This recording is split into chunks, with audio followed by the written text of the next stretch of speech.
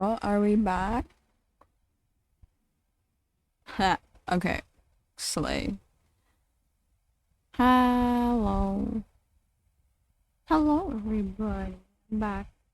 Ha. Teehee. My Wi-Fi went out, so did the stream. I would tweet about it. However, I want to continue with the Genshin thing.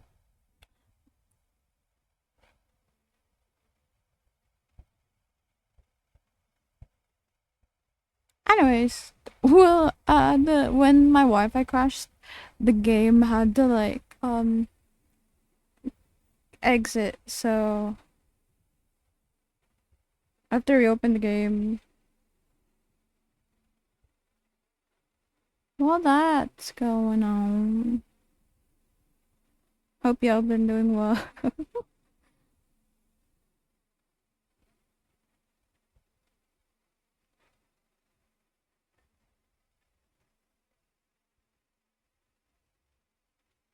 'Cause I would have taken a nap, but I saw that my Wi-Fi came back on, so I was like, okay, bet.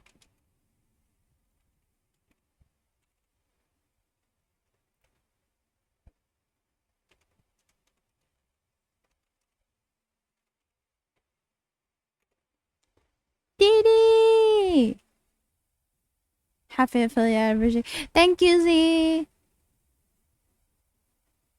Anyways, my Wi-Fi went out, send help. Wait, Yoshi streams? Oh my gosh, yes, I do. Oh my gosh.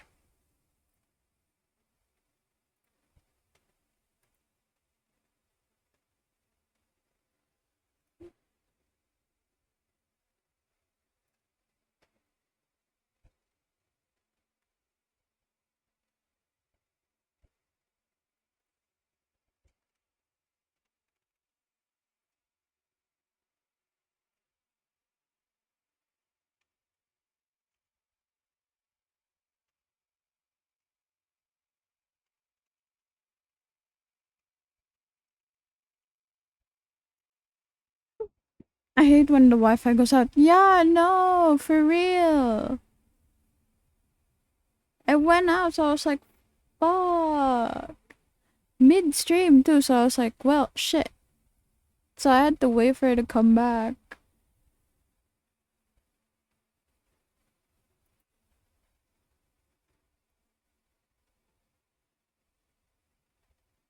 So yeah, here we are. I'm a draw right now. Ayo, what you drawing? What you drawing?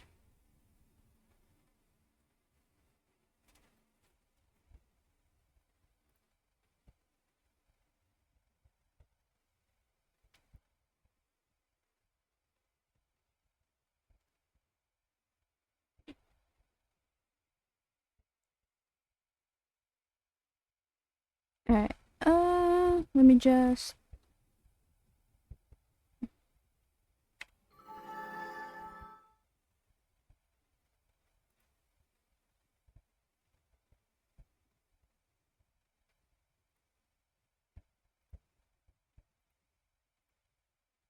I plan on drawing Encore from Wuthering Waves with a yonder pose. Hehe. Ayo!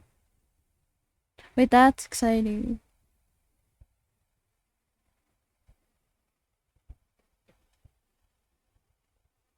Oh, what happened? Power up, power up, power up, power up.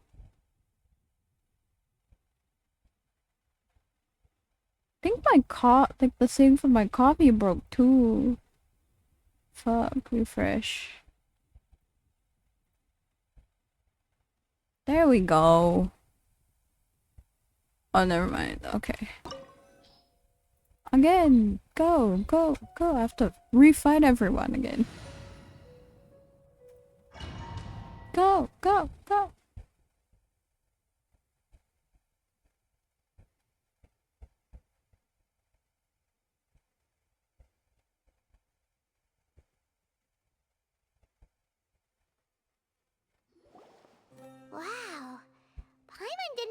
it to look like... They should all be holed up. I already saw this Still, part.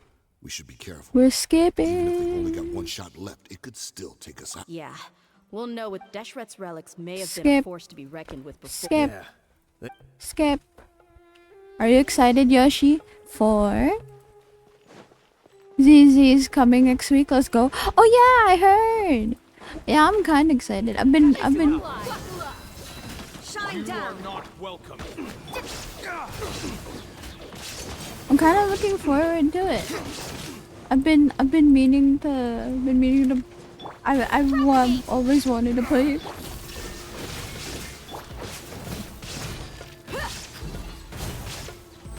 Let's get it on. Regret. Illusion shattered.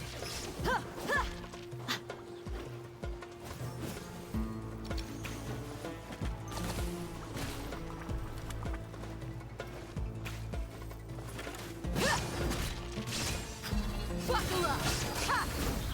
Following orders.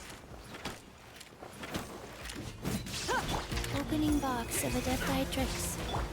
Germinate! Now you shall perish. There is no escape.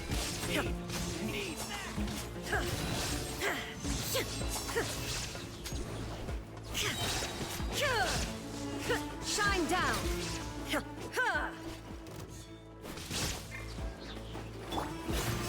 Law of the jungle. You asked for it. They showed what that got in the trailer. Wait, really?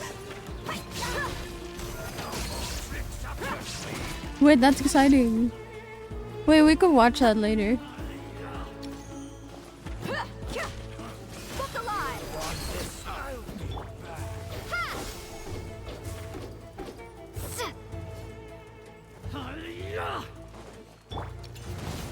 Dawn, break forth.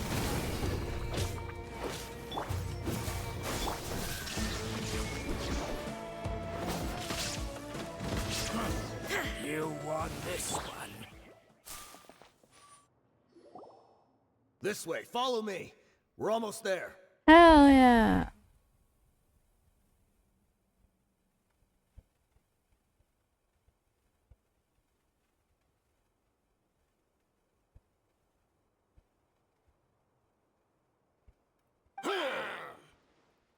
Ugh. Wait! They went charging ahead without checking for any traps! Yeah, they do be hardcore like that.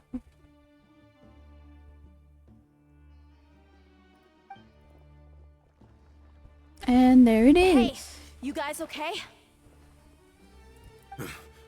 Watch out. The enemy's coming from ahead.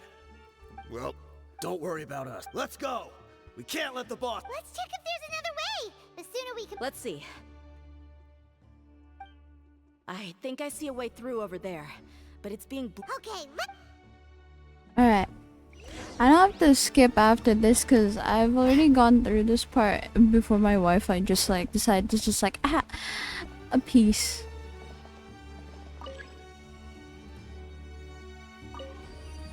There we go. Come on. Come on, come on.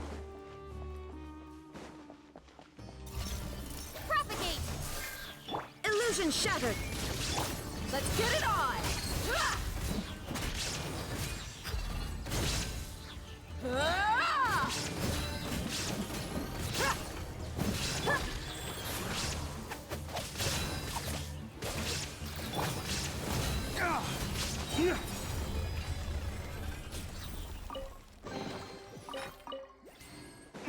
Oh wait, there's still more. Okay, come on. Come on. Just a little more. Another mechanism like the one before, but this one's being blocked off in the middle. We just need to adjust it a little.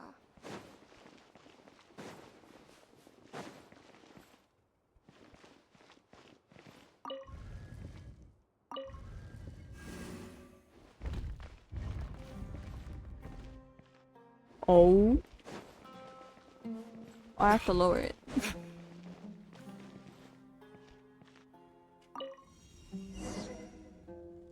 Proceed further. Come on. Oh god, not another one. Spring forth! Orders given. Orders received. There is no escape. Look alive! You're dead meat!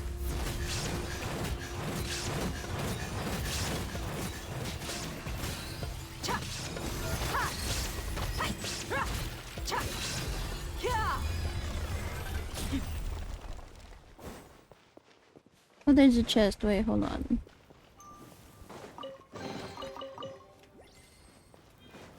God, I love the What the? How are we still not? Let's get it on! Ra! Shine down! Go. Scatter! Inazuma shines eternal! Ha!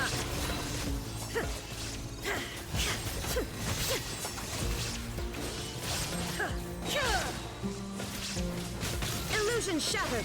Opening box of Adepti tricks. Faster? Okay.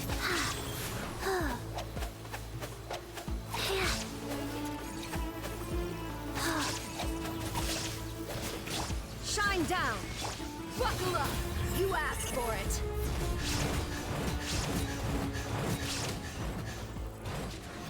Boom! Look at that. Come on. Please, please, please, please. They're okay. They're okay. Right? Mother.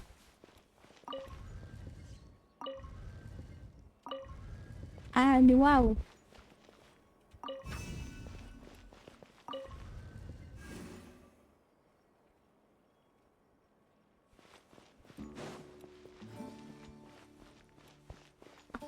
No.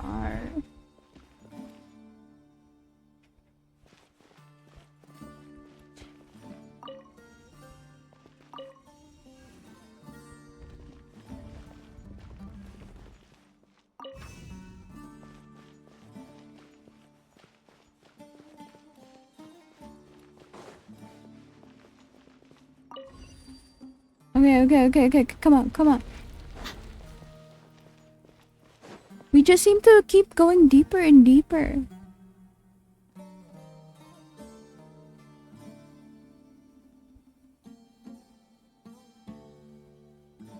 I wasn't expecting anyone to make it through from the Boop, other boop. side. Boop, boop, boop. Do-do-do-do. But as a desert dweller, You back? I Yeah! suppose we My should be Wi-Fi used to went our out. folks defying all expectations. That's what Don't waste happened. your breath. You have nowhere to run. I hit the mic. Run. I can't even see Had you. I wanted to run, I would have fled 1,000 times already. I witnessed the golden age of Deshret's relics. Even if I could leave this place behind, all that awaits me now. Gentle are reminder that reverse endless days of 1999 is at humiliation it's and at ruin. 2.0. Even now, Oh shit. my brothers and I still believe in one thing. The greatest should Damn. never live to remember their fall. So you want to go out in a And blaze of Schneider glory. is still dead. Let us draw our weapons. We will Damn. show them the true power King Deshret bestowed upon his That followers. hurts. They are but two, while we hold within ourselves the entirety of the relic's glory. Wave one, charge! Eliminate them! That's close enough. Terminate! There is no escape. Now you shall perish.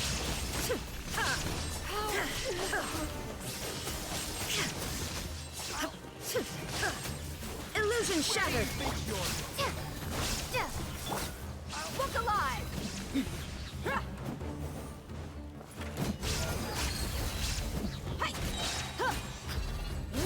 Propagate! Rise. Don't think that you've won. We're just getting started. Ways to the wicked. Wheel of life. Orders given. Orders received. Inazuma shines eternal. Shine down.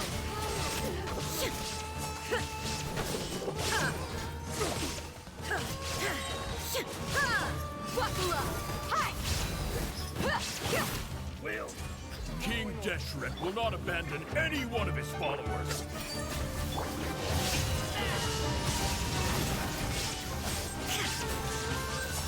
I'm getting sick. Now you're testing my patience. Ah. You're dead meat. Brothers! With me, this is where we prove our faith. Target practice. Do you all just want to die? None of us plan to leave Oh this no no no place no no no alive. no no! Oh god, we cope vigorously. Don't worry, maybe an anniversary shall come out. Oh please, we cope vigorously. Your sacrifice is ready. Where do you think you're going?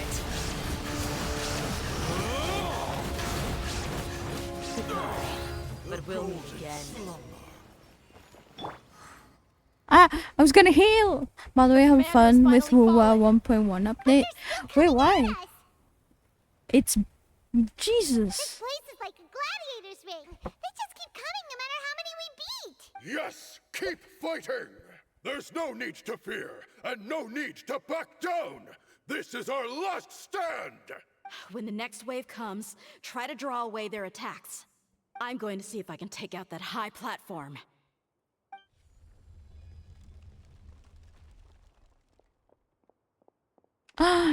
Never back down, never what? Get out Never of my give way. up. Come and face me, Michel! Ugh, so they've broken through the front as well. Apologies, Lord Michal. They fight like absolute madmen. No matter how much we throw at them, they just keep coming for more.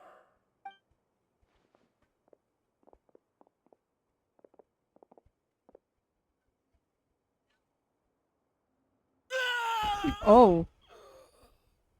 So, it would seem like this is the end. Time to pay for everything you've done, Michel. You think I would give you that opportunity? I will be buried in the sand alongside all the rest of our fading glory.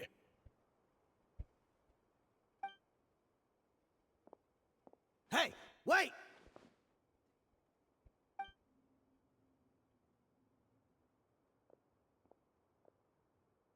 Where'd he go? Still called BS, by the way, that you can't wield all your elements at the same. Yeah, that's the thing, right? We're too late. He's a puppet It's himself. over. There's no more need to fight.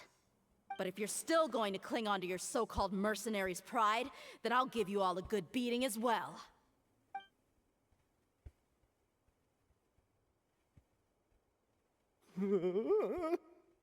Hey, dear!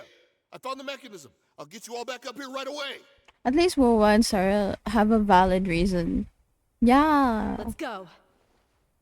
Mana, with the Traveler, right, there are multiple instances where you, like, where we, for the most part, like, where we saw, the Traveler just wield all the elements all at the same time, so it doesn't make sense, but, you know, it's whatevs. I can't complain much anyways.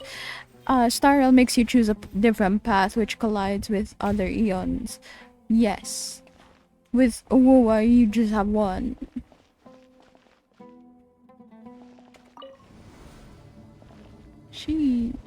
Look at that. We're up here.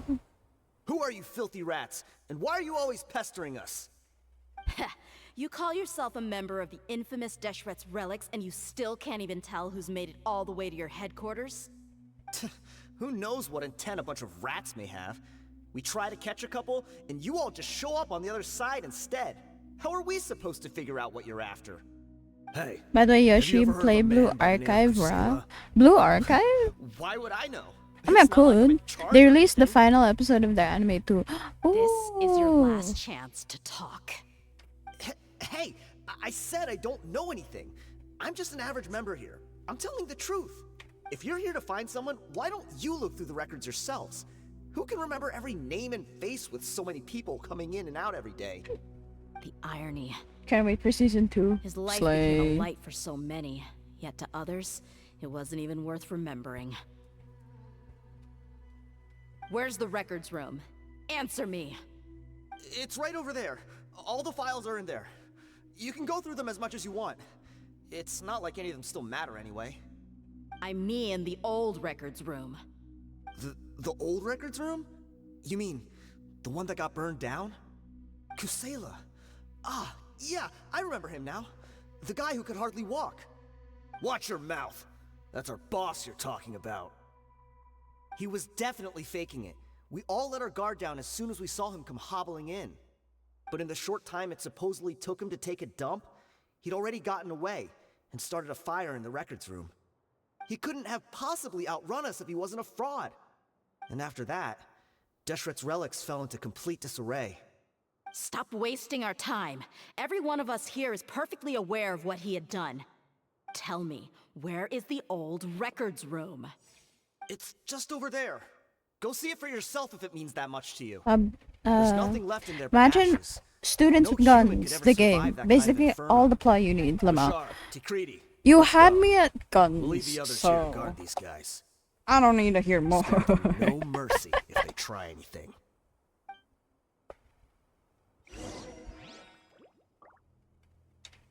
Okay, wait. Give me a sec, because I'm looking for something. Oh, that's not it.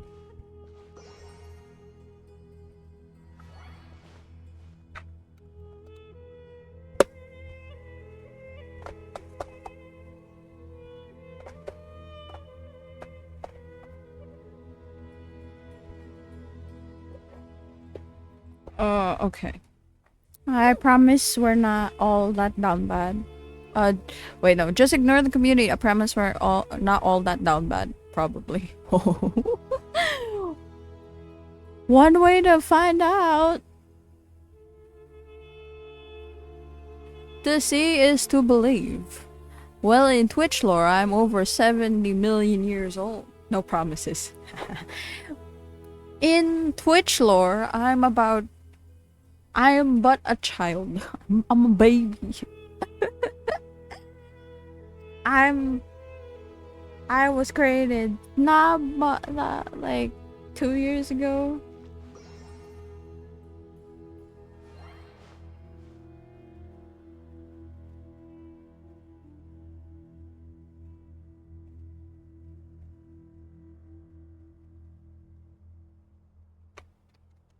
Okay, wait. I still can't find it.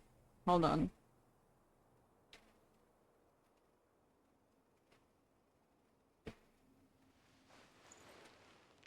I'll look for it later. Alright, I think we're getting to the point of the ending, I think. Unless there's like more.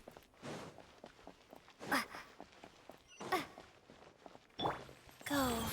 You're very close to the end. Okay. Since I just have Dea up. Kinda wanna heal her.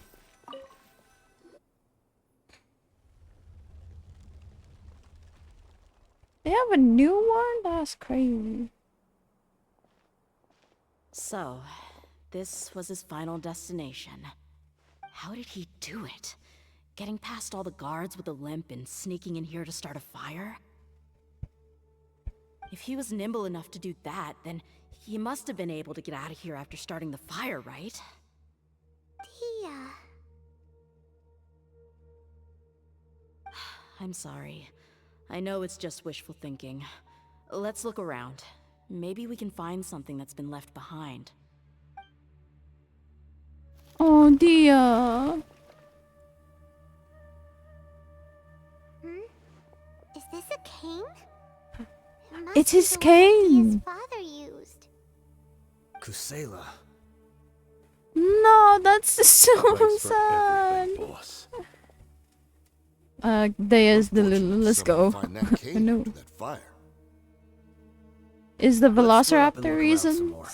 What if something Well. else has been left behind? But what else could survive a fire like that? Huh?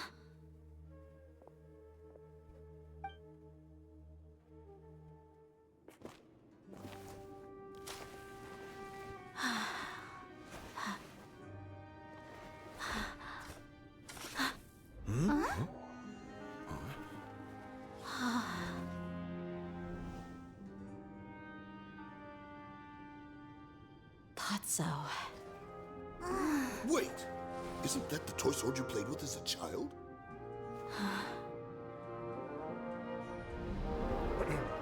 The dragon is no more, for Princess Dia has slain it. Its head now hangs above the city gates. Her bravery has brought eternal peace and prosperity to us all. Dia, come on. This is the most important line. You can do it. But Dia, you defeated the dragon. Everyone's waiting for your speech. Still too shy, huh? All right, I'll do it. I hereby proclaim our victory. Evil shall plague us no more. Oh, I thought it was a joke. She's actually the Lulu. No.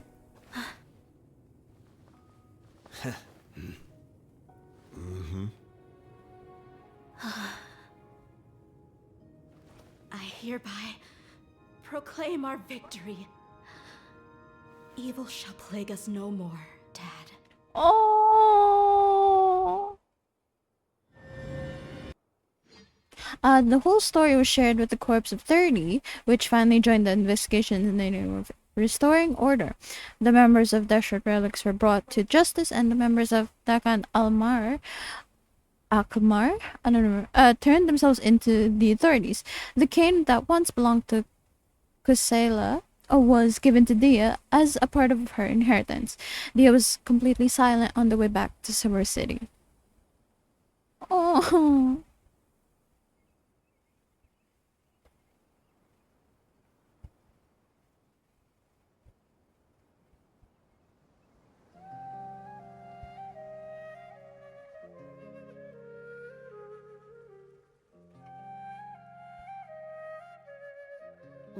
What's this? We got you some snacks and drink, all on Paimon's all on Don't you Paimon's tab. remember? You asked Paimon what she would do if she were to wake up tomorrow with loads of money. And Paimon said that she would get boatloads of tasty snacks. You looked super confused at the time, but said it was an adorable thing to say. Food. These opportunities don't come by often. Hell yeah. Today, Food. Paimon's gonna treat you to a special crash course on Paimon's life philosophy. Food. She rarely spends her allowance on other people. It's really my treat, but you get the point. Hey, come on! Paimon's not that stingy. You kinda The are. point is I'm that kidding. You should eat to your heart's content. You'll feel better for sure once you've gotten something in your tummy. Dunyarzad will also be here shortly. She's already heard that we're back. Aw, thanks, you two. Honestly, this is very unlike me. I just had a lot on my mind on our way back, so I didn't know what to say. My chest was filled with all kinds of intense emotions. They just shook me even more than all the feelings we've shared during our previous adventures. But when everything came to an end, those emotions also vanished without a trace, and I was left feeling more empty than ever before. It was as if I'd lost the thing that was most important to me.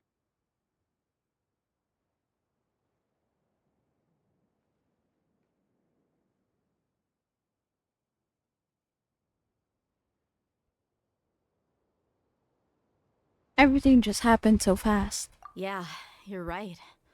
To many mercenaries, Mora is the most important thing in the world.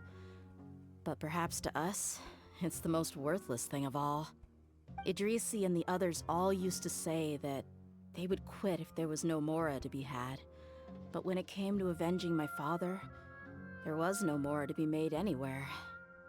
My reality shattered when I found out that the father who always told me hero stories was in fact a bad guy.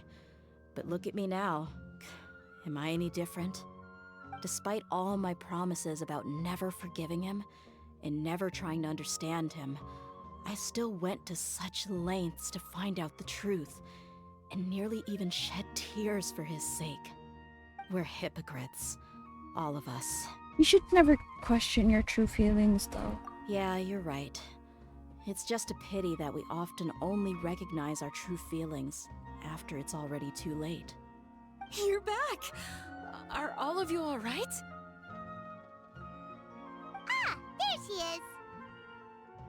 Yeah. Many people from the Corps of 30 came over, and I just wrapped up everything with my dad.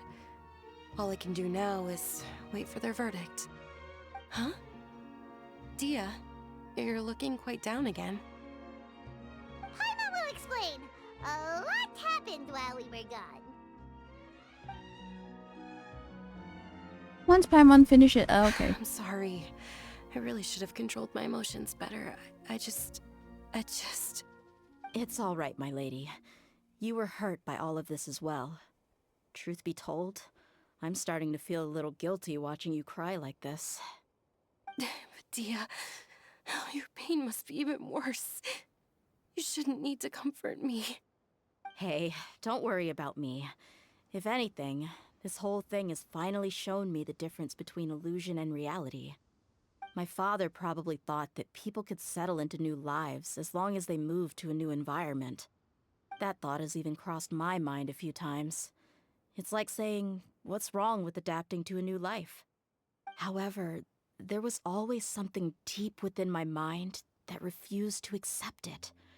This impulse brought me great turmoil, and even made me feel ashamed for turning my back on your father's kindness. But now that I consider it again, it all makes sense. The desert sands are a part of who I am, and I will never be able to lead a peaceful existence. I understand how you feel. That doesn't mean I won't be making any changes to my life, though. As an example, I'm now thinking about taking on some small odd jobs. It's just like Idrisi said.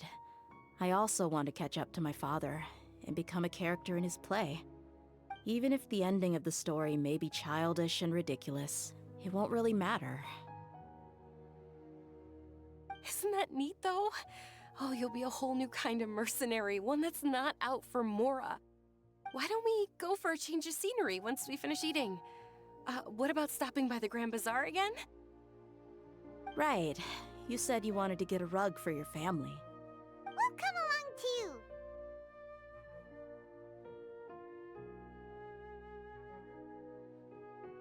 It's always more fun when everyone's together. I can't thank you enough for taking care of me this entire time.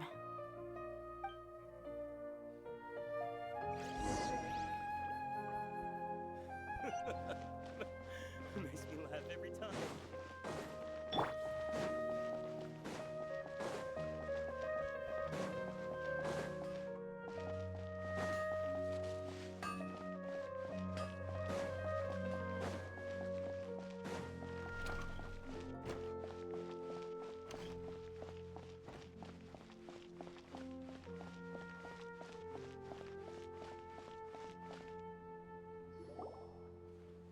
Oh, this rug here is quite something. The craftsmanship is exquisite, and the fabric is also of high quality. Ah, here you are. Finally, I found you. Hey, aren't you that mercenary who bit his tongue? You can still talk? Wait, are you here to take revenge on us? What are you talking about? Do I look like I could take you all in a fight? I just came here to give you something. I'll be on my way to give myself up to the Corps after this. Once I woke up, I hurried to the Khan al-Ahmar's camp, hoping to alert them to your presence. But when I got there, I found no one except the members who were still too injured to move. Ah, so you probably got there after us. Yeah, they told me that they had exacted their revenge, and everyone had turned themselves in to the authorities. Even that last camp was not going to last for much longer. I had joined the cause to repay an old favor from Kusela. Now that everyone's already turned themselves in, I might as well do the same.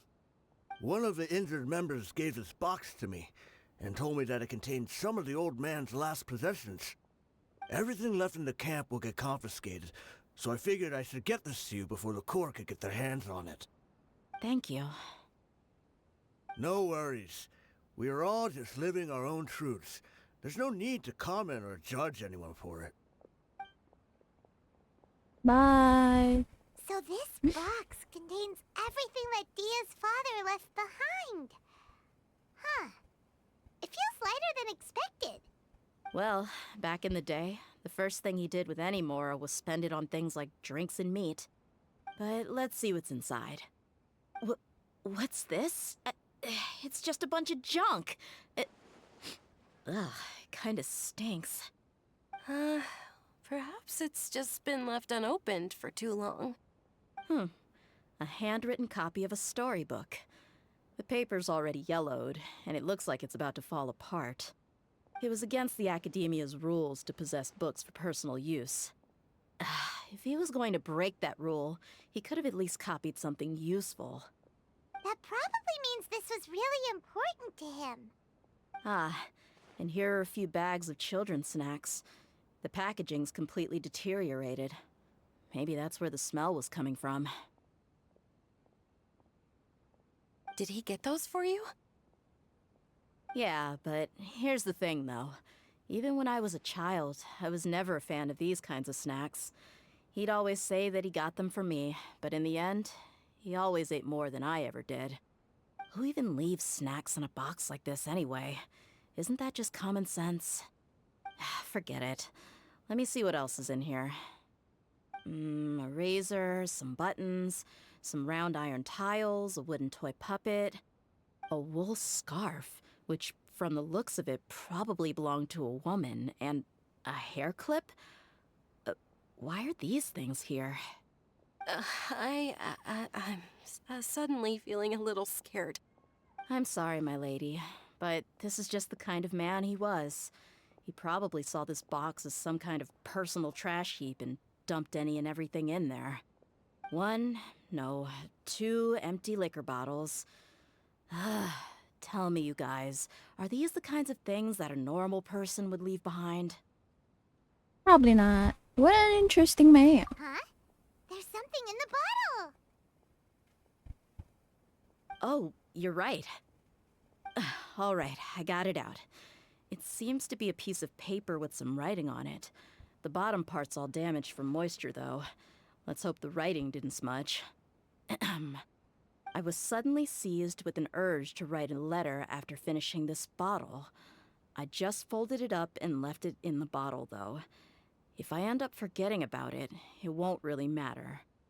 To Dia. It's a letter for me? You don't need to read it out loud. It's all right. I'll just read it out. If he went to the trouble of writing a letter, there must have been some important things that he wanted to say. Or at least record down. My condition's becoming worse and worse. Can't even walk without a cane anymore, much less go out and have fun. Guess I don't have many days left. If you're reading this letter, then I suppose I'm already long gone. You were adorable as a baby. Everyone loved you. And regardless of whether you were crying or laughing, everyone enjoyed having you in the group.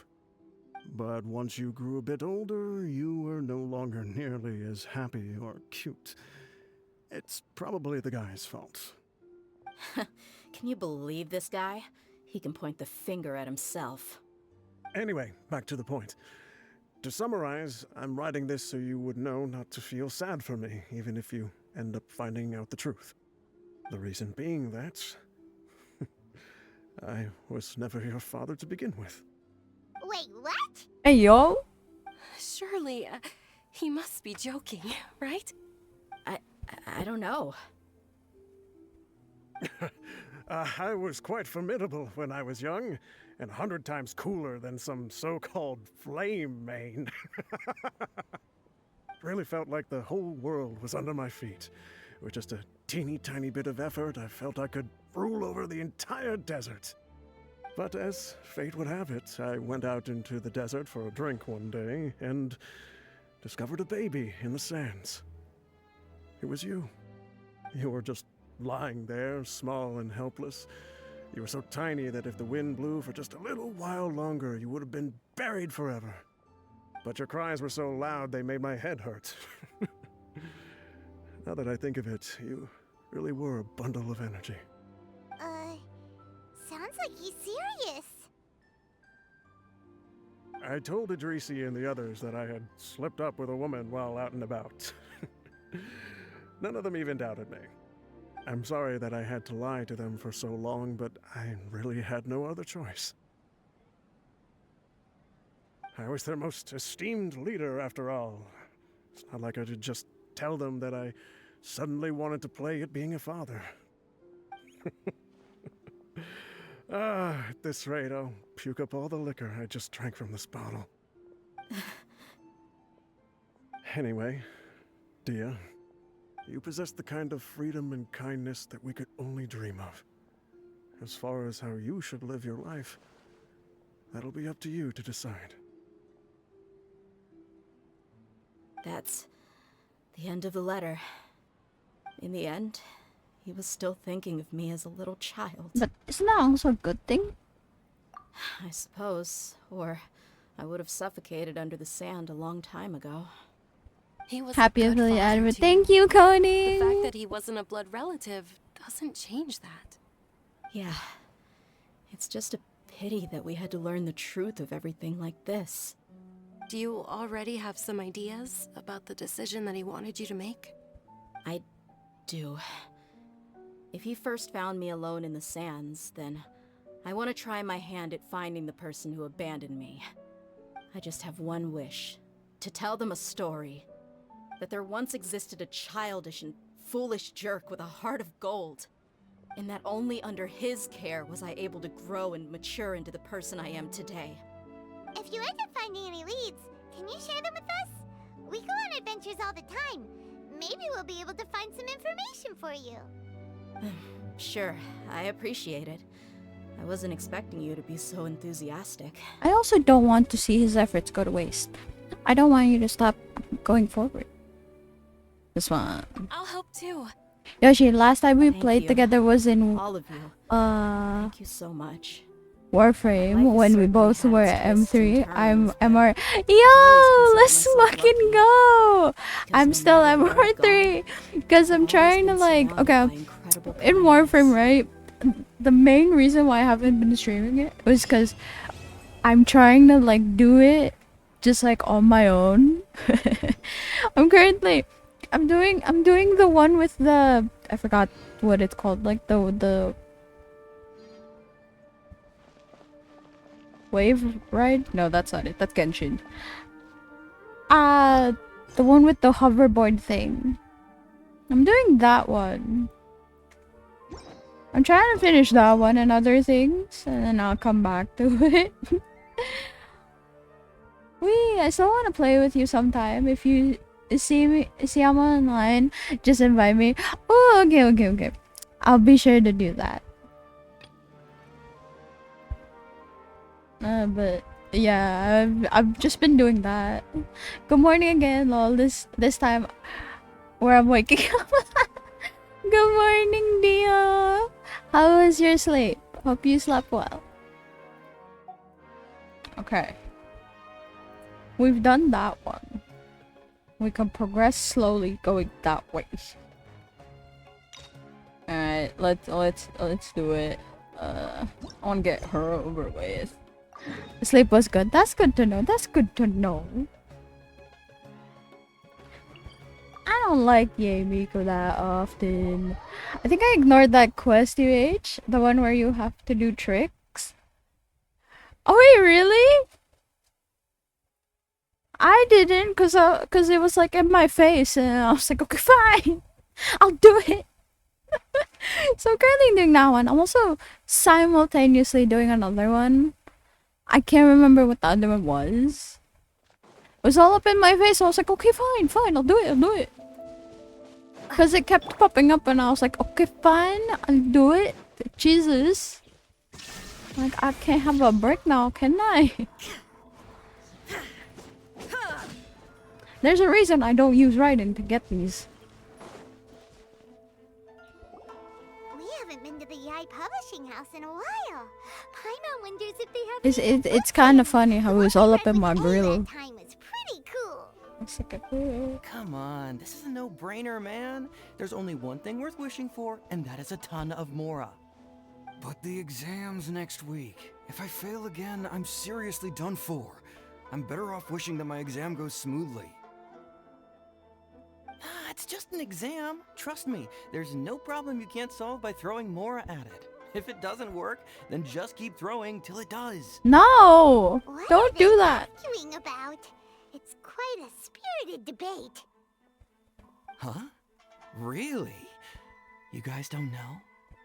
You need but stand on this land at midnight, lower your head and recite a special incantation, then your wish will come true.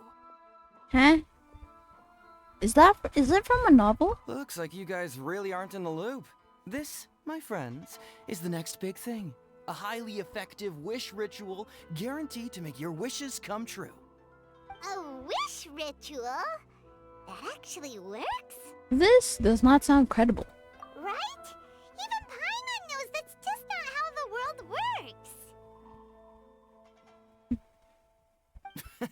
I didn't believe it at first either, but that changed when it worked for someone I know.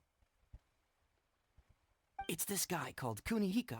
He's practically always Also, been unemployed, wastes his days away, and he owes a lot Chapter of money. 3 Like is a lot, but expected get this year. Can't I don't wait see him for a Yoshi few to days, play and it. suddenly, I find him dressed. Shit, really? Feasting at a high-class restaurant. The Coffin of Andy and Layla is like chapter day 3 is out. Oh wait, no, it's this year. It's coming out this. I thought. His whole bed was filled with... Wow! Paimon, calm down. You're so excited. You can barely get the words out. Of course, I'm sure the part Wait! about waking up I'm not lying on a bed tomorrow is a prepared! bit of an exaggeration. I'm mentally not prepared for Believe it or that. not, it's not exactly a difficult ritual. It can't hurt to give it a try, right? Chill, Yoshi. I know you like incest, but still. A No! lot of very compelling stories going around these days. Fuck off! Well, come on! Let's go ask around right now, shall we? Why the sudden urgency? Well, if it really is true, then just think of all the Mora Paimon could... Oh, and you'd finally be reunited with your twin too! Let's go, let's go! Oh my god, Paimon. You just want the Mora. The Great Narukami offering. What the fuck? Hi, Nini. Bring me Mora. Mora, and more Mora. I'm not as greedy as he is. I just want to get through my exam. I believe in you, Kyoto. I believe! Study well! I believe! I believe in the power of God and anime by my side. That being, I believe in the power of the Shogun and whatever Narukami has. Inazuma has is on your side. Closer inspection, it seems like there really are a lot of people talking about this kind of stuff. Hey, see those two? Paimon remembers them from the AI publishing house. One's an editor and the other's an author. Grasp the thought in mind. Clear like the light of the moon. As close as kin with you. No, thou. Wait, thee? Hear my summons, right? No, it's not hear my summons, it's heed my summons. Heed. You're never going to get it down at this rate. No, believe in me. What are you guys up to? Whoa! Sheesh, you scared me. Okay. Okay. Where did I leave off with the incantation again? Incantation? Are you guys trying out this new wishing ritual stuff Anyway, too? watching other VTubers do that scene was a Junkichi treat, to is say the trying it out least. to be Oh, specific. no. He's hit a bit of a creativity block recently, so I'm helping him make a wish so that he can move past it. I didn't think you guys would believe in this kind of thing. I mean, I obviously don't, but Junkichi never listens to an outside opinion, so all I can do is go along with it. Mr. Shigeru, can you please be a little more accommodating? This is extremely important to me. People have had all kinds of wishes come true. Become more attractive, get rich quick, ace their studies. I'm just a poor, struggling writer looking to get over a creative hurdle. Is that so much to ask? Anyway, I just know this is going to work. I have a gut feeling about it. Didn't you say the same thing when you went to make your wish at the Grand Narukami Shrine? Oh, I just know this is gonna work. I have a gut feeling about it. The Omamori from the shrine take too long to have any effect on your luck. Alright, enough of that. help me get this incantation down. My new book depends on it. Look, to be completely honest, I think you need to sit down and have a good think about what kind of story you want to write. Where's all that self-confidence you had when you first started out? Look at you now, trying dubious methods from any old light novel. Wait. What? This wishing ritual comes from a light novel? Yep, it's from the one called A First-Hand Guide to Summoning Spirits. Is it published by the Yay Publishing House? No, it's most likely a self-published title. It just appeared out of nowhere and took Inazuma by storm. As a fellow writer, I'll refrain from passing comment on how well the story is written, but everyone is saying the wishing incantations it contains are the real deal. Look, Junkichi, yes, everyone's saying it's real, it works, but that's only half the story. I've also heard lots of people saying that everyone who's had their wish granted using this method starts behaving strangely. What's so surprising about that? They're probably just giddy with joy at having their wish come true. This is starting to sound a little suspicious. Why don't we go to the Grand Narukami Shrine and ask Yaimiko about it? Quick, steal the primos. Expert when it comes to both light Oh novels wait, no. and the Damn, do these people finally unlock the wish function? Quick, steal the primos. Nah, for real, steal the primos. Grasp the thought in mind. Clear like the light of the moon. Quick, while they're not looking. Take How does them. it go after that? Junkichi, just give it up. Do you really think someone's going to just descend from the heavens and write your novel for you? I can't believe I'm saying this to a writer, but you need to learn to separate fact from fiction. Nah. Mr. Shigeru, please. Paimon sus. I'd For appreciate real. if you stopped trying to tear my dreams to smithereens. I am in great distress and Dreams desperately need to to make a breakthrough. smithereens. That rhymes.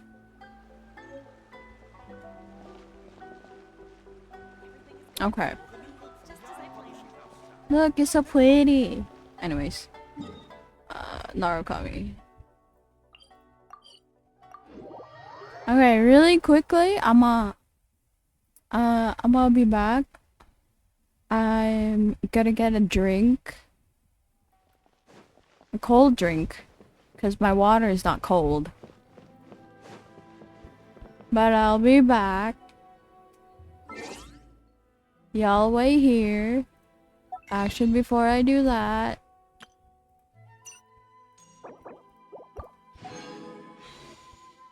Okay.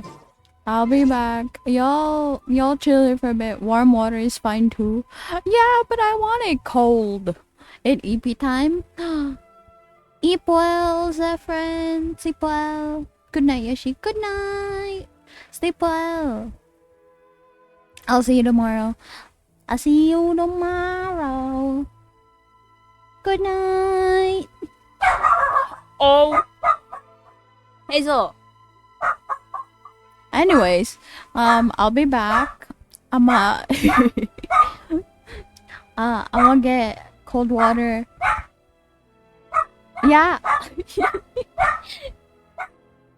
I'll go. Yeah, she angry. I think someone's at the door. She's always like that when, like, either our neighbors or like the person who delivers our water comes around. But yeah. Anyways, I'll be back. I shall leave you guys with music for the time being. And then after this one, I might play Inscription. I haven't decided. Unless I want to play Minecraft and like try to plot out the courthouse. But yeah, I'll decide later. Yeah, I'll be back.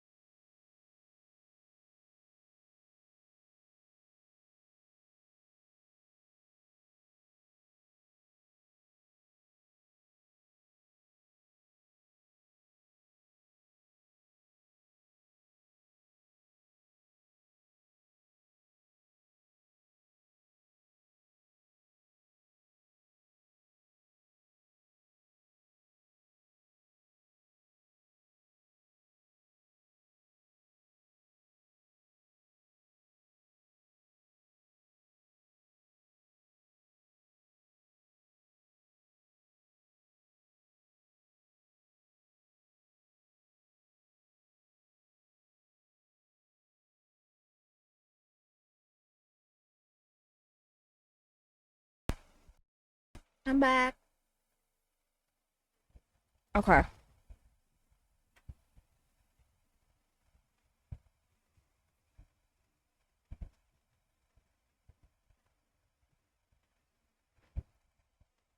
Let's get back to the game.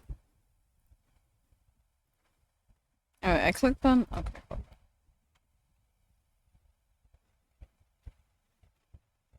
Oh. There we go. Oh. It lagged like a little. Alright. Okay. Alright. Okay. Alright. Alright. Okay. Miko!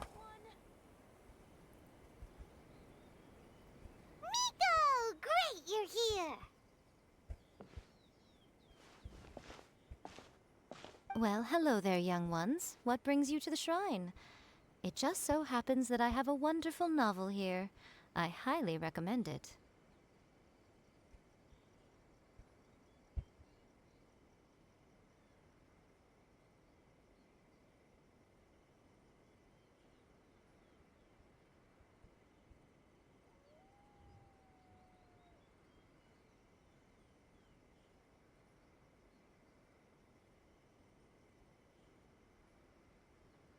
We'd like your expert input on something. Well, what did you want to ask? Well, we were just... actually, you look kind of busy. Is this a bad time? No, not at all. It's nothing major. Lady Guji, what do you mean, nothing major? I'm begging you, you've got to help me save my brother.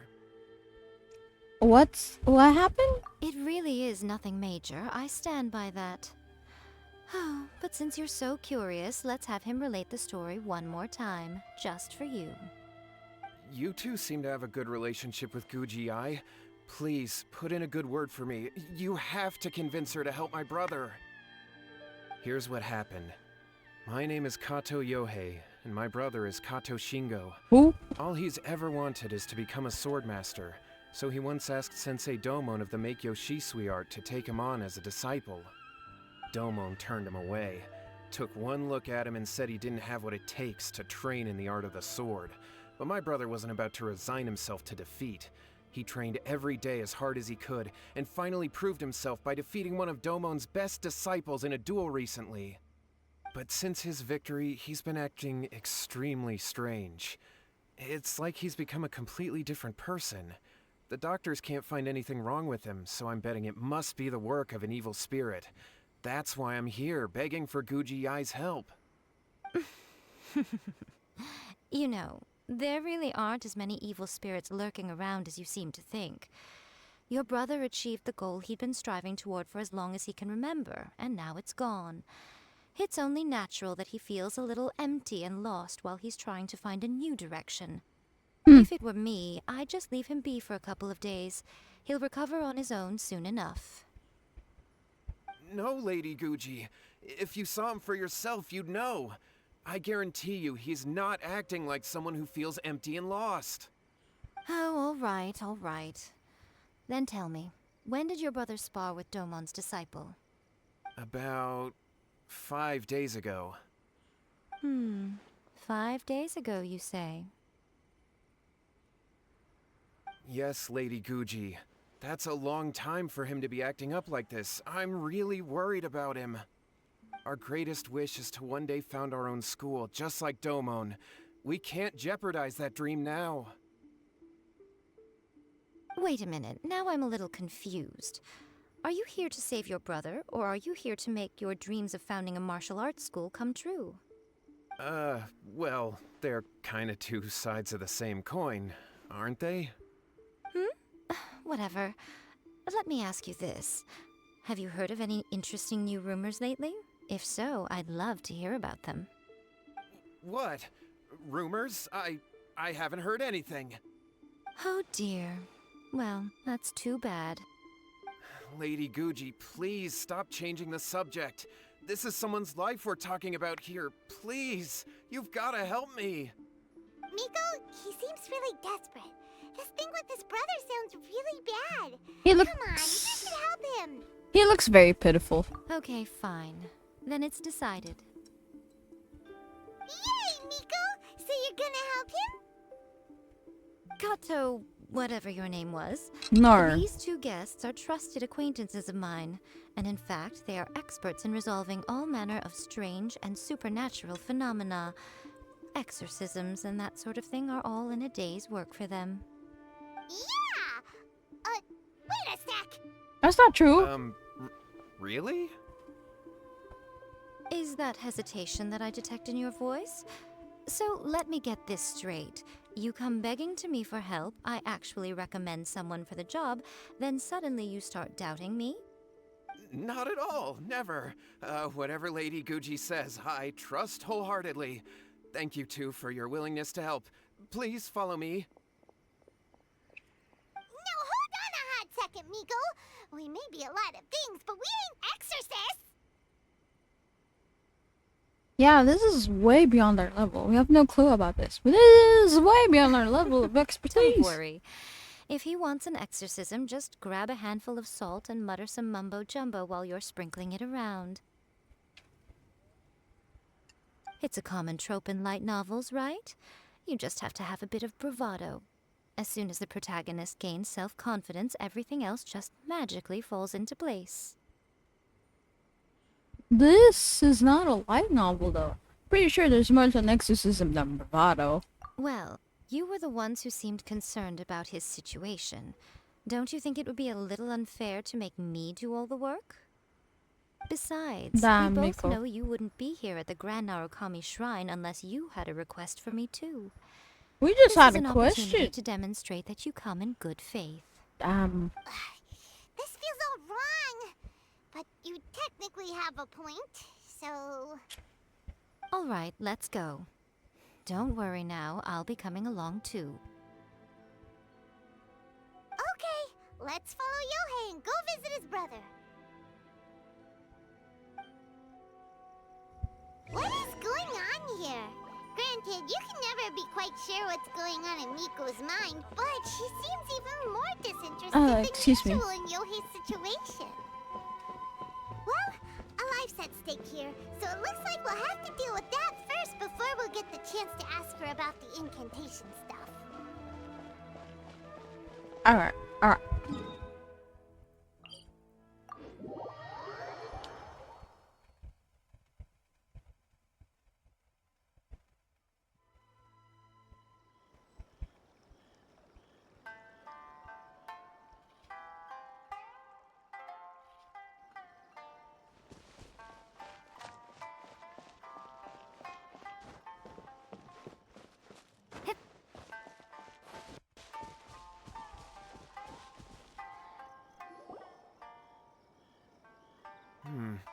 How strange. My brother's been meditating here pretty much constantly over the past few days, but now he's gone. Meditating? Yeah, it's something that he suddenly started doing after defeating Domon's disciple. He just sits there alone, talking to himself. It's pretty disturbing, actually. But that's not important right now. Where the heck could he have gone in his current state? This does pose a bit of a problem. If we can't find your brother, well, we can't perform an exorcism with nothing to exorcise, can we? Kato, whatever your name was, given the circumstances, why don't you start by going to find your brother, and also picking up a handful of salt on your way? We'll need to use it during the exorcism. Okay. Okay, got it. I'm on it. Miko, what about us? Shouldn't we help look for his brother too? No need. While What's-His-Face is handling that, we'll take a walk around and ask people what they know about the two brothers. Maybe we'll find out some amusing details.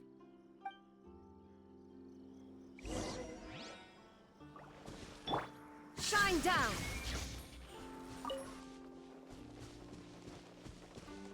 Turn around. Every night and then I fall apart. Oh! Oops. Now that I think about it, it's kind of funny just to see, like, oh, the Shogun! The Shogun!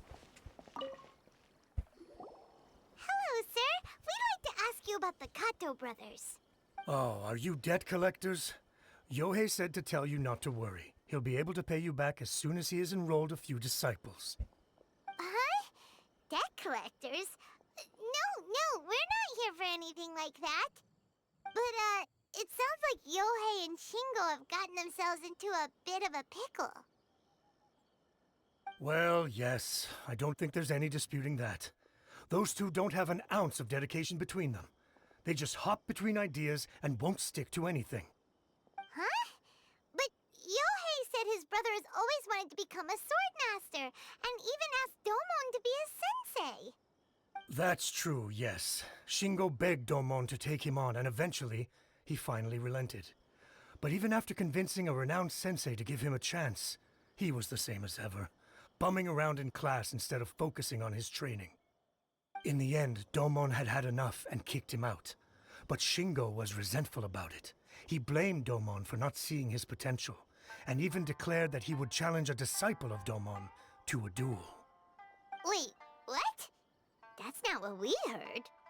Oh, how interesting. We heard a slightly different version. My brother wasn't about to resign himself to defeat. He trained every day as hard as he could and finally proved himself by defeating one of Domon's best disciples in a duel recently. Yohei said that? That Shingo trained hard. That's ridiculous. He just lay there cussing to high heaven all day every day. Some training regimen, that is. Yohei did tell me about Shingo winning the fight, but I took it with a grain of salt. You can ask Kenji at the village entrance more about that. He always has reliable information. So it's her. The one I've been waiting for. I always used to tell Shingo to stop wasting his time. Find something worthwhile to do and stick to it. Their parents passed away when they were young, and as the older of the two, he should be setting a good example rather than lazing around all the time. Of course, he wouldn't listen to me. In my opinion, he hasn't had things bad enough yet to really feel the heat. He doesn't understand that you have to stay grounded and focused in life.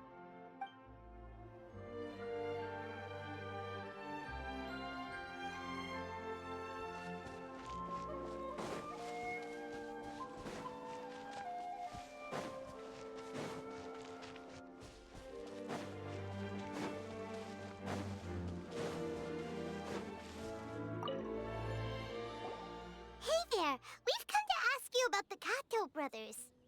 Oh, you mean Shingo and Yohei? Yeah, we heard that Shingo defeated an apprentice of Domon's recently. Is that true? Yes, it's true. Wait, so are you here because you heard they're starting their own school and you're looking to sign up? We're not here to sign up, but we would like to hear more details about the fight. Well, you've come to the right person. I actually went to watch it. I thought it was a joke when I first heard that Shingo was going to challenge a disciple of the Meikyo Shisui art.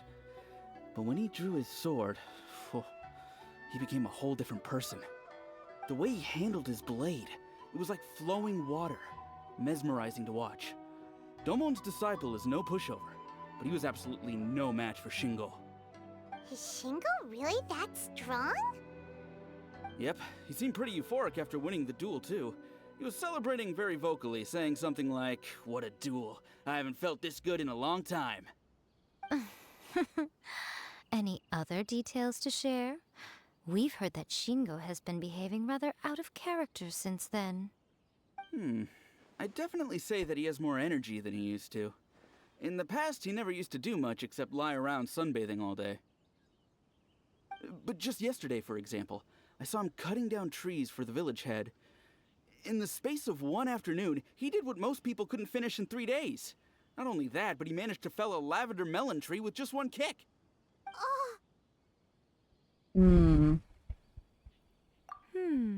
Quite impressive. Things got weird after that, though. The village head brought out some tofu for him, and he just flipped out. He shouted, "What is that stuff? Keep that away from me!" and then ran off. Lady Guji, esteemed exorcists. Finally, I found you. I found my brother. He's at the waterfall, And I've got the salt you asked for, too. Come on, let's go! Oh, as much as I'd prefer to stay and hear some more delicious details, I suppose we'd better be going now that he has been found. Waterfall's that way.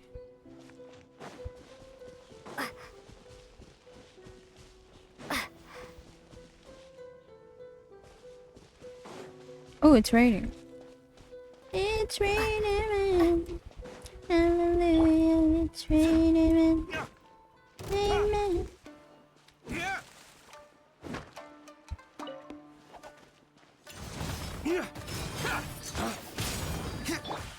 There is no escape! Propagate! Wheel of life. The fairy.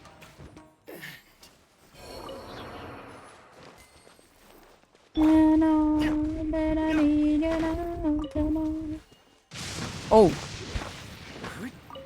And I need you more than ever.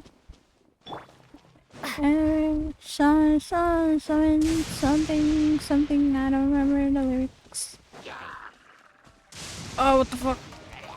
Scatter! Shine down! Ha! Ha!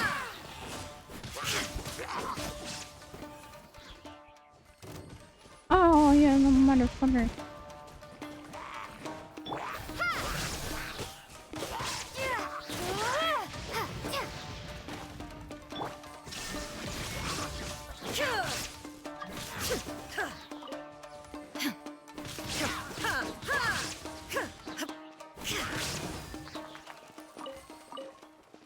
Sorry, Nemil.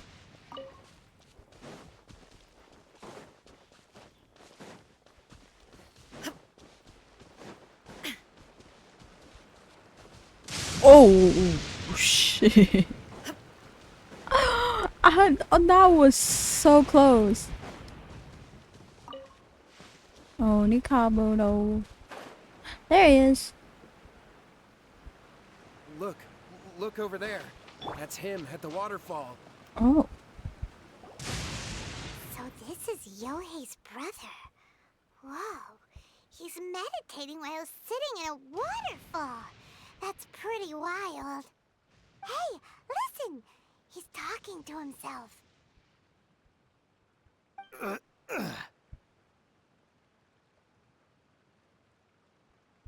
Woo! How's that? Can you feel it? Can you feel the feeling of manliness? Found your own school. Ha! So shallow. How can a manly man aspire to something so lame? Please, spare me. Spare me. I can't feel the manliness. I can't even feel the cold anymore. I can't take any more. I'm gonna die. Yohei. Yohei! Save me! Save me! Did you hear that? All the nonsense aside, he's going for help! Look at my cute baby. Huh? Who goes there? He stood up! And now he's coming this way! No, don't come any closer. Help! What do we do? Miko, think of something! Oh, poor thing. Yohei, your brother's life is hanging in the balance, and he's using his final breaths to call on you for help. Whatever shall we do? Well, how should I know? The way it looks to me is that Shingo feels terribly resentful to you about something. Would you mind telling me what that's all about? I don't know what to tell you. I don't know. You don't know? But surely you should have more insight than anyone else into how your brother came to be this way? Yohei, I suggest you think very carefully before you open your mouth again. This is a life or death situation. Uh-oh.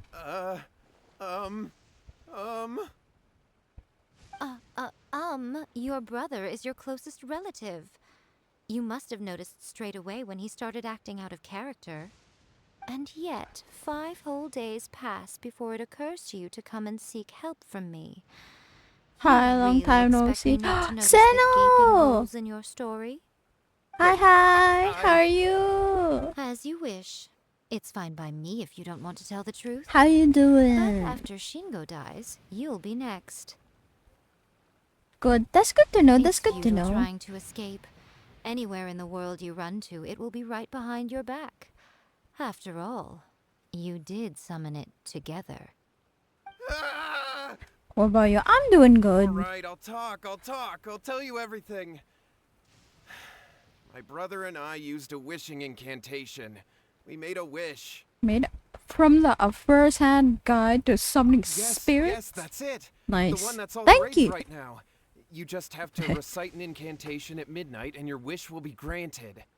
Just like the book described, we drew the magic symbol, stepped inside it barefoot at midnight, said the incantation, and lo and behold, spheres of light appeared all around us. After my brother wished to become a swordmaster, it really worked. Out of nowhere, he suddenly had these amazing sword skills. But his whole personality changed too. Why didn't you seek help right away? Why did you wait till now to get him some help? Because I was worried that if he goes back to normal, he'll lose his skills with the sword.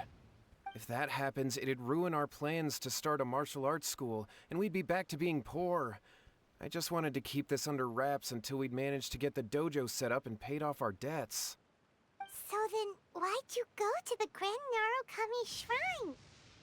Well, 'cause with the way he's acting now, I was worried that rumors might start spreading that he's gotten involved in the occult arts or something, and then no one would want to sign up as his disciple.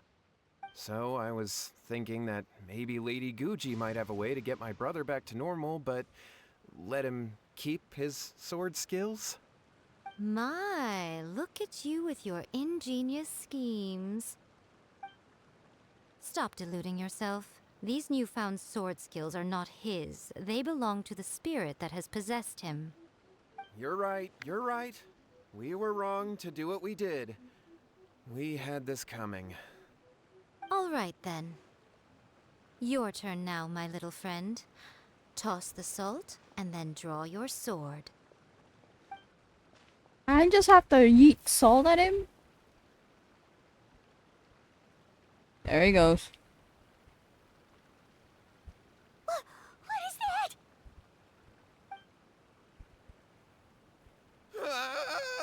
It's the spirit! Bet. See that? That's what you summoned. And look, now that Shingo's no use, it's coming straight for you.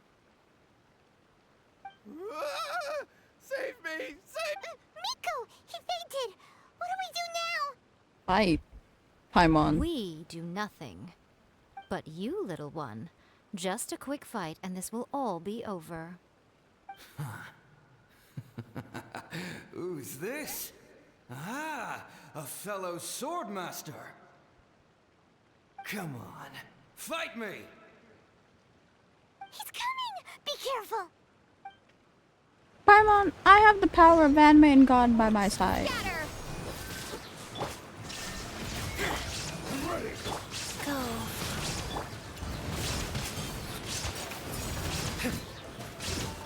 Ha! There is no escape! Ha! Eh, nice. Same vibe as child. Great! Excellent! Woo! What a rush!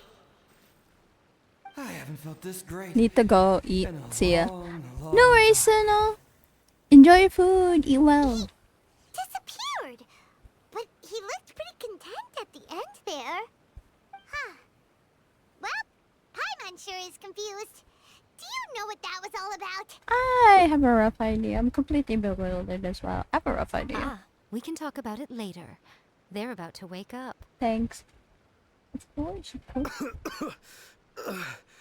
What am I doing here? Yae? Yohei, is that you? No. Shingo, are you alright? Yohei, I had the weirdest dream. I dreamed that I wasn't a useless loser with a sword anymore. I even beat one of Domon's disciples. I thought we could finally open a dojo of our own now. But then I realized I couldn't control my own body. And there was this voice in my ear talking to me constantly. I was terrified and I wanted to take control of my body back, but I couldn't. And the voice kept talking about manliness. Shingo, we shouldn't have made that wish. We summoned a spirit and it possessed you. Yes, and had we not come to your rescue, your life would have been over before too much longer. Then the spirit would have haunted your brother until he died of fatigue too. Thank you, Lady Guji, and thank you for your assistance, exorcism experts. All right, take him to get some rest. He's very weak right now, having been possessed for quite a few days. He will experience a high fever, but it won't be fatal. Remember, this is the price you pay. At this point, I would normally lecture you on the dire consequences of using occult methods to obtain power that does not belong to you. But I think you get the picture now, don't you? Yes, we understand now. We won't do it ever again. Thank you, Lady Guji. Thank you, exorcists. Exorcist. We'll be on our way then. Come on, Shingo.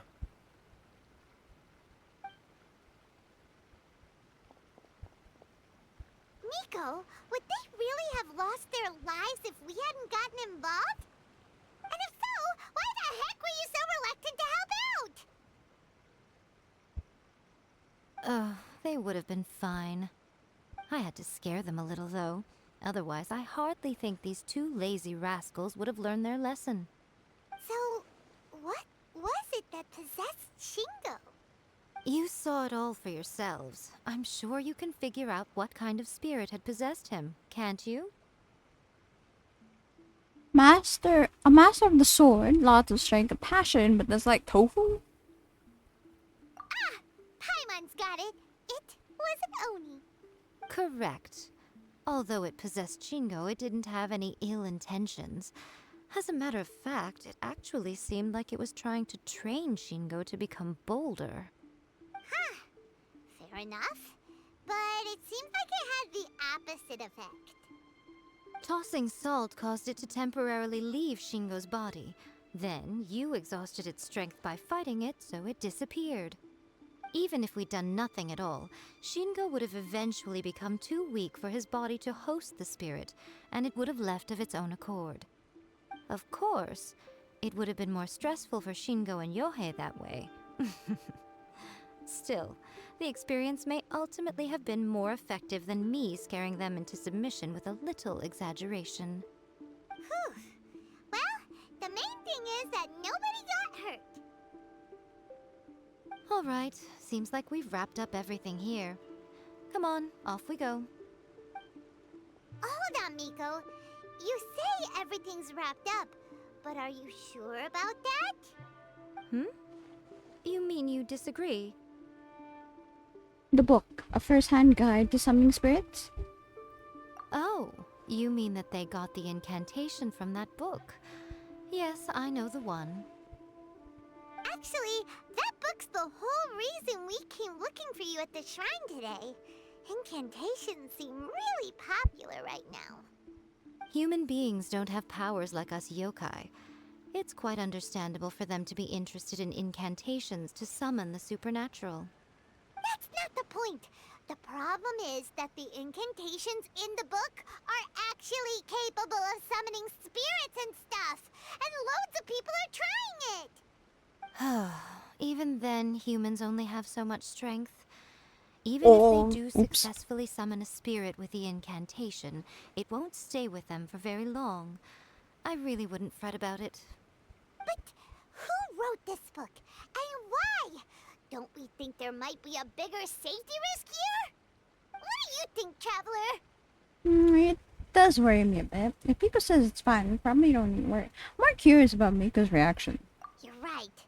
big events in the light novel market should be at the center of her attention, surely.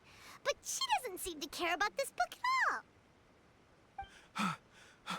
Lady Yai, I finally found you. Kuroda, what are you doing here? I'm here to report on Yai Publishing House's sales for the last month. All the numbers are here. Please take a look. Let me see. What? We're losing market share? Yes. Overall bestseller, readers' favorite, and trending ranking. We're being beaten in all categories. One book is topping the charts. It's called A First-Hand Guide to Summoning Spirits. Both of you, back here now. Hey.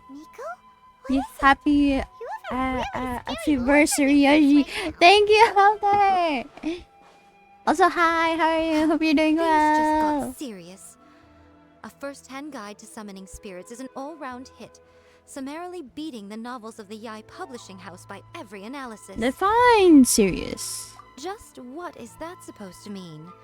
I worked extremely hard to promote our latest featured work, and now a rival book comes out of nowhere and steals our thunder. If this isn't the very definition of intolerable, I don't know what is. I have to come up with a counterplan, and you are going to help me. What? Huh? How is this our problem all of a sudden? Paimon, please.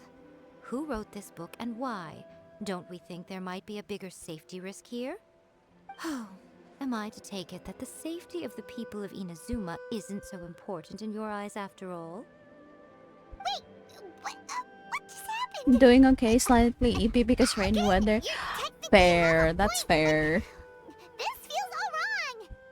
Nothing's wrong, okay? Come on. We're going to war. What? I'm going to head back and make some preparations. Meet me excuse me. outside the Yai Publishing House. What do you mean this is war? Are you pulling in Wuwa ba? Oh, I am. Though it's kind of hard to play in Wuwa because it's lagging like a little bit. It's like lagging a little. I don't know why. But it's going well. Actually, now that I think about it, I wonder if I could play WoW on stream and it won't lag.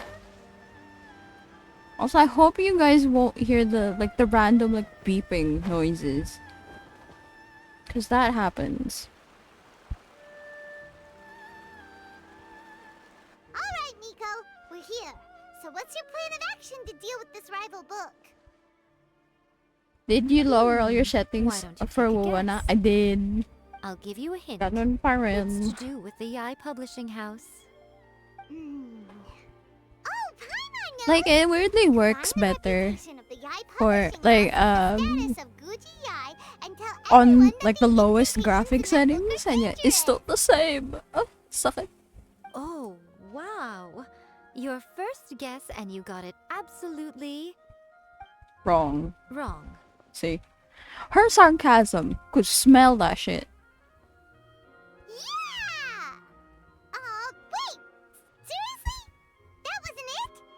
A first-hand Happy guide feeling. to summoning spirits is the John! hottest light novel right now. If we did as you suggested, Also, we would thank effectively you. be advertising to everyone that the incantations are real. In bending over backwards trying to warn everyone about the dangers, all we would accomplish is to create more curious readers ready to try them Anyo, out. hope it works better for you Also, soon. sales for the Hopefully. book would only increase further. Okay, yeah, that would be pretty catastrophic. Oh, how about we confiscate all the copies?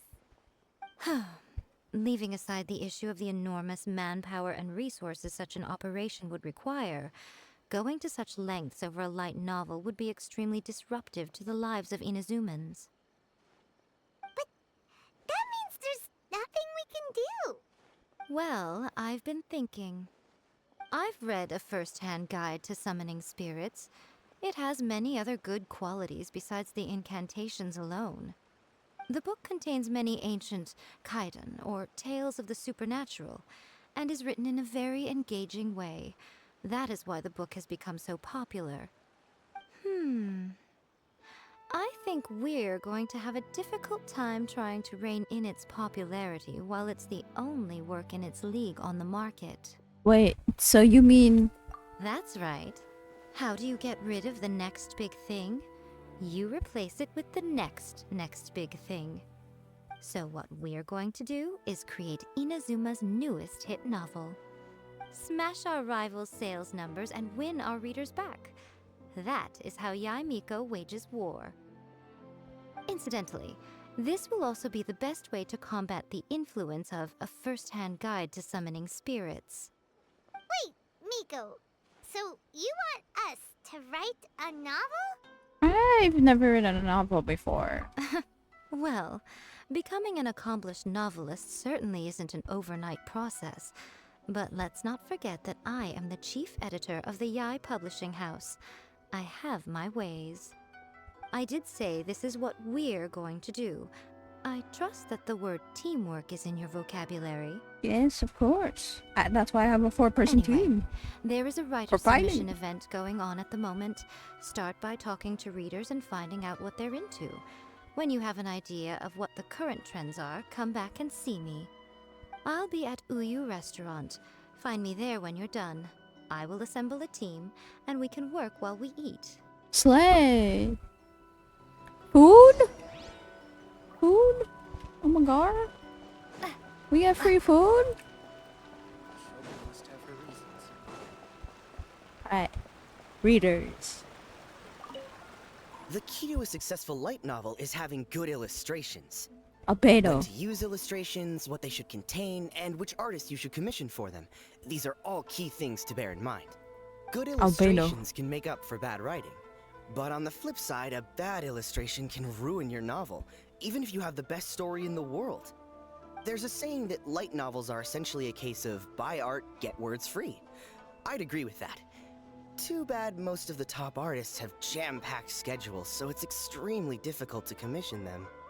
The illustrations in A First-Hand Guide to Summoning Spirits are incredible, but it's unlike any art style I've ever seen before. That's 1. Okay, they don't count. There's literally 3. I've been reading light novels for a long time now. I'm mainly into big, ambitious fantasy works with an original core concept and good storytelling. These days, though, everyone seems to be imitating each other. Most of the time, I can guess what the story is about just from the title. The only recent book worth mentioning is A First-Hand Guide to Summoning Spirits.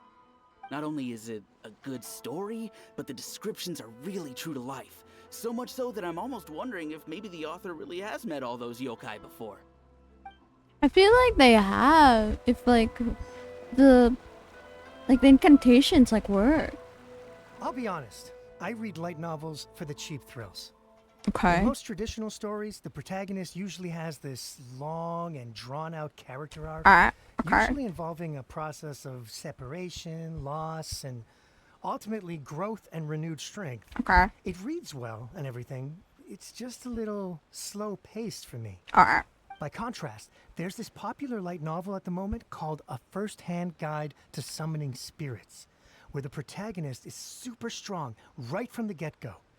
That's what I mean by cheap thrills. Action-packed right from page 1. The protagonist is a kitsune who has not only mastered the secret art of incantations, but also tea ceremony, painting, and calligraphy. There's much more to light novels than Paimon realized. Let's go tell our findings to Yae Miko. Okay. I understand. I see.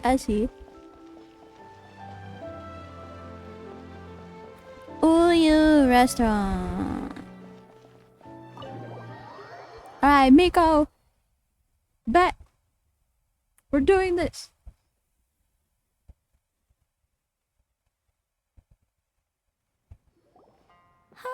There you are.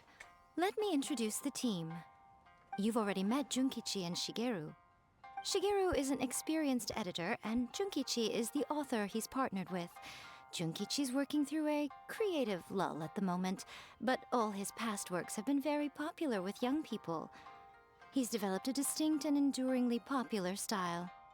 Satomi is Yae Publishing House's ace in the hole. Her specialty is that she can write all kinds of completely different stories and all under different pen names. As for what those names are, well, that's a trade secret. They will be teaming up with us to collectively create the novel that knocks a first-hand guide to summoning spirits off its perch. So, feeling better about my plan now? It definitely makes sense. I can smell the doubt, Now Paimon. then, Shut tell me up. what you found out about readers' preferences. Okay, so there's this, and this. There's this and this. All very true. An original core concept, a fast pace, quality illustrations, and lots of action. This is the formula that will guarantee good sales numbers. More importantly than that, even though it's a work of fiction, we have to deliver a sense of realism. Paimon followed pretty much all of that, but there's still one question. What are we actually gonna write about? For example, we know we need an original core concept, but how do we come up with one? Before you can answer that question, you have to understand your target audience. Take a first-hand guide to summoning spirits, for example. When I read it, all I find is common knowledge to the kitsune. But to the general public, it's bursting with new and interesting ideas. It all comes down to the size of the information gap between author and reader. As a traveler, there must be a great many things you know that are complete unknowns to the people of Inazuma. What is commonplace to you may be fresh and original to them. Which one? When I fought a dragon in Mondstadt? When I fought a sea monster in Liyue? When I fought a false god in Inazuma? In Sumeru? Or I had to fight a bunch of things. I had to fight a narwhal Not at all. You don't have to worry so much about Fontaine? how to complete that book. All you have to do is provide some interesting ideas based on your travel experiences. Madam, which one? As long as the core content is Which interesting, nation? my expert team here will be able to flesh out the details. Ma'am, which nation? Alright, let's start with chapter 1 then. What are you thinking? The Workshy Barn, a dragon in the grand adventure, reincarnated into another world, encounters with airborne emergency rations.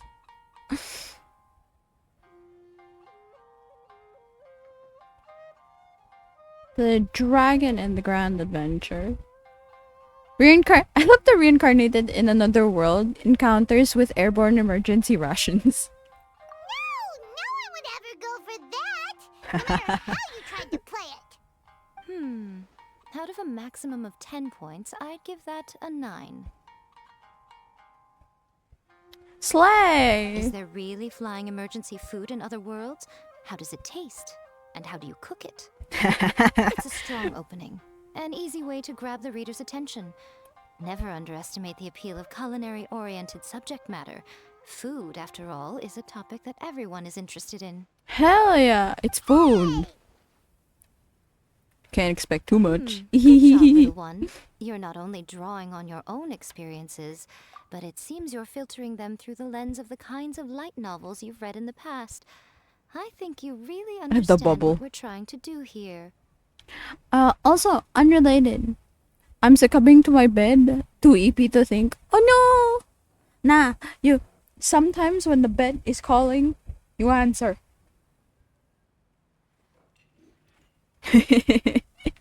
But also, unrelated. Is the audio, like, okay? Like, it doesn't sound weird or anything? Like, it sounds fine, right? Because, like, I'm kind of worried, just, like, a little bit, that it's, like, sounds weird.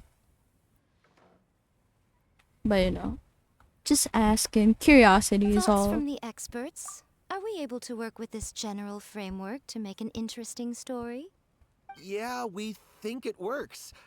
It sounds fine, tend to yeah. overcomplicate Okay. the core concept if I'm That's not good, careful, that's good. so this deals with that problem. That's good. Okay, we're done with Chapter 1. Let's move on to Chapter 2. Won't that do for now? Readers will devour your content a lot more quickly than you'd think. If we don't keep delivering the goods now we've caught their attention, all our hard work so far is in vain. Hurry, Chapter 2, let's go. Can't you see that Satomi is waiting? Chill, madam. What's wrong with you? You don't look so good. I can't think of any more stories. What a pity. I thought your beginner's luck would carry you a little further before it came to this. But alas, the time has come prematurely. Before it came to what? What's happened? The bane of our existence, writer's block. It's your arch nemesis for life, appearing What about when you and fought? inflicting a pain worse than death upon the writer. They sell their souls just to get their muse back. Sounds awful! When this happens, the best thing you can do is have a bite to eat and take a proper break. Boss, get me a plate of fried tofu, and get some kushikatsu for these two. Just the basic kind will do. Don't worry, this is my treat. Your treat? Oh, wait a minute. Miko, we'll be getting paid for all the hard work we're doing, right? Of course, everyone that takes part in the creative process will be paid. Alright, cool. Then let's press on, shall we? Don't give up now. For the sake of our paycheck, get your brain going! I'm on. Chill, paycheck. Speaking of Mora. Ooh, does this mean your inspirations come back? Fuck. Took a trip to Liyue. Tour guide turned out to be Rex Lapis. I turned into a Jewish Apache. This one. I like this one. I took a trip to Liyue and the guide turns out to be Rex Lapis. And befriends a young man who doesn't have the money to pay for anything.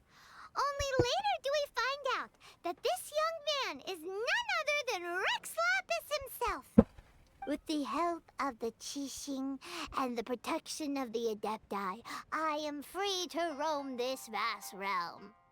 Is this the kind of cheap thrill that guy was talking about? I give it a 9.8. Slay. The story's fun and action-packed with no dark undertones. Also, there are a great many legends about Rex Lapis. I'm sure it will spark the people's curiosity. I, for one, think there's a sizable market for this. Approved. Always go for the weird titles. Great. Well, now Satomi can get started on that. Leave it to me, Lady Yae. Satomi's so pretty. Let's write about Inazuma in the 3rd chapter, shall we? I can help with this one. We can use the Vision Hunt decree or your experience in the Resistance. Any ideas? Starting a resistant as a soldier. Stuff this. Come on, let's get rid of the Vision Hunt decree. I love the censorship. It could have been fuck this. Come on, let's get rid of the Vision Hunt. This Vision Hunt decree. This one! Clearly very closely based on your own personal experience, with no major changes at all. Yes. Well, I'm running low on inspiration. That's fine. Since it's something that took place in Inazuma, it might actually be more interesting to readers if it's grounded in the truth. One thing, though. We'll need to rewrite the part about me giving you the Omamori. Let's change it to... The mysterious Lady Kitsune teaches the protagonist a spell that can make their wishes come true. The protagonist uses this spell to defeat the Raiden Shogun in battle. That should do the trick. Whoa. So we're really going head-to-head with our rival on this one, huh? I suppose so. Once they're done writing the manuscript, I'll write the passage where the protagonist recites the incantation myself. Are we done then? Do you really think this will be able to beat a first-hand guide to summoning spirits? The content is fine. Now we just need to promote it. I will contact an artist to make some illustrations. I'm positive they will be at least as good as those in A First-Hand Guide to Summoning Spirits. We'll also need an endorsement on a paper band around the book. I can get the wonderful Ms. Hina to write that. She runs a regular Q&A column in That's Life magazine.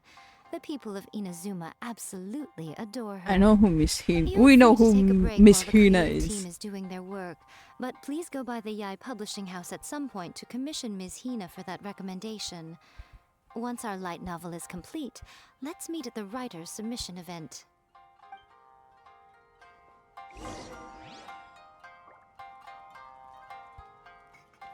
You got lore for me? Let me think. What spell does Lady Kitsune teach to the protagonist? Ah, I've got it. I've got to make sure it sounds suitably mysterious. Satomi! Add a little foreshadowing here. Call back to the first chapter there. Call back via contrast, that is. Plot twist here, obviously. Now, where's the best to explore the central theme? Wow, she seems really in the zone. Let's not disturb her. Okay, where's the last two? How are you guys doing? Don't worry. This story has a very clear narrative structure. Junkichi will definitely be able to work his magic on the writing front. Oh, yeah! How did it go with that incantation from a first-hand guide to summoning spirits? Did you manage to make a wish in the end? Nope. On the first day, Junkichi couldn't memorize the incantation because it was too long. On the second day, he didn't wake up in time and midnight came and went. Oh, then, on the third day... Mr. Shikiru, I thought we agreed not to speak of this. You couldn't do it in the end. That's just funny. Oh, you poor thing.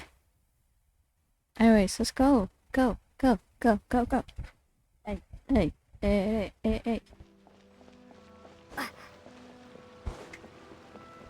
Complete the endorsement. Alright, I'll finish this one and then I'll test to see if Wuwa works on stream. Cruda. Miss Hina doesn't usually do endorsements, but since it's Lady Guji that's asking, we'll see what we can do. With Miss Hina getting so popular lately, a lot of people have come to us hoping to do a collaboration. But Miss Hina's not interested in any of it. She still prefers to focus all her efforts on replying to readers' letters, and turns down every promotional opportunity she can. Maybe that's why her fans like her so much. I'm getting off topic here. Anyway, if we can get that endorsement from Miss Hina, you'll definitely get an exposure boost at the beginning. May your light novel sell well and set a new record for the Yai Publishing House. We'll do our best.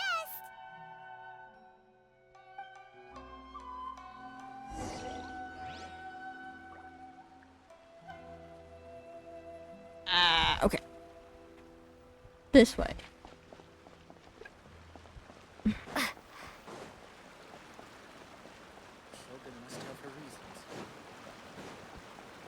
Excuse me.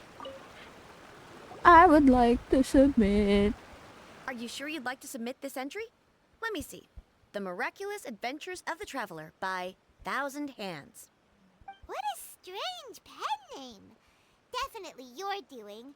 Having been around you so much recently, Paimon's slowly starting to understand your unique tastes. What do you mean, strange? It took a lot of work by a lot of different people to get this thing finished. Don't you think it's a very descriptive pen name? We'll get this printed as a matter of priority and conduct trial sales in pilot locations throughout Inazuma. I'll announce the sales numbers in 3 days. Uh-oh. Paimon's getting a little nervous now. Do you really think this is gonna work? We had a thought. We're all professionals. That's right. Be confident in your work. That's exactly how a light novelist should be. Okay, then I'll sign you up. Please come back in 3 days for the results. Thank you all for your submission. I wish you the very best of luck.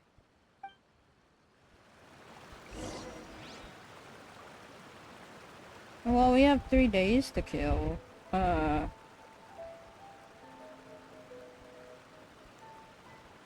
I'm messing with you. I kidding. Let's just go. Wait 3 days. Well, okay. I'm currently right. I'm leveling up my characters slowly.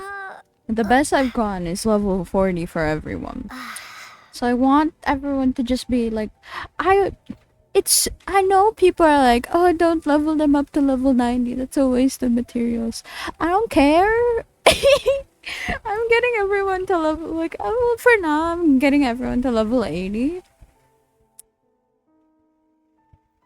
That's the goal for literally everyone. So far, I'm working my way down. Currently, I'm working on Ganyu. And then after that, I'm gonna be working on their talents.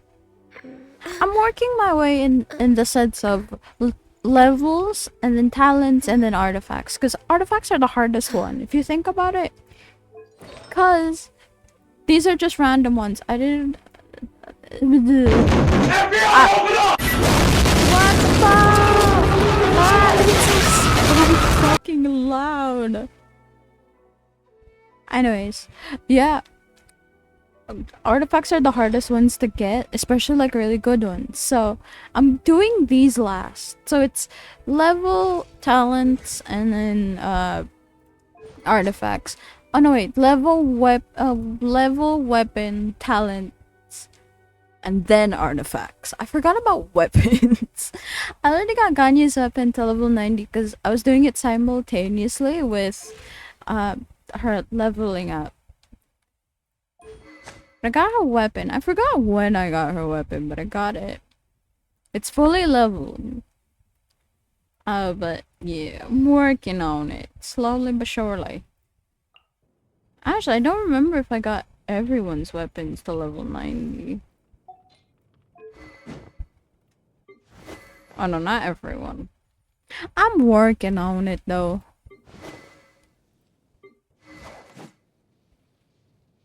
What do I need for Chi-Chi's actually? Oh, it is. Wait, it is Saturday, right? Okay, after a bit, I'll test if Wuwa works. If it does, we'll play Wuwa for a bit, and then we're just gonna watch a few YouTube videos because I kind of want to work on at least like commissions and whatnot. And then, you know,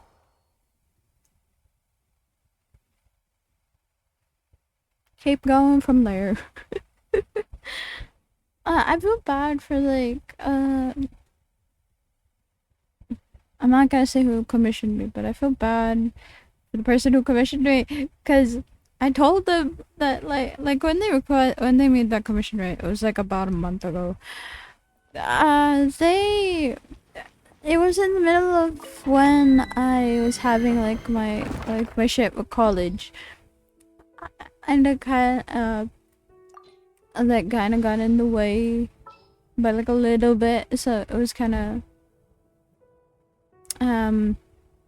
a problem. But they were like okay with it being delayed because I had college things, which was super nice. But like I felt bad.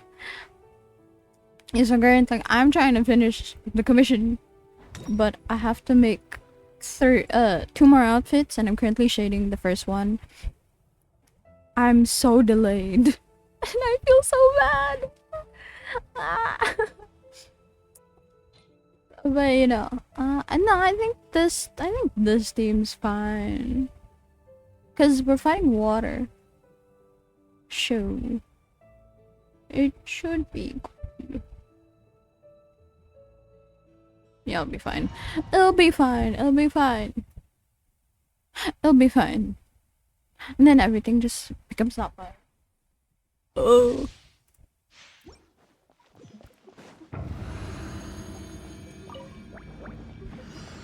Normally this is like better to shine down.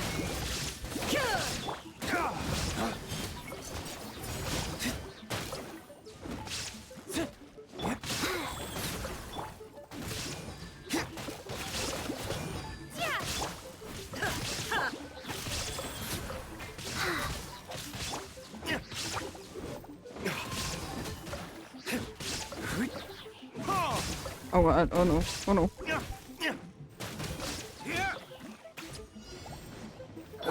Opening box of Adepti tricks.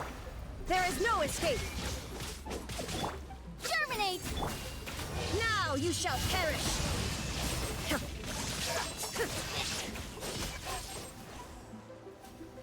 Yeah, that's it, that's it, that's it.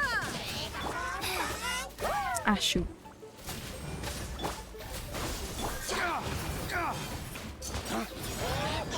Waste to the wicked!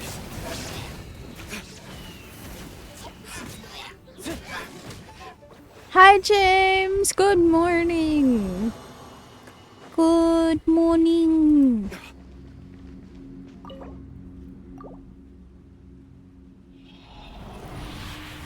This should get me 2 to 3 days.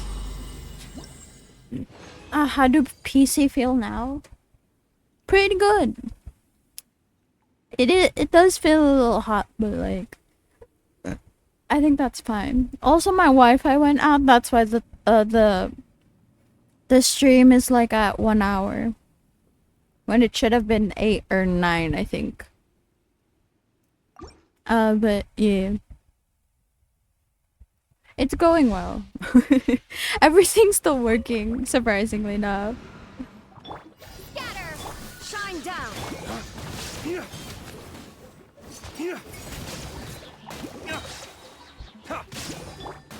Wheel of Life.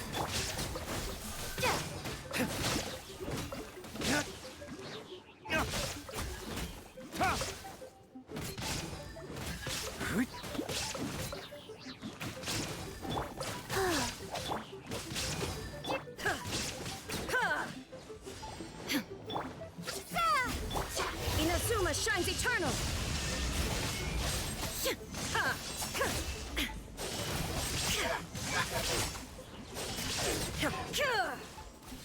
Come on.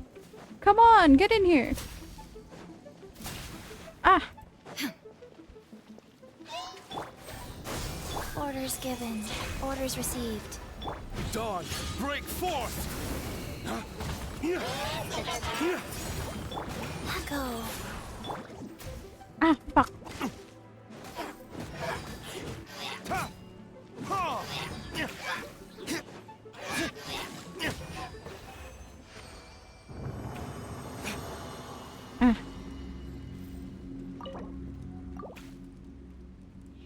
It's going well so far. Right? I need 4. I got, okay, this makes 1. This makes 2. This makes 1. Okay, that's not enough. No, we could keep going. I need 4.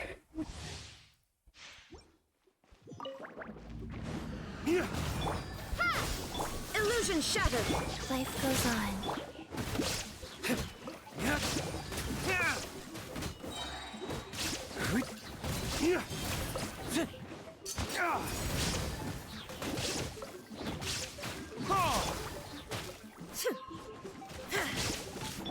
Propagate! Rise.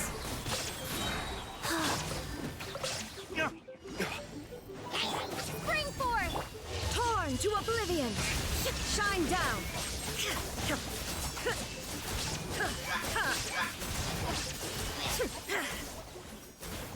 Ah!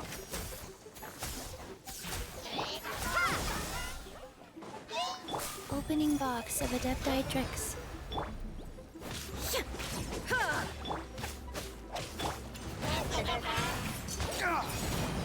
Ah! Shit! Dawn, break forth! Ah, why? No!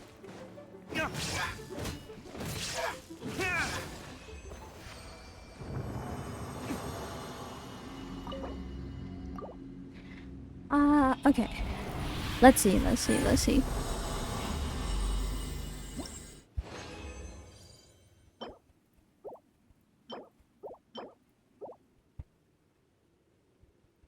Okay, this could make 2, so 2 plus 2. This would be 9. I could make 3. I could make 1. This is still 1. Is Yoshi ice cream making machine? No.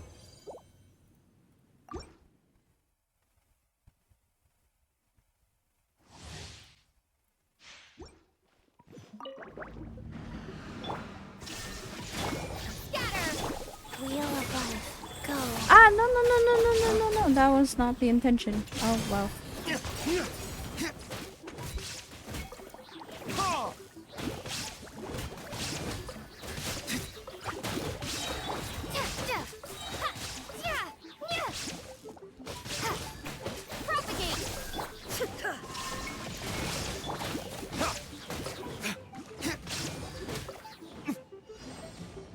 Germinate!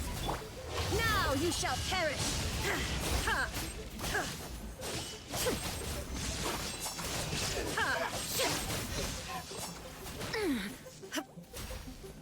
Orders given. Orders received. Flames, purge!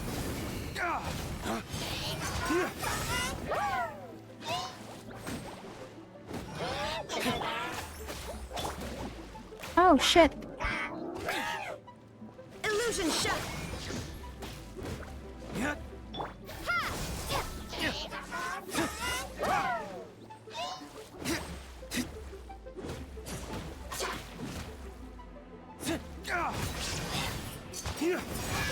Ah. There we go. Jeez, that took a bit.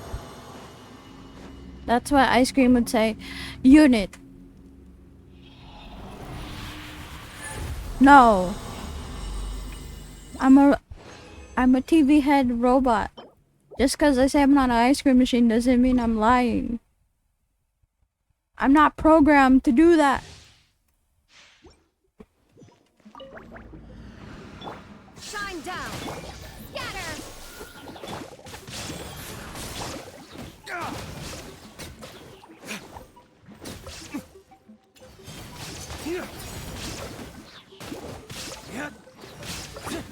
If I was, I would make ice cream. But I don't.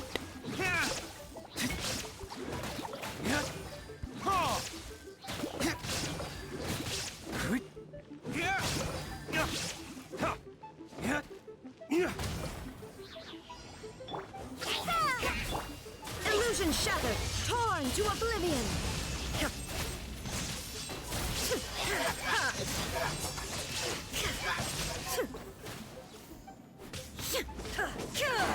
Wheel of life, sacred name, fortune. Flames, purge! Then Kitsu shall give you improvements. Huh?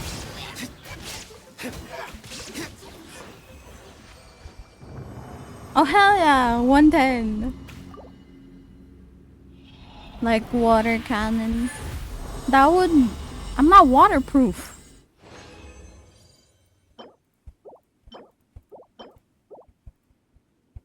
I think that's enough. I think. Let's go to the crafting table and then I'll see what else I need. Question mark. Nearest crafting table. We did this waypoint. We teleport.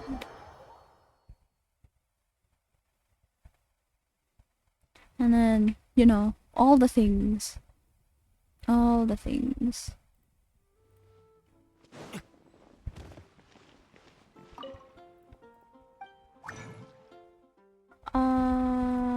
Weapons. This one. I could make one.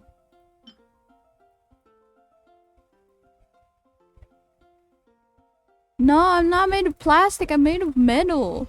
Who told you I was made of plastic? They're liars.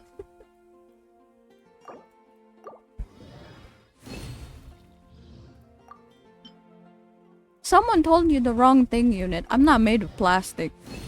I'm made of metal. I'm not even close. Damn it.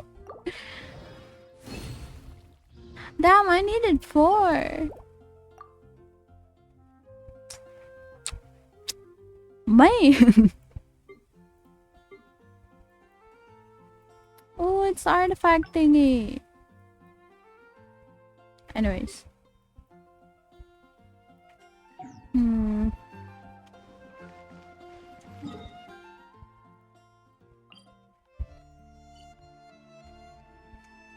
Wait, to double check. Yeah, I need one more. I need 18? Jesus. I have 5 and then I need 12. I have 11. I have 1. Okay, wait. I have to check for those.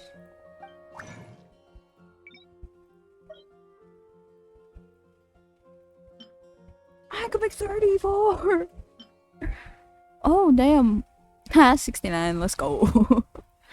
Okay, I could make 34, so I need just 11.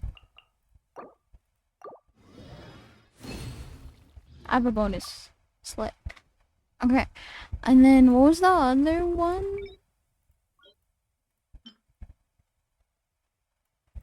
Do I not have any? Okay.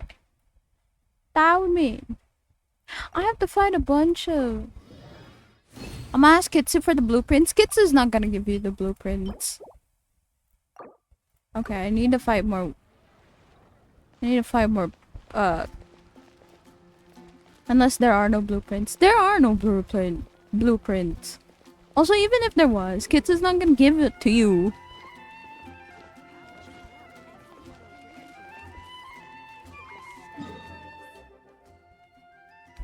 Okay, wait. I need to find a bunch of ruin hunters and ruin guards.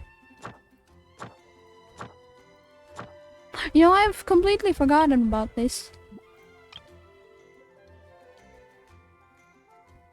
Phase 2. Phase 3. Phase 4. Enhance 4 artifacts to level 12. I can do that though. Just like random artifacts. 4-star. 8 4-star. I have a bunch of those. Then I shall borrow the prototypes from the lab. Unit, there are no prototypes.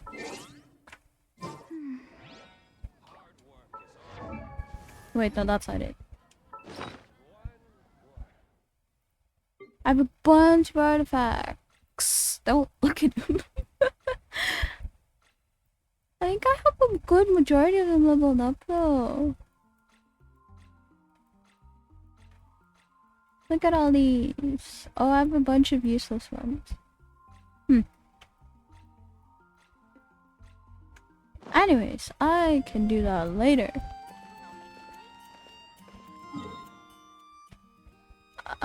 What was I doing? Ruin hunters, ruin guards. Enemies. I want to fight the serpent, but I have to. Okay, ruin guard. Let's go. Your beta version, clearly. Otherwise, you had some errors. So obviously, there gotta be an alpha version. There isn't any. I was bait on the first try.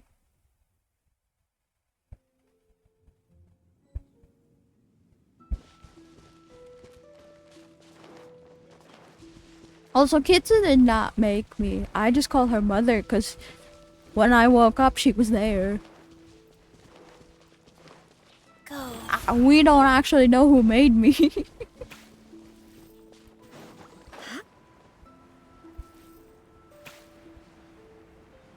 I woke up from my charging port and she was there, so that's why I refer to her as mother. Neither of us know who made me.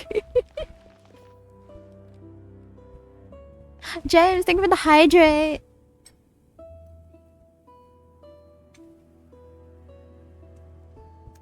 Stop capping. No! I did that to appeal to you. Neither of us know who made me. I just call her mother because when I woke up, she was there.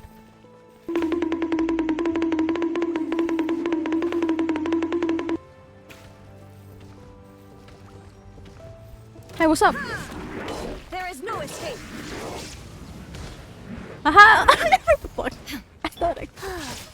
thought I could dismiss it. Oh. Illusion shattered.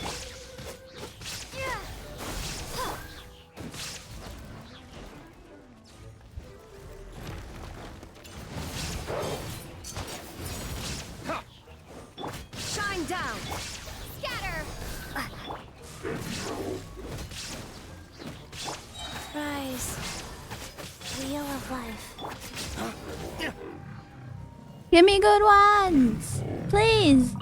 Damn. Alright, where's the next one? I should look at a map where it just shows me where all the rune hunters are. Rune guards, not hunters. And then come back every time. I see you. I see you, sir. Hey, man. How are you? Eh, miss. Illusion shattered. Propagate.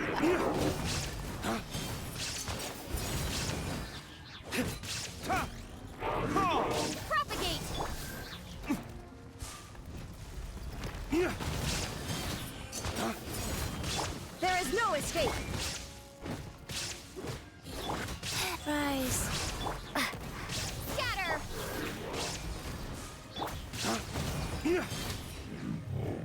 Give me good ones. No. I guess I shouldn't set them on fire.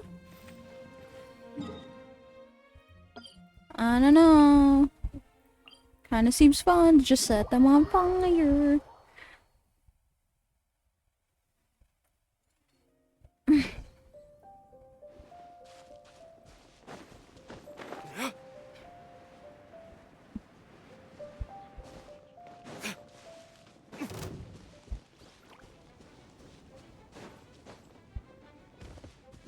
God, I remember when I was terrified of fighting rune hunters, fuck, rune guards.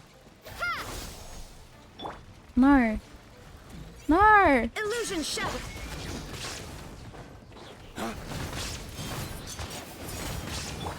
Scatter. Life goes on.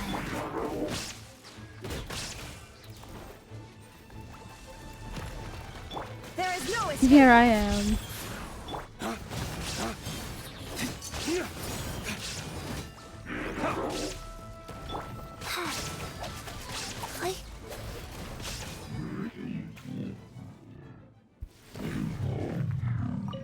Okay, if I don't set them on fire, I get, like at the end, I get more. Okay then, that's good to know.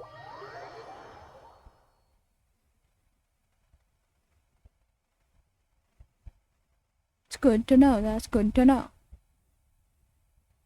Okay, I just have to not set them on fire, okay. Noted.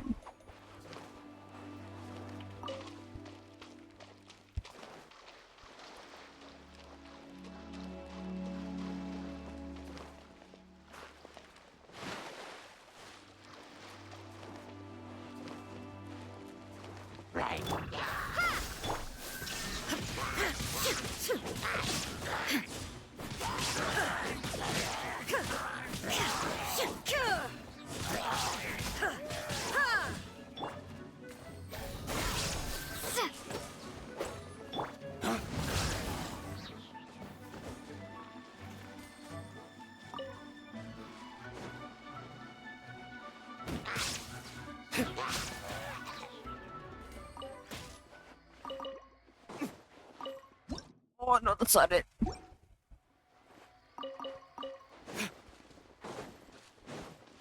Okay, it's facing that way. If I speed up.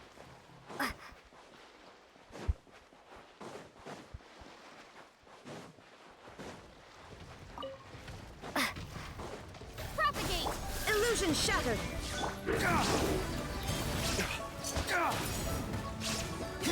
Wheel of life. Rise. There is no escape.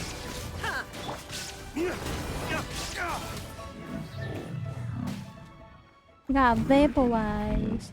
See? Okay. So, water. If I want the thing, I have to water him. Oh my god. I don't have good build ones. I'll just put a Cincher then.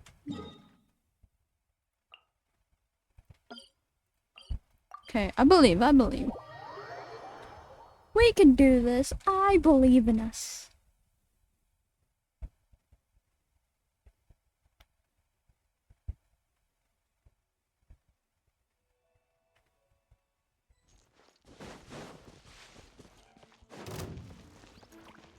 Oh, I actually don't have a DPS. Oh, okay, well. Rain outlines your fate. Illusion shattered. Let go.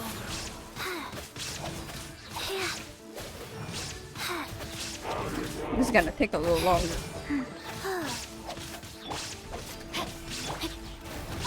Oh, fuck. Propagate. Shine down. Rise. Whoa! No, no, no, no. Oh, they haven't done this yet. Why? Oh, lower.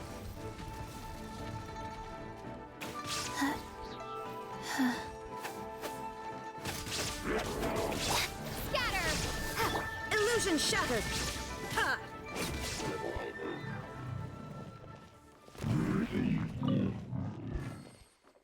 They did not drop anything else. Okay, well.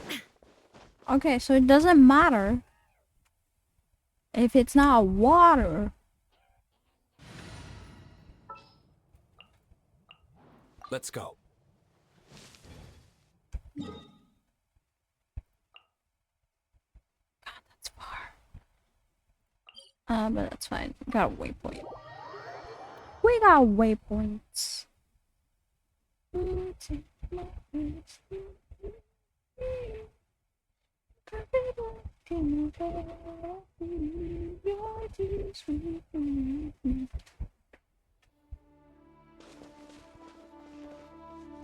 we gotta go this way.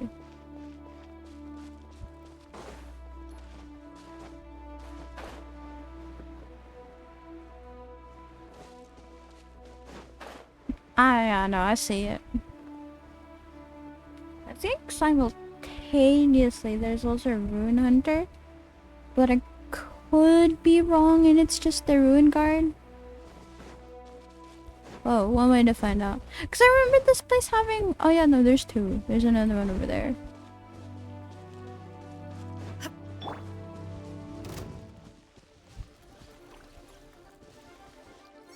Pretty sure that one works as well. I'll just fight it after this one.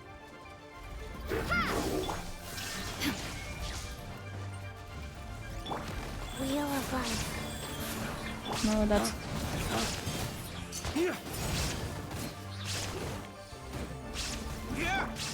Propagate.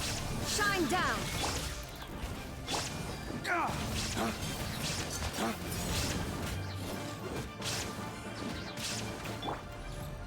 Scatter. There is no escape. Oh, no, no, no, no, no, no, no, no, no.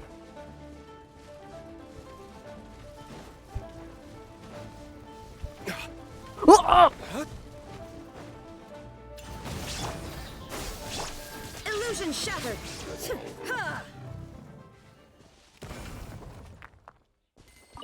Damn.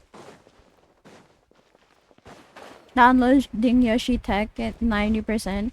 Bro, you can't download my software. That's not gonna work. There's no computer. Nah, I'm kidding. We don't know where the computer is. Shine down. Go. Whoa.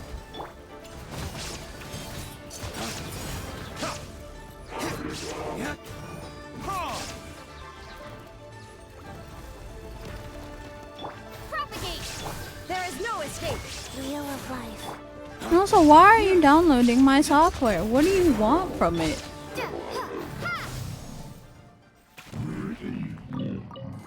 I guess it's just RNG. Gotta remember playing this one. Such a pain in the ass. And done. Now I see blueprints. There is no blueprints, bro.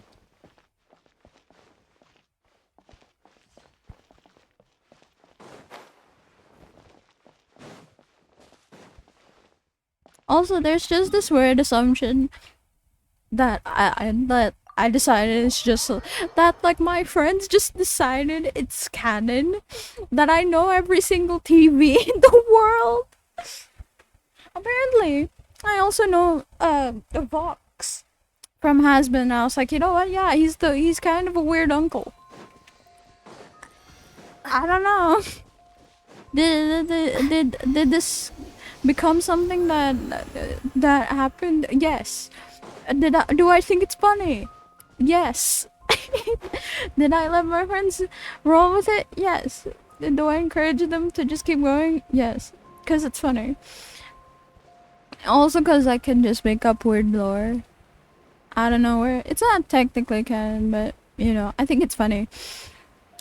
But yeah, I just tell them, like, I think that happened on stream too. I just don't remember which stream. I think it's funny that the assumption is I'm related to all TV heads. Or just TVs in general. Now I'm just like, oh. Yoshi, Twitch lore drop.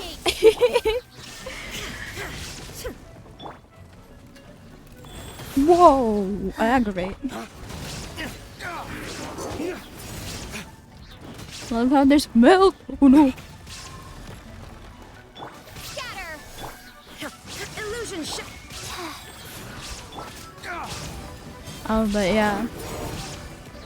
So, if you're wondering, oh Yoshi, are you related to Vox from Hazbin Hotel? Yes, he's my weird uncle.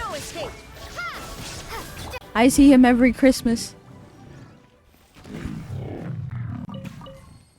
Do I have a choice in seeing him during Christmas? No. He's just there. Hey, it's this thing. Shine down. Go. Oh, shit. Propagate. There is no. Oh, shit.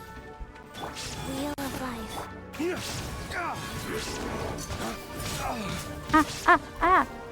I got healed. Simultaneous healing. Ta.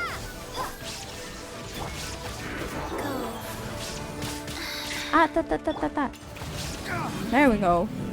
There we go. Okay, that's one down.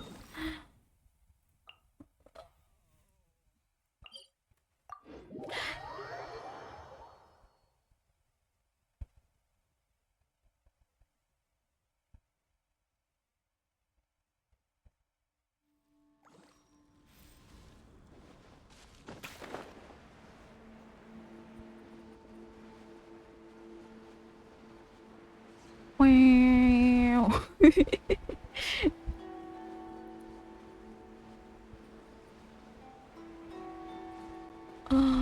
A ruin grader.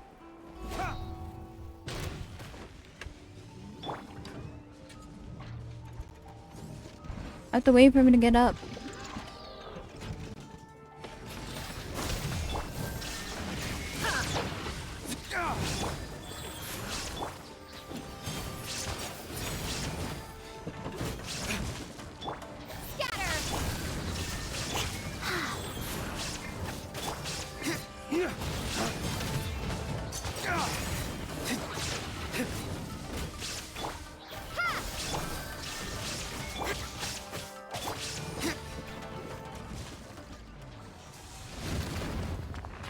Hell yeah, let's go. That's such a good amount. Oh yeah, I can just teleport here and then jump.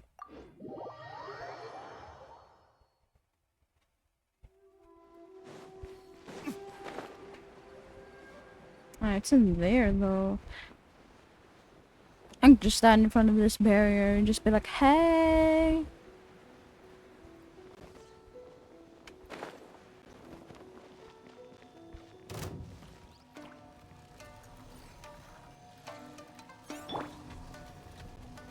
He can't go through this, right? I don't think he can. Scatter. Shine down. Oh, he can! Oh, that's so cool.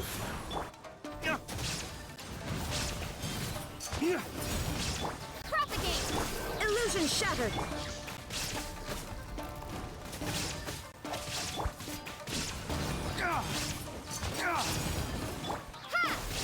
There is no escape.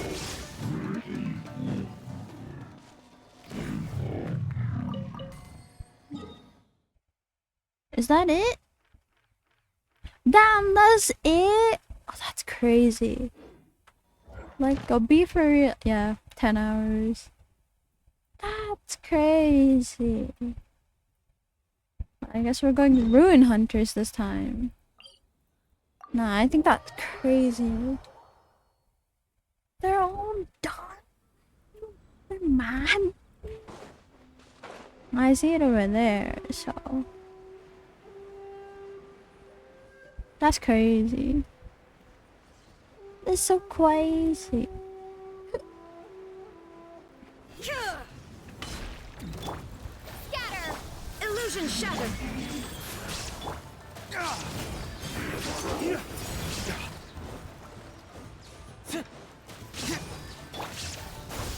Shine down! Ah, da. Wheel of life. Whoa. Whoa.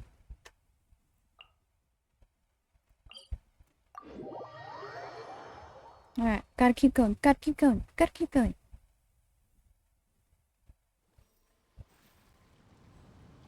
Okay, we're going this way.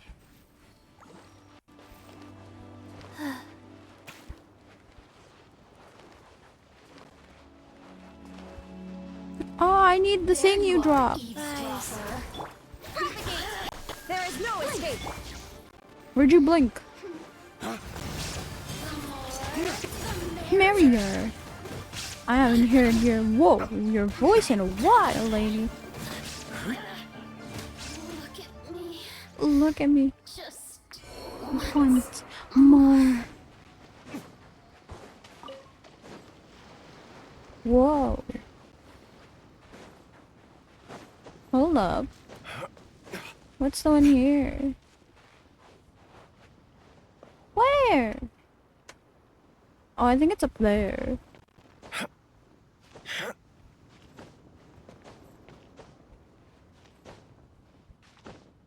It's a flower, I swear it is.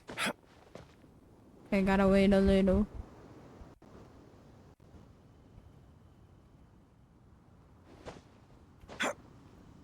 Climbing. There it is. Flowers.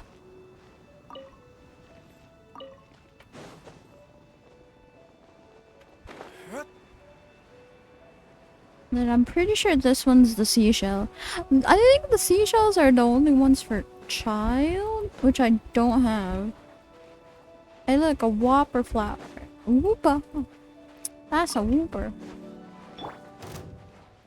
Scatter! Illusion shattered! Tech wheel of life. Oh, he did. He don't gone.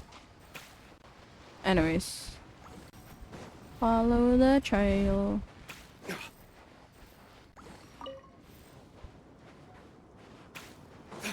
And then slowly but surely make your way to the thing.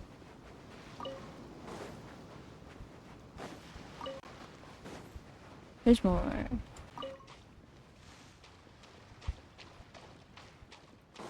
Okay, let me get that one first. Go, Dealer, go!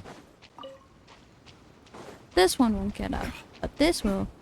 Propagate! Shine down! Nice.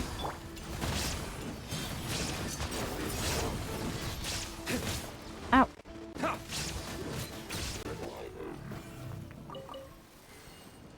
Nice.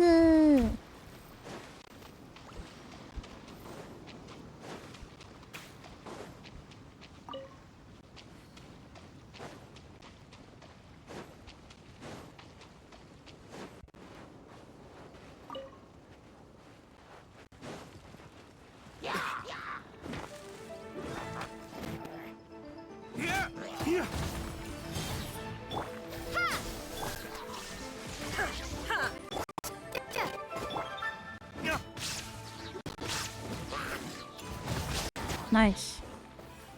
Murder. Okay.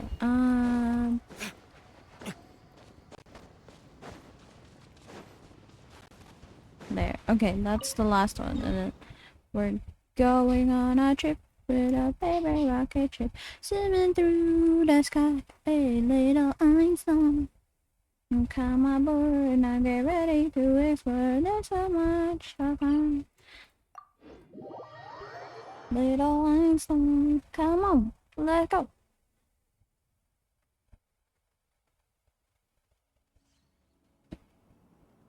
I wonder if 3 days is out. Oh, I remember this one. God, it's so nostalgic to remember the amount of struggle I had to go through to solve a lot of these puzzles because I couldn't understand how to do them.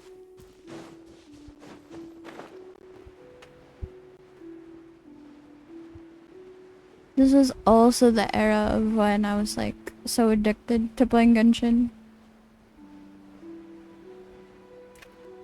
The first thing I did when I actually this reminds me of the first thing I did with my computer was like besides downloading like Opera GX,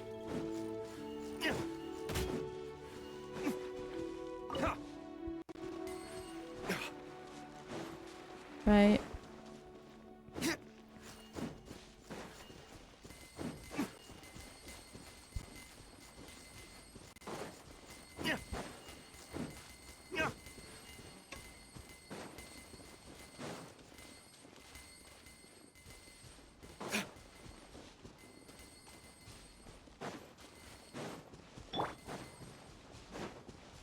Propagate!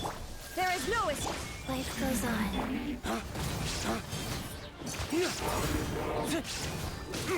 Oh, ow, ow. Illusion shattered. Ow! Why?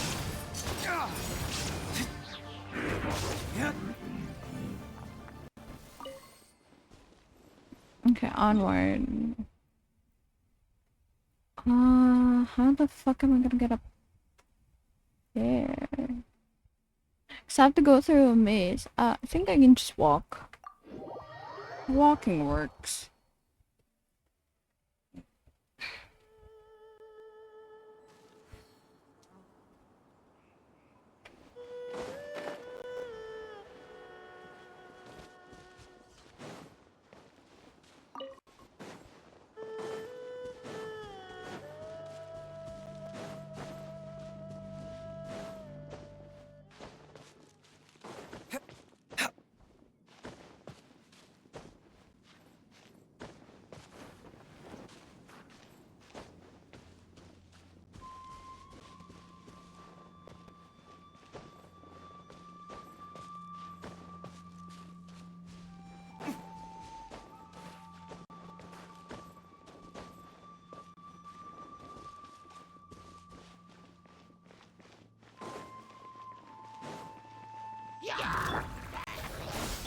There is no escape. Nice. Ow.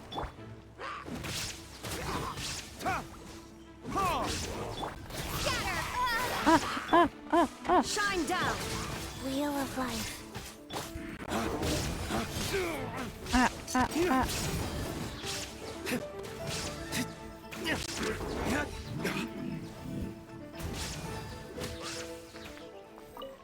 I damaged mask. And these. Okay, wait. Really quickly, I kind of want to see how much stuff I have. Okay, I got 14. Got 41. Where is the closest? Okay, this is pretty close. I could go here and just make the thing and then see what happens.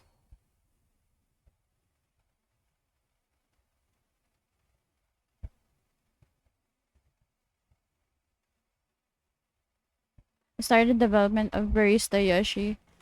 Oh? What, she's just gonna make alcohol? I don't think you can replicate the personality though. That's the one thing you cannot replicate.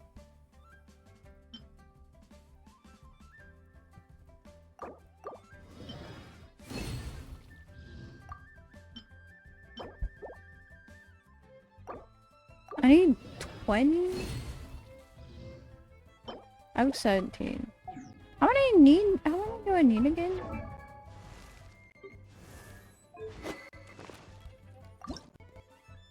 Oh, I need one more. God damn it. One more. For both. Okay. I think with this last one I could potentially be able to get it.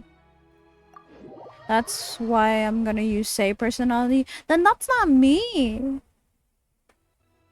You're making a Yoshi barista, but you're putting Say's personality. That's not Yoshi. That's a completely different robot. Good luck though. My system is not perfect. Filled with bugs and all that. I'm literally the first version.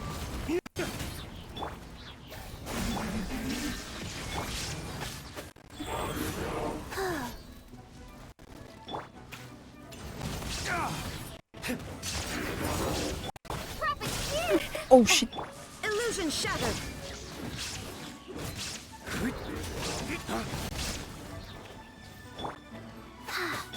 Scatter. Ha. Shine down. Okay, wait. I could make one. It would be 3. Oh wait, I have enough. Hell yeah. Actually, no, yeah, I have enough.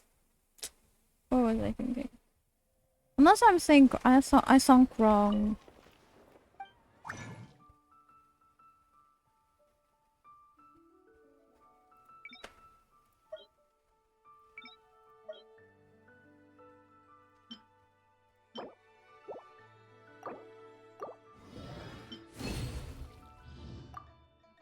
Hell yeah. Complete 18. Bet Liam would want such an android. What for? Why would he want one? Or should I wait? How much stuff do I have for the theme?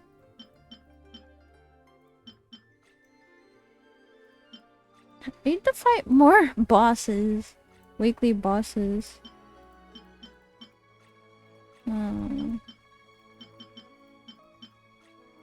Okay, I think I should go over these ones multiple times.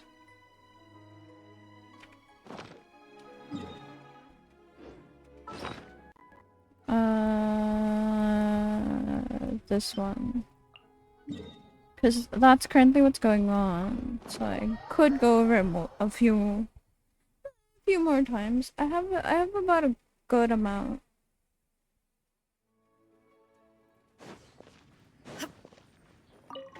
Open Cecilia Garden. I can go off for this like a few times. And then potentially I could have enough to make one more. Cause I need 9 of the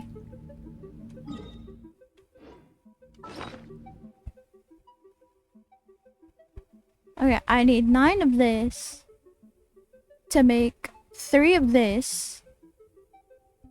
Oh, actually, no, I think I need a lot more to make 3. No, yeah, no, I just need 9 of this and then 3, and then it could make 1. It'll work out. Illusion shattered.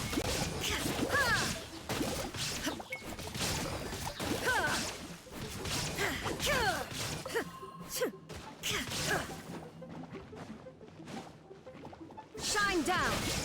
Propagate.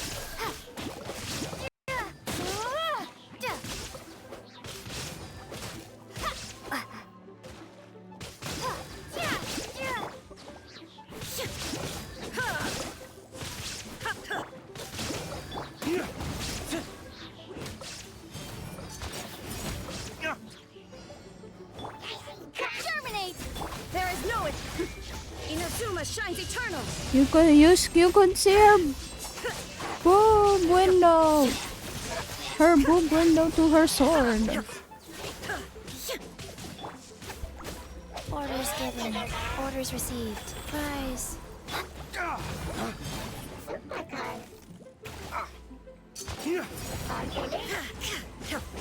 Shine death! Scatter! Flames, purge!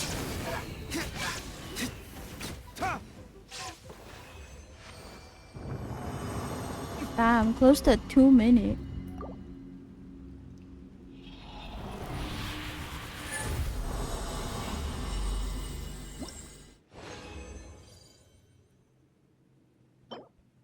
I got 4. I got 2. I got 2. Okay. I need 1 more. Actually, wait.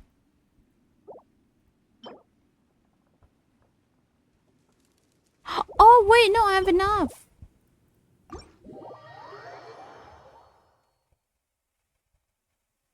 Yeah. Actually, no, I do not. Wait, go back. Actually, I could be wrong. Could be wrong. Actually, no, I'm not wrong. I do have enough, because I only need 3.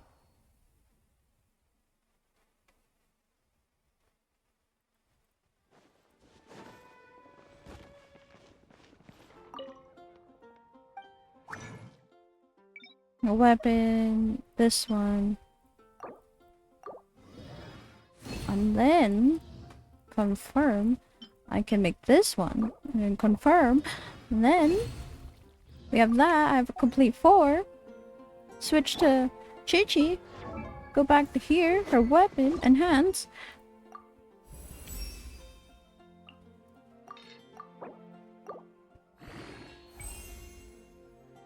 Hell yeah. So max 5. Ta-da! Now she's, in a sense, technically good. I'll worry about the talents another time, because these are hard. Now that I think about it. Yeah, no, these are good. These are not good. Oh dear. These are good. What do I need for this? Oh, I need 6 and then 18. I think I can make that one now.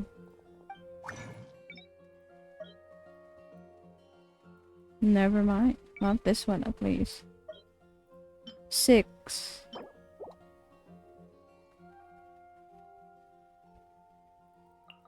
Is it 6 or... Sorry, I'm misremembering. 27, so 6 and 18, yeah, okay, no. I remembered right. Nope.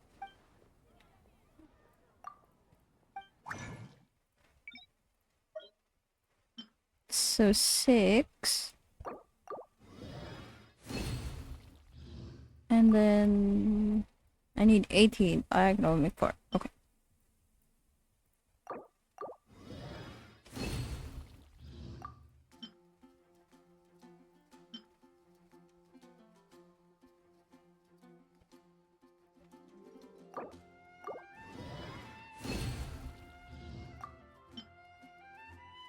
Now we have a full 18. Okay. The only one left. Literally. Is this. These ones. But I don't have a lot of them. Sand Burial. I've never fought in this, I think.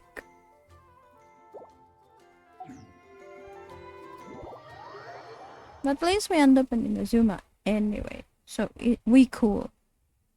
We cool, we good.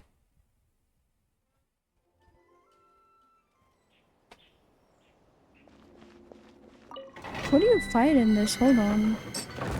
I'm kinda scared to go in alone. What do you fight? What do you fight here? Oh. Okay, that's kind of not bad. Wait, Geo. Oh, when a character obtains an elemental shard generated by Geo, a shockwave. Oh, okay. So, so blaze a crackling. So, that's the electro. These are all just electro. I could swap Lumine with, Noelle. I will protect you. Yes, you will. Then these, actually, I don't think it would be a good idea to have Raiden. I seen it was a big YouTuber birthday. Ayo, wait, is it Markipliers? I think it's Markipliers, right? Markipliers, yeah. Maybe I shouldn't alter my default main. Just what will we come across this time?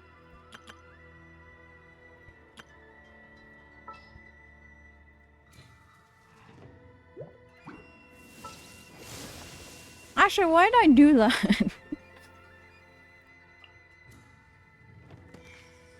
May knowledge guide you. Oh, how exciting! I believe.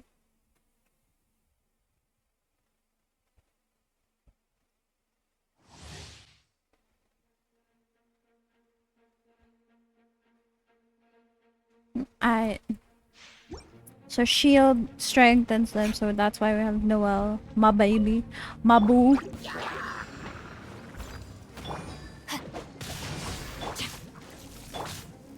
Wheel of life.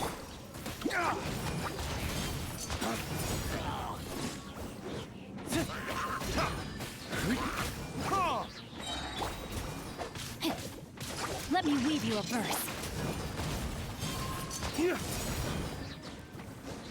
Flames, purge! Steady as stone, as a dutiful maid would.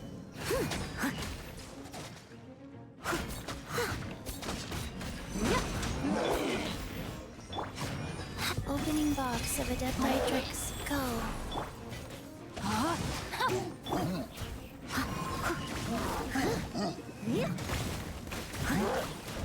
Leave it all to me.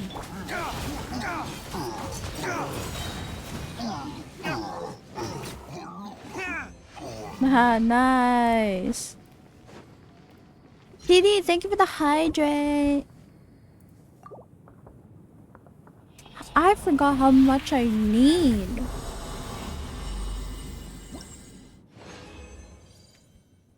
Okay, we got a good amount. We got a good amount.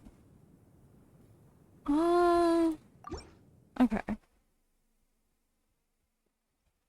We'll be fine. We'll be good. No, my sword.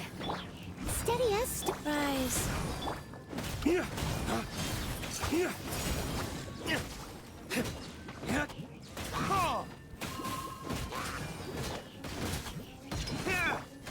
Wheel of life.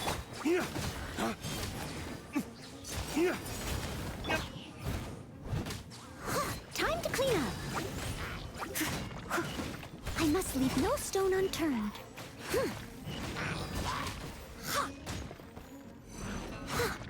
Witness the power of the Wa.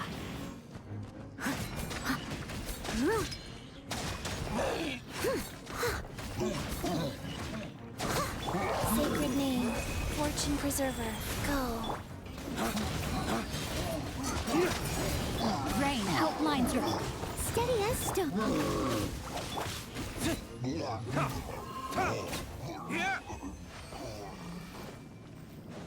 Nice, 108. Yeah, it's 3:18 a.m. for me. Didi! That's so early in the morning! Okay, I got 10, I got 6. I think I'll just finish 2 more rounds. And then I'll go to the nearest... I don't think I have enough to make it though, but you know, it's fine. leave no stone unturned. It's 5:18 a.m. Damn, it's so early for you guys. Flames, purge!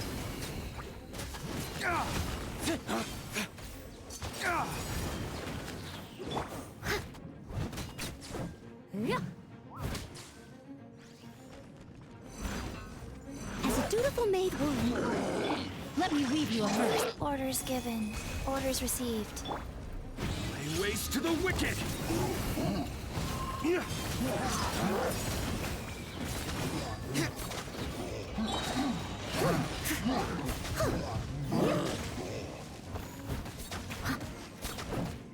Steady as stone.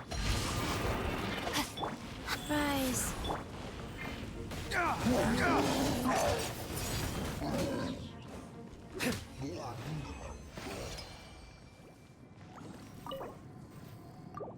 One more round. One more round.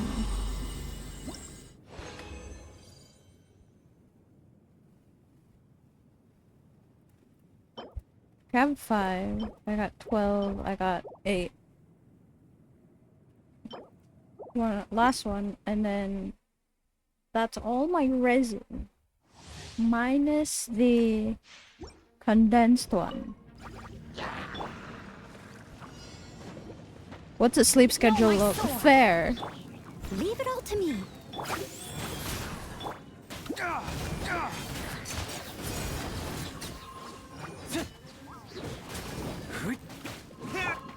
Rain cutter.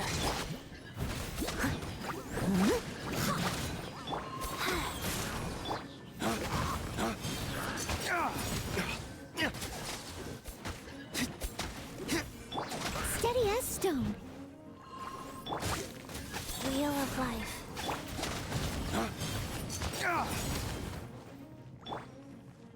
Opening box of Adepti tricks. Lay waste to the wicked!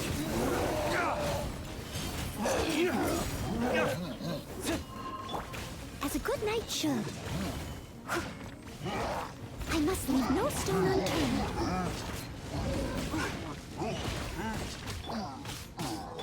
Rain outlines your fate.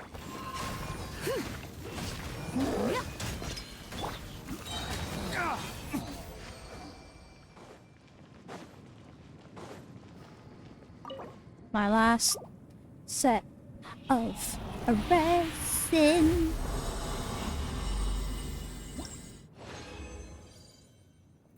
Okay, now we gotta go to the nearest alchemy table, which at some point in my life I called a crafting table because I could not remember what it was called.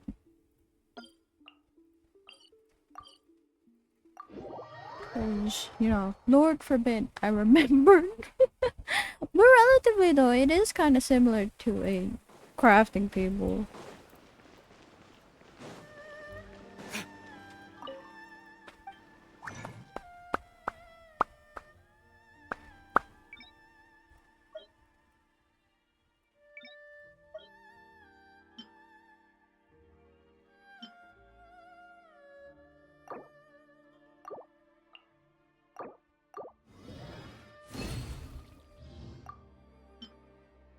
Wait, I need to double check though how much I need. Wait, no, that's not it. I could just keep it.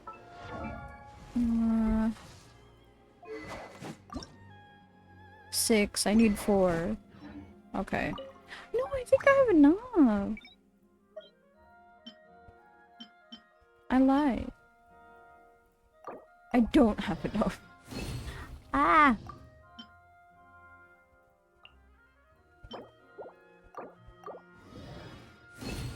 No. Oh, wait. Wait. There's hope? There's hope? Hell yeah! Fuck yeah! Let's go! Crafting table, yeah. Fuck yeah! We have enough! I've been saved! Let's fucking go! Look at that! Full maxed out weapon. Okay, that's awesome. I should level this up too for my baby.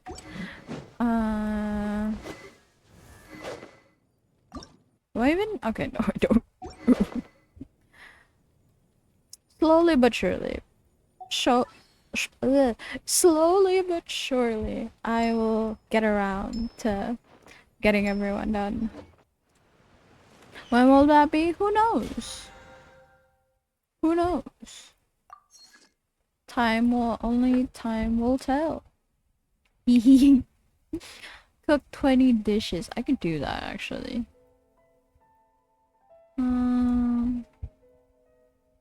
Yeah, I can definitely do that.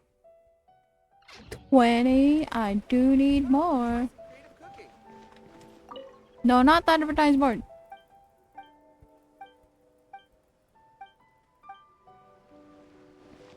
Cook. Okay. I just need healing. So recovery. 20 to 40 of max HP plus an additional. Okay, the lasagna. Okay. Steak tartare. Okay. Okay. Okay. I don't have whatever this is, but that's fine. I'll discover it at some point. 0, 2, 0, 15. Wait. 5, 5, 0. Let's do these ones. James, stick with the hydrate.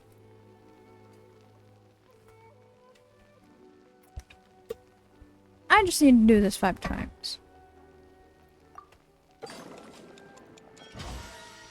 Just get it to perfect 5 times and then I'm done.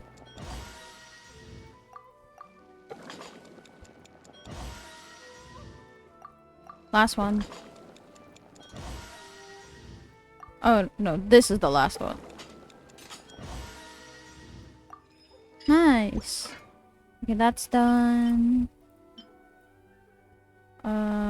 Start here. That's 5, 10, 10, 10, 10, 10, 5. Okay.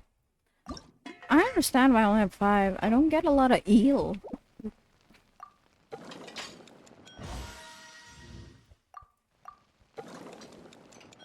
Watch.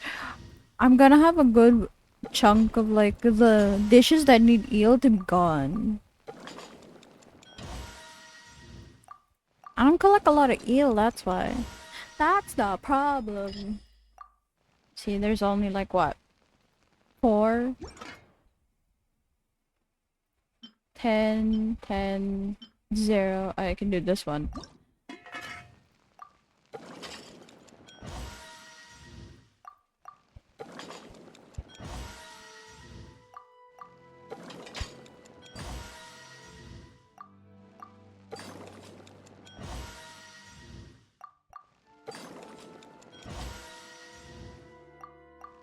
Oh, actually, this is Kave's special dish. Slay. Wow. Yeah. I have a lot of food. Oh, I got the special dish.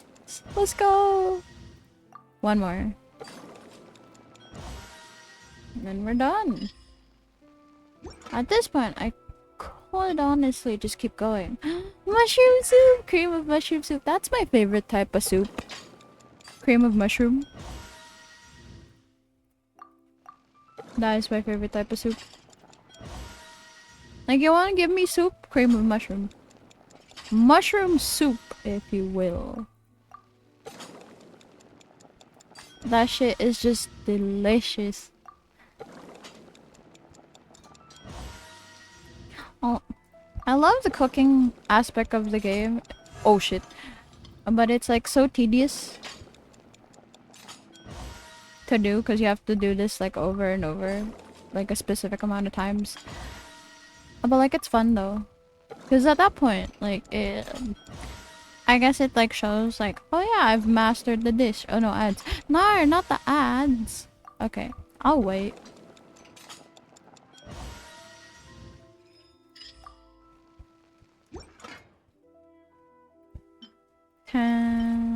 14.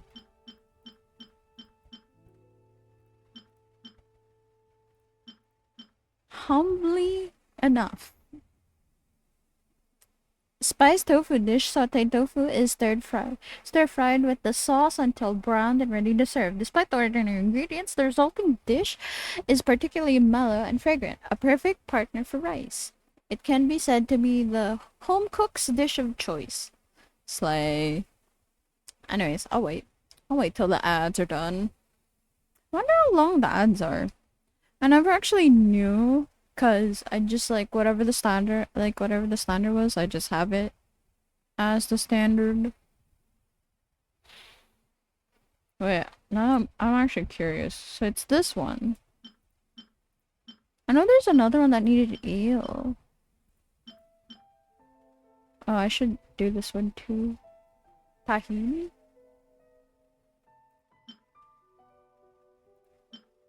This one. This one. Oh, I need more mysterious meat. This one. This one. This one. And this one. I could practically do all of these, actually. John, oh wait, can you name the 2 years in which the legendary racehorse John Henry won the prestigious Arlington Million? Find out when the ad ends in about a minute. John Henry galloped to victory in the Arlington Million not once but twice in the years 1981 to 1984. Slay!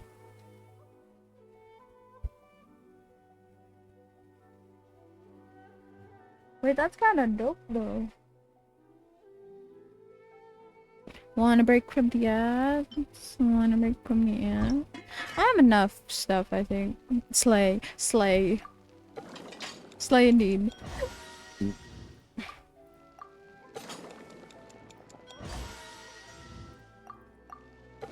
I'll have enough stuff. It kind of make me sad if I don't. But I'm not gonna. Well, since this is food, I'm not gonna make my way to just find more just to complete the 15 or the 20. I'd rather just have it missing and then come back to it eventually. I'm just a dork, lol. You're not just a dork, you're also a good friend. A fun friend. A fun person to be around. A good person, even.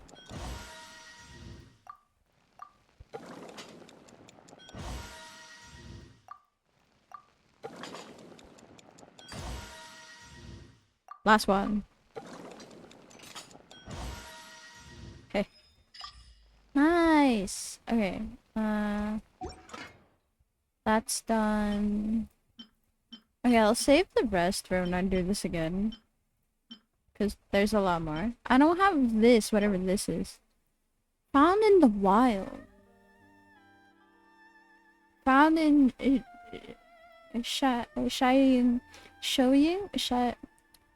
Chow, I don't know. I don't know. Yeah, I know. And a good boyfriend to Rev. Yeah!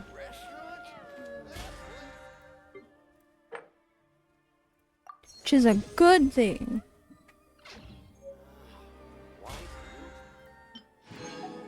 Hey, fragile. I have 57. That's a lot. Oh my gosh, I remember time. Right. One... What is it, like one fragile resin, right? Gives you 60.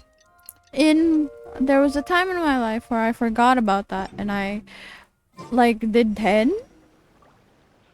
And that was stupid because I got 600 in the end and I was like, fuck.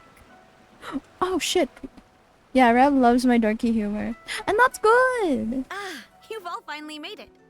Good news, everyone. I just received word that your light novel is flying off the shelves. Multiple sales locations are asking when we'll be printing more copies. Woohoo! That's great! This level of success is an amazing accomplishment for a new work. Most new books don't sell 30% of what you've sold. I have free copies for each of you here. Please take them. The payment will follow shortly, and I'll notify you to come and collect it when the time comes. This is great, and this is all great, but Oh yeah! The whole reason why we made this light novel was to combat the influence of a first-hand guide to summoning spirits. We sold a lot of copies, but it doesn't feel like we accomplished our goal. How do we know whether it worked? Oh, don't worry. The change is already underway. Shh. Listen to what the people around us are talking about. The conversation has already moved on, hasn't it? Hey guys, have you heard about this latest Kaidan thing doing the rounds? You just need to recite the incantation from A First-Hand Guide to Summoning Spirits at Midnight, and your wish will come true! Oh, that? That's a throwback. That's old news, man. No one's talking about that anymore. The secret spells of Lady Kitsune is the new hit thing. I've already memorized all the incantations. The secret spells of Lady Kitsune? What's that? You haven't read it yet? Okay, so supposedly, if you recite the spell in there on a moonless night, you'll receive protection of the Kitsune and all the other powerful yokai. They can make any of your wishes come true.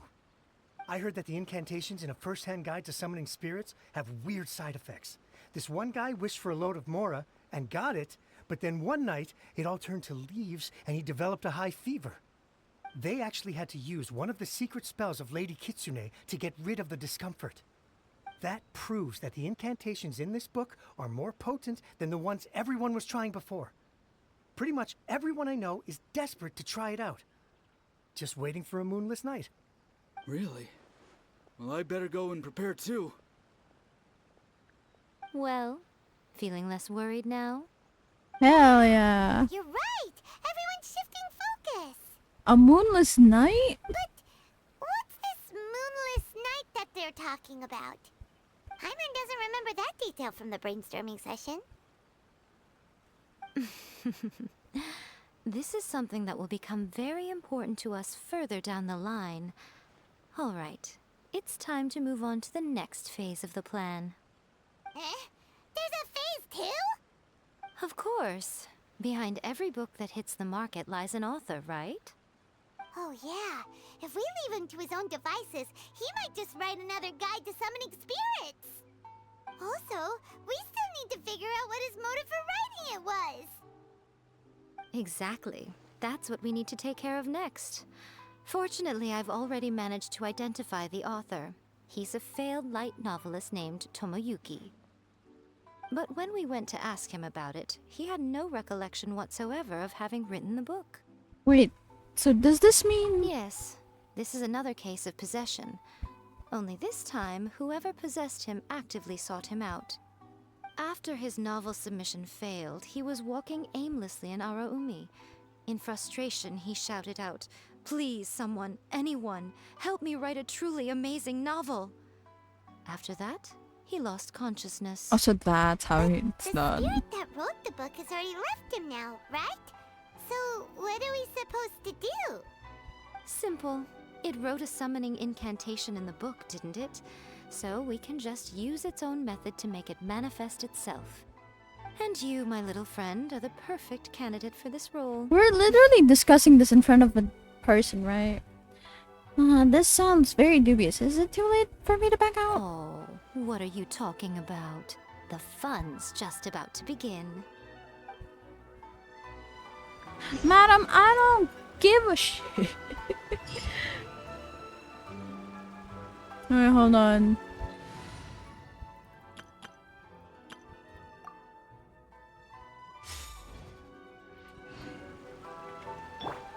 Honestly, it's a really gripping story. I'm still feeling pumped up. I hope the next volume comes out soon. Wait, when is it coming out actually? Oh, man. I hope it won't be a really long wait. I bought 3 copies of this light novel. One to read, one for my collection, and another one to lend out to my friends. That's smart. It's worth the price just for the gorgeous illustrations alone. I don't usually like the Kaidan genre, but the secret spells of Lady Kitsune is an exception. I'm definitely going to give it a try as soon as we have a moonless night. Here's hoping Lady Kitsune will make my wishes come true. Okay. Bet. Fair. Also, we got the book. That's dope. Also, we got this. Child's vision's gone.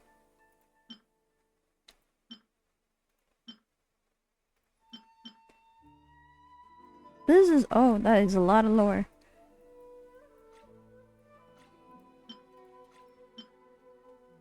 Why is... Okay, y'all can't see it. Let me just switch over. Paimon's just doing a JoJo pose.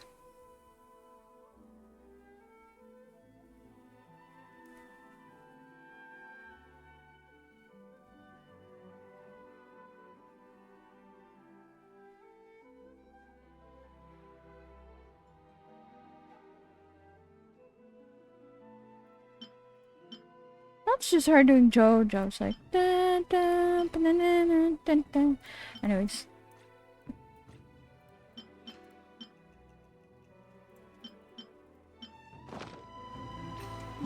Onward we go. Oh! Okay, no, never mind. I just need to walk. Or run, if you will.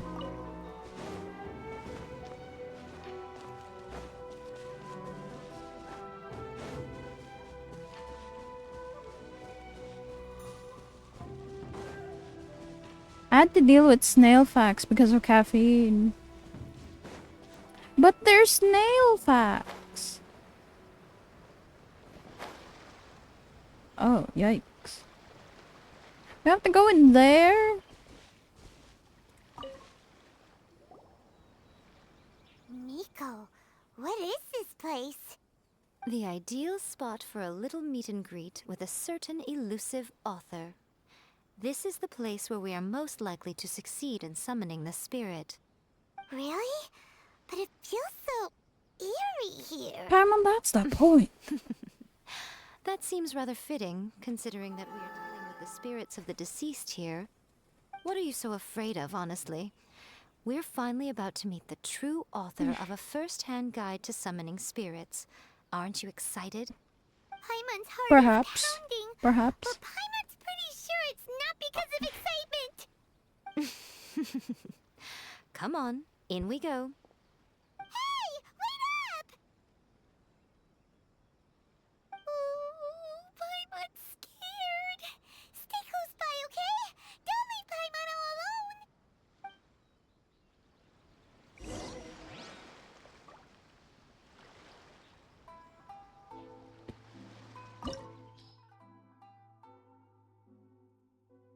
Alright, so I just need Electro. That's fine.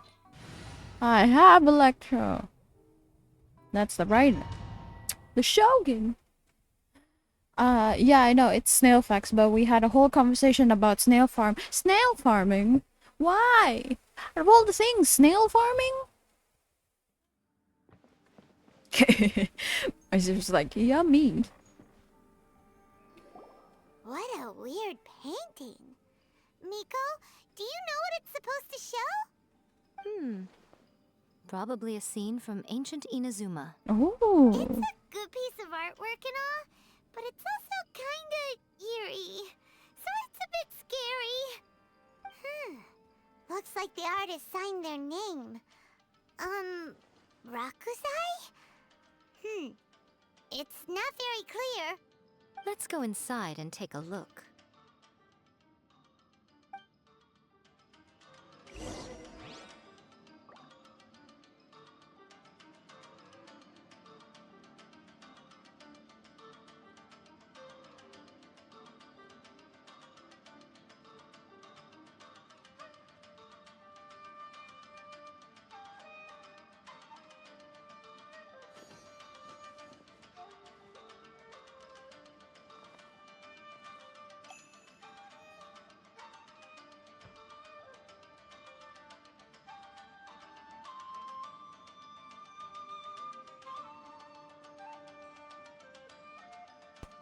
Anyways, yeah, it's a thing that exists.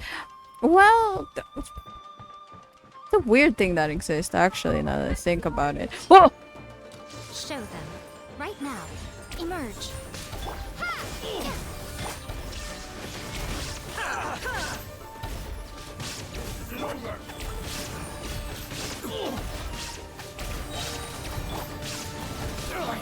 Ah, itai.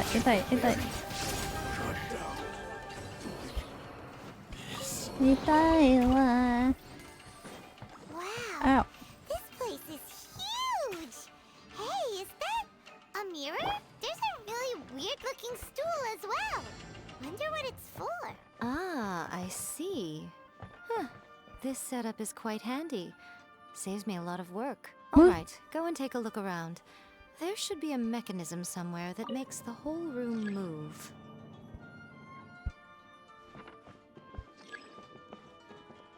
Oh!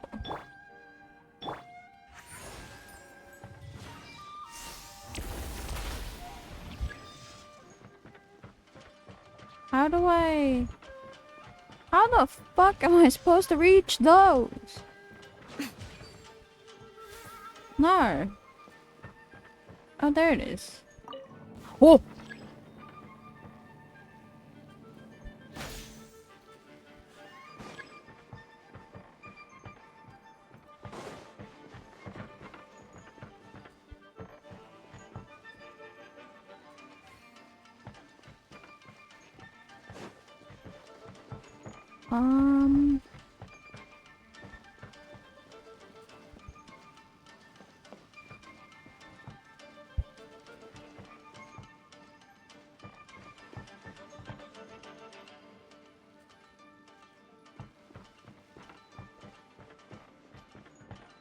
Come on out. Right now.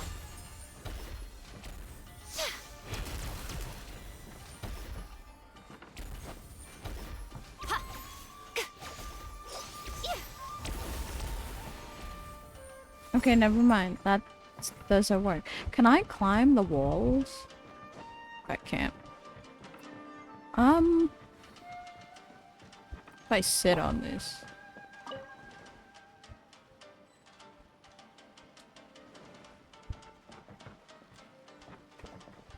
What am I supposed to do? I'm confused. Wait.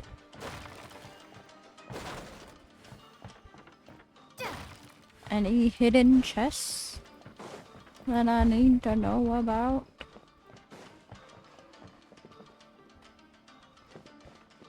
Clearly not. Okay, well then. I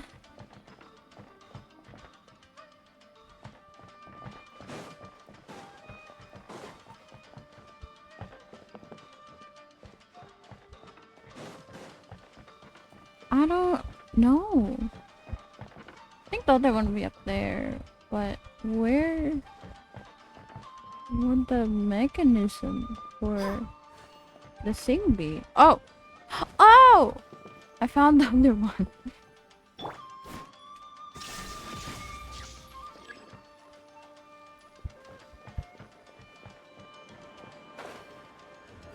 Let me try Right here. Ah! Ow! Ow! Ow! What the fuck? Torn to oblivion.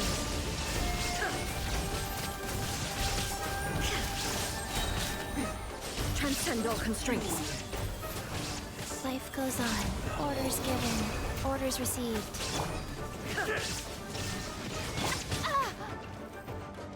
Ah, disturb. Right now.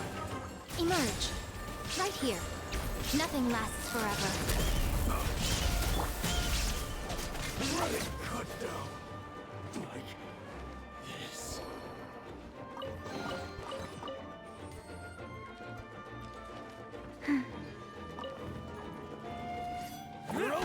Ah! What the fuck? Wheel of life. Whoa! Life goes on.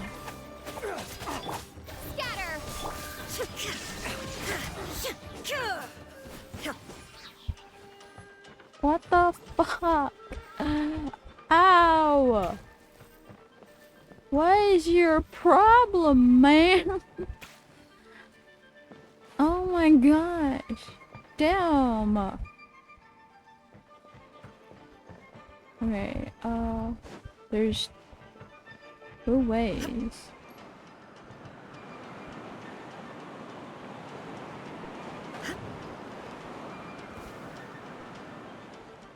Let's get down to business. Emerge. Right here. Right now.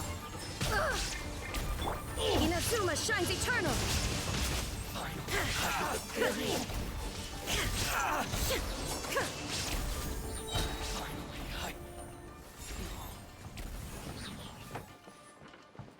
Oh, slay. Hell yeah. Wait, gotta look around. Never know.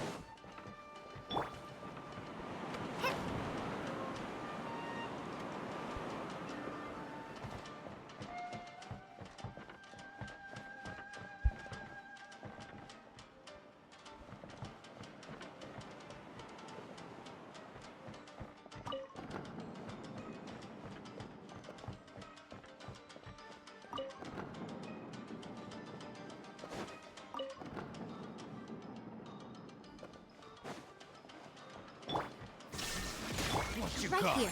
Emerge. A sight to behold.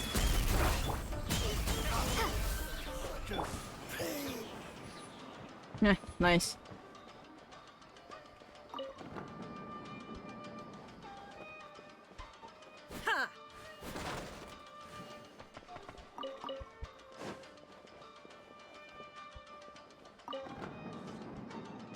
Haha, a chest.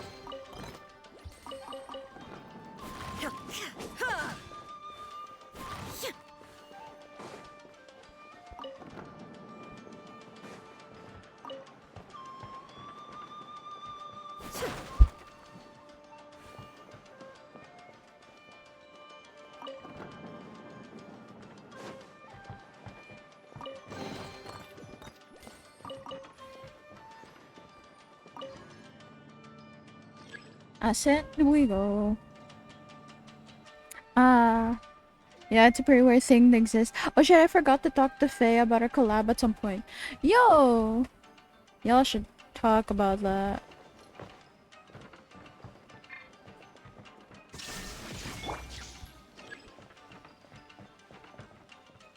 The lamps have been activated. It took a bit, and it's annoying. That shit was annoying. It's getting eerier and scarier. What is this place? Okay. Next, I will show you a secret kitsune spell.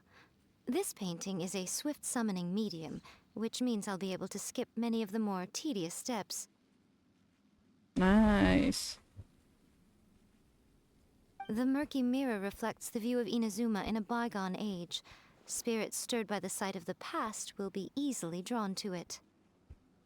You're up next, little one. Come on, sit yourself down here. We're gonna be used as a fucking body. Hold on, are we? Surely you're not planning to. The whole point of a summoning ritual is for a dead person's spirit to possess a living person's body. You saw what happened to that Oni samurai spirit. After leaving the host's body, he was only able to maintain his form for a very short time before disappearing. Are we positive that summoning a spirit to possess the traveler isn't gonna have any lasting negative consequences? Perchance, perhaps I will. Yeah, I'll text. about the I little will one text quite a Faye lot, tomorrow so don't we can you? figure that out. I'm a little jealous. Fair. I wish my friends were caring like that. Anyway, are you scared, little friend? Don't you worry now. It'll be over soon. Just think of it like having a dream. What do I need to do? Sit on the chair, stare at the painting, and relax your body and mind. Try and be natural. There's really no need to be nervous. That's not gonna end well.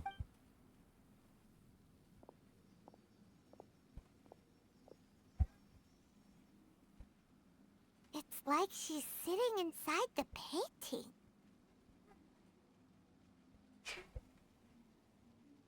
Huh? Is Paimon seeing things? Did the painting just move? Recite the incantation in your heart, little one. Also, you'll need to have some intense thoughts going through your head. A wish, for example. Now, what kind of wish do we think it would take to summon forth the author of A First-Hand Guide to Summoning Spirits? Anyone? Probably something to do with writing? Very good. The wish needs to be heartfelt, though, so let me help add a little realism to the equation. The book is selling exceptionally well, Traveler, but we're going to need an outline for Chapter 4 as soon as humanly possible. When is the earliest that you can turn it in by?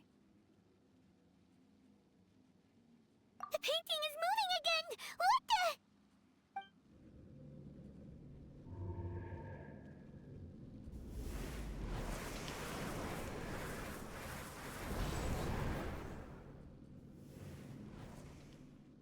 Oh, shit.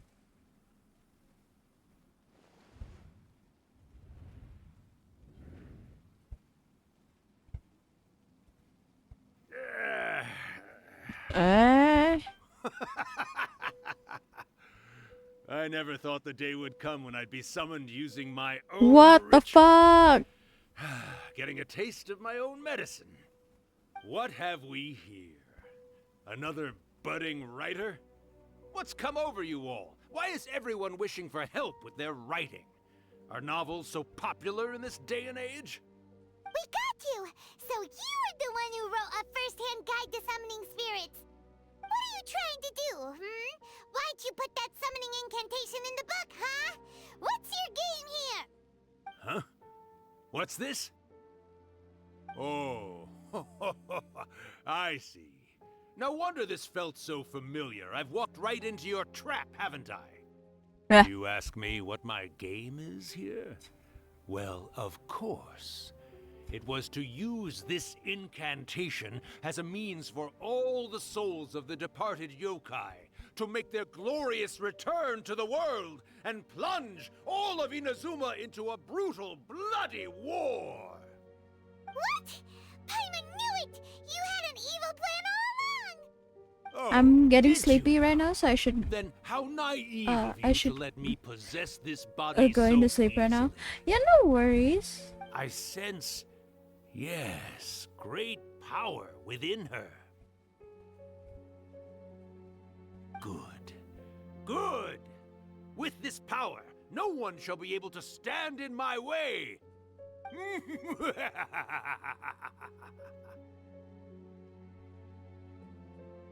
Wake up! Quick! Wake up! We gotta stop him! It is futile. You shall never wake her again. This body now belongs to me! Hey! Come on, wake up! Don't let him take your mind! Miko, think of something! Miko!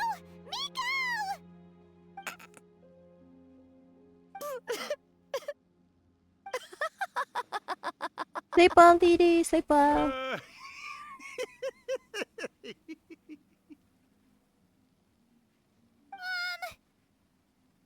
You're laughing? Oh, Rakusai, you haven't changed a bit. You caught on so quickly. Too perfect. Well, you made the face enough times that I couldn't exactly miss the hint. This is what you were going for, yes? Never one to stand on the sidelines of a good spectacle, are you? Always got to dive in and fan the flames, huh? You Good night, Yoshi, and this everyone little else. Also, kitsune. stay hydrated and take care of Look yourselves. what you've done to this little flying Yeah. one here. Oh, poor thing scared witless. You were having plenty of fun playing the bad guy a moment ago. Now you're trying to blame it all on me? Rakusai? Miko, you guys know each other? Yes, we do. Of course we do. Allow me to formally introduce the author of A First-Hand Guide to Summoning Spirits, Urakusai. No, wait. To be more accurate, it's Urakusai's memory. Memory?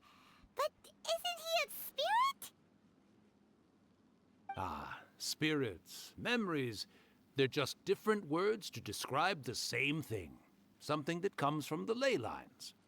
Do you remember that recent incident when the Rift Hounds were gnawing at the sacred Sakura's roots? You witnessed human memories leaking from the ley lines, didn't you? Well, since there are human memories, of course there are going to be yokai memories too. In life, yokai possess supernatural powers, and even when they are a shadow of their former selves from a bygone era, they still have the ability to control whether they are visible or not. Typically, yokai memories survive longer in the world than those of humans. Indeed, indeed. I was wandering around the sacred Sakura's roots when I suddenly heard someone yelling, "Please, someone, anyone, help me write a truly amazing novel." It piqued my curiosity, so I popped inside his body and wrote a novel for him. So that's how it happened. But why did you include a summoning incantation in the novel? Oh, little one. Not to toot my own horn here, but when I was alive, I wasn't just another kitsune, no. I was a mighty and powerful Daioko. The memories of other yokai can't possess human bodies at will like I can. But with this incantation, they can go one last little joyride in the world for a couple of days. Anything they're still itching to do, they can go and get it done. But... She's trying to say that all the commotion this causes is likely to be a great disturbance to the humans. Disturbance?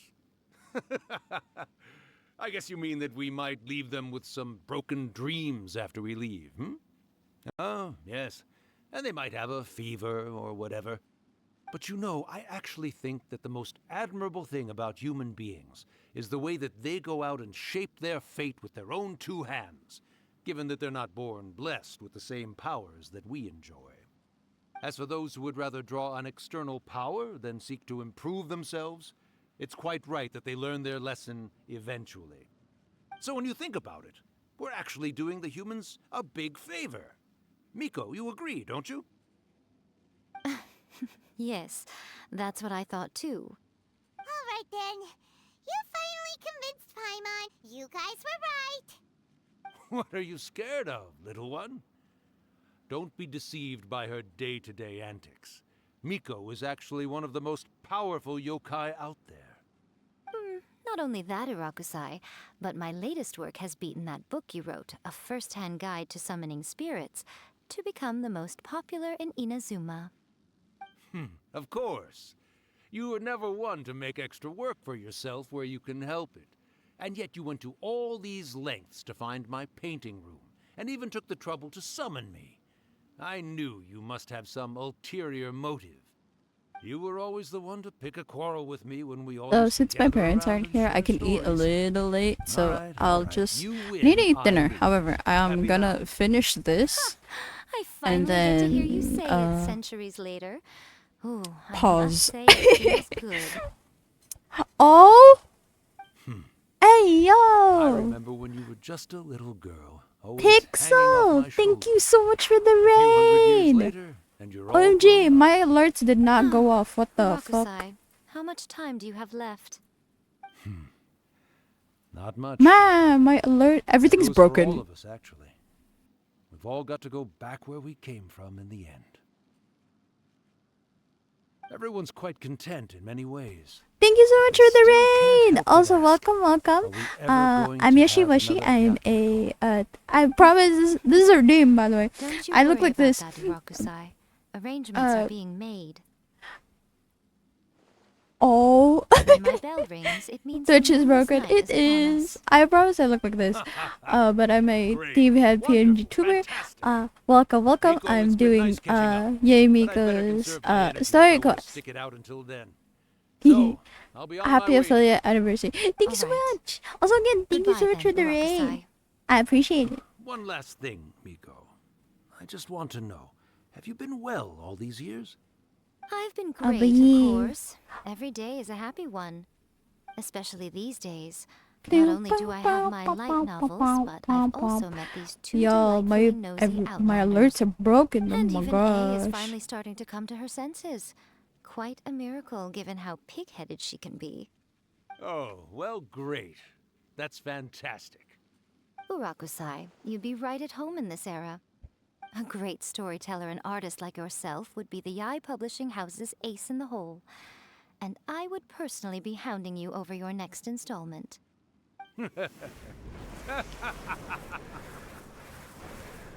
Oh, there he goes. He disappeared. Are you awake? How are you feeling? Are you all there? Here, like last time, repeat after me. 1, 2, 3, 3, 2, 1. Oh, you beat me to it. Looks like your brain is intact. Ah, of course. So, your first possession, What was it like? I remember everything pretty clearly. I just couldn't get in on the conversation myself. Good. Saves me from having to explain everything again. Hearing Rakusai admit defeat has put me in the most wonderful mood. In return, it's only fair that we make sure to deliver on what they're all hoping for. You mean the Moonless Night? They want to do the I don't know how to pronounce this. That? Yes. Though they only represent a tiny proportion of the memories in the ley lines, it will still be quite a sight to behold when the time comes.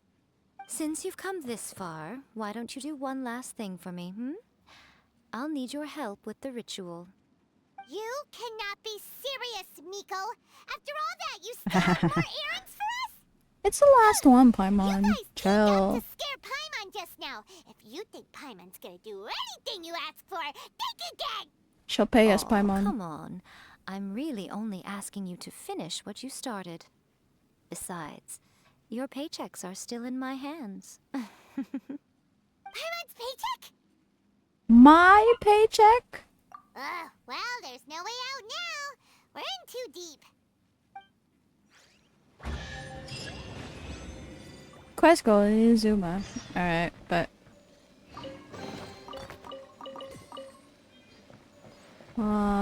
leave domain. Okay. Okay.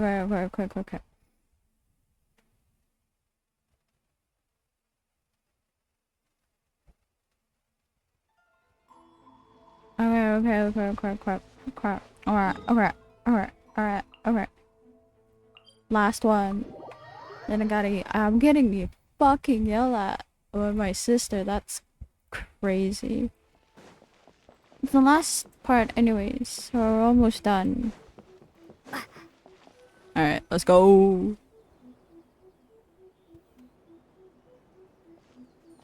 Well, hello there, my little helpers. So nice of you to join me. You're right on time, too. As if we had a choice. We just want our paychecks. So, Nico, what exactly do we have to do to make this Hyakyako happen? Also, to be clear, we actually have no idea what it even means.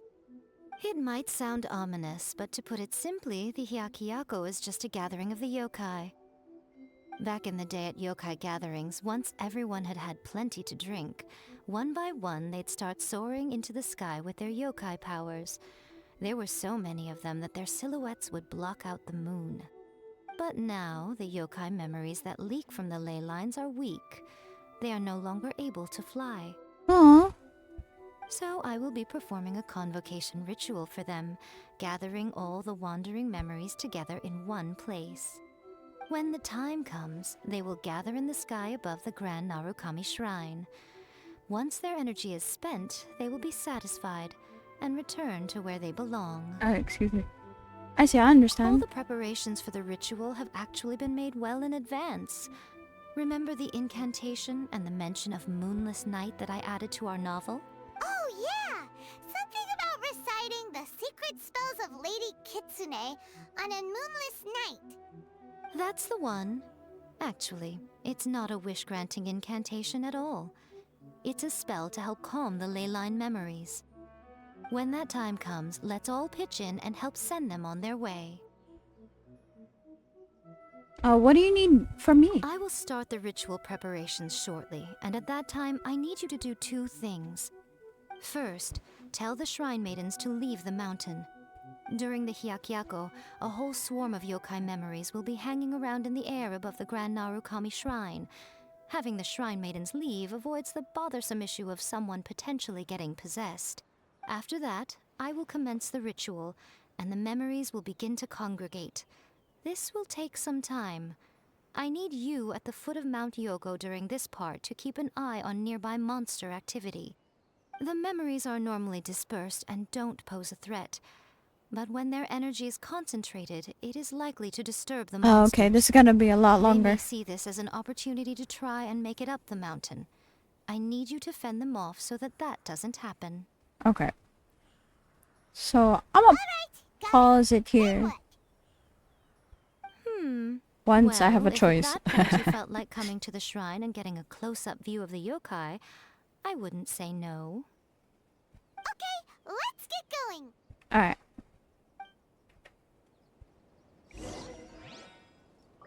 Okay. So I'm gonna leave it off here. I'll be back. I'm just gonna eat dinner.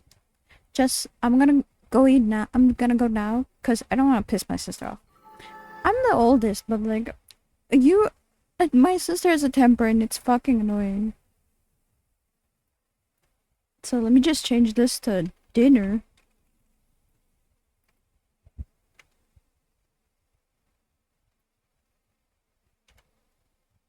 Alright, I'll be back. Y'all chill here. I'll leave y'all with music. Yeah. It'll be great.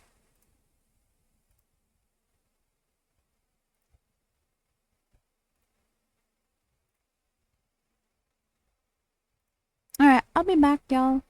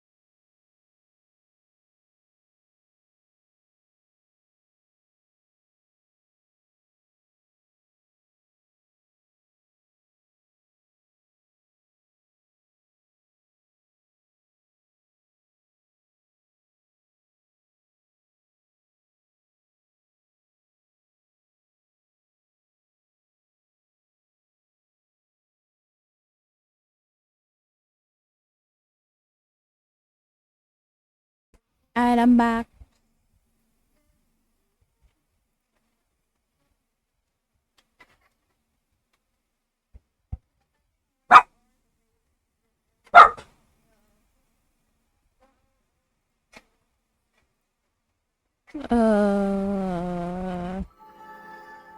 Alright. But the unit, you got 2 hydrates, by the way. I saw. You should not keep the light open. Okay, I'll turn off the light. Jesus. Wait, let me hydrate twice.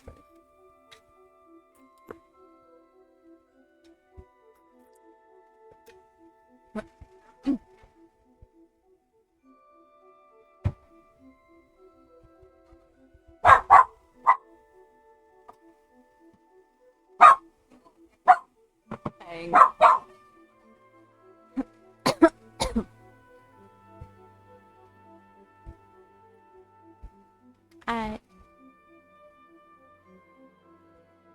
Let's continue the last part of Yamiko's story quest. So we gotta tell a bunch of people to leave. Hey. Descend the mountain? Are those Lady Gucci's orders? Yep, Miko said the ritual she's gonna perform soon might pose a physical danger to you all. I see. I'll evacuate everyone right away. What about you? We'll be taking care of a couple other things for her. And once we're done with that, we're gonna come back and do the ritual together. Because we want to make sure she's safe too. Because we want to see the yokai.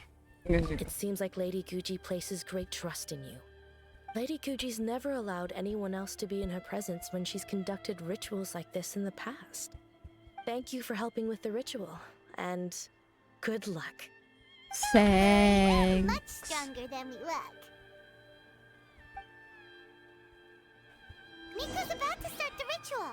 Come on, let's go deal with the monsters down the mountain.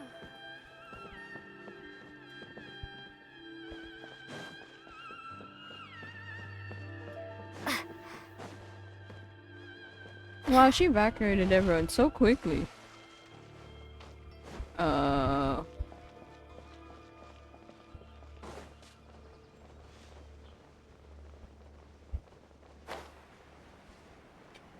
Until the day after. Oh! You born, Pedro? To the light.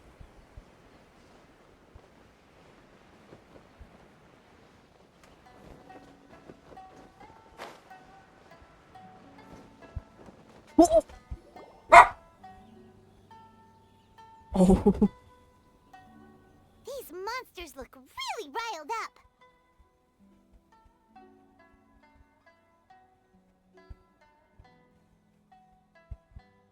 We can't let them up the mountain. Let's get rid of them for Miko. Yep. Let's get rid of them as fast as we can. Then we can get back in time to see the yokai. Hell yeah. Alright, here they come. Bet. Whoa! Spring forth! Illusion shattered! Opening box of Adepti-Trix. Go.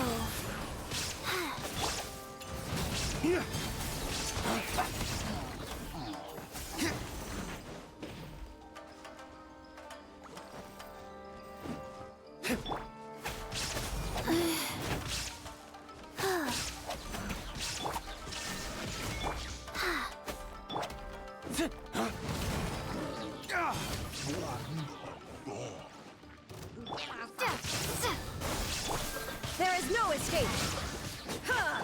Life goes on.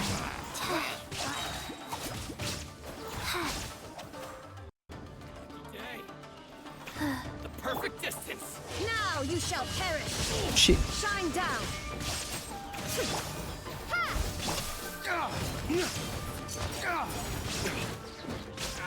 Barry. There's so many of them. Come on, you can do it. Flames,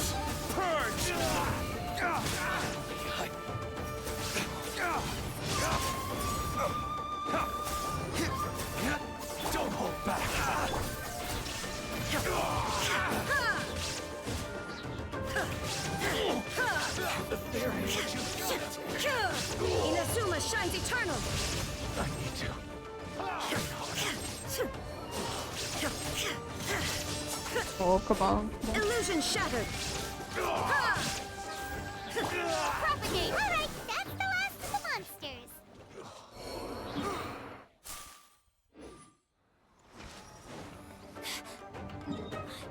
Oh hell no.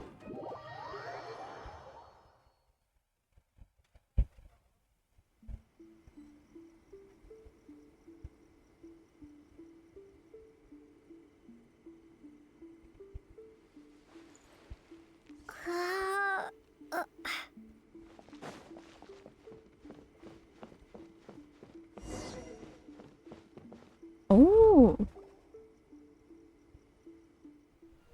Also, is the audio okay?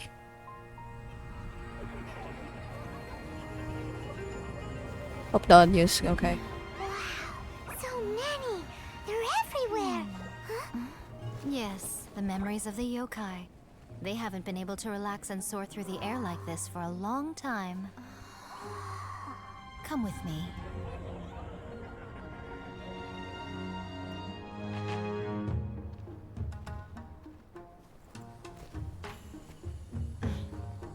You all right, little one? You look a little nervous. It's just, Paimon's never seen anything like this before!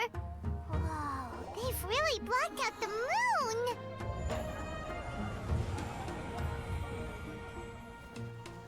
It does look a little intimidating, doesn't it? But I know them. They may be loud and brash at times, but they are good and brave souls. Even after losing their lives in a brutal war, they have never given in to grief or despair. Alas, their time is short.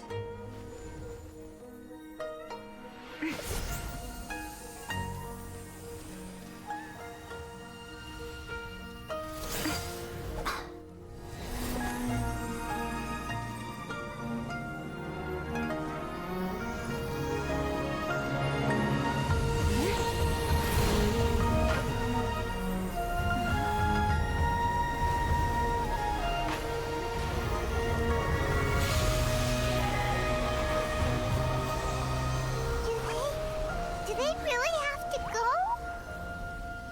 It's a feast, and all feasts come to an end. Since you're sorry to see them leave, why don't you do the recital along with me? O Hakushin, cause of this enchantment, in reverence I perform this rite. In reverence, I perform this rite. To be a guiding light.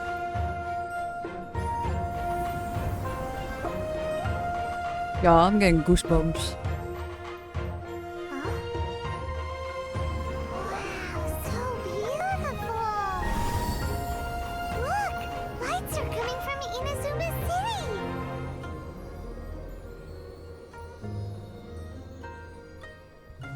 The book says, recite the secret spells of Lady Kitsune tonight, and our wishes will come true.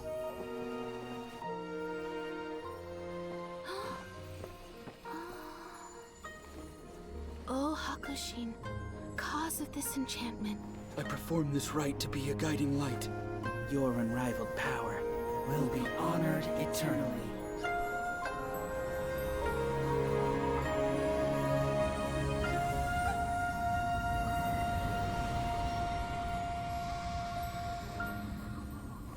Murakusai, you asked if I was doing well. Really, every day is a happy day for me. But watching you all leave now, I can't help but feel a little lonely. Just a little, of course.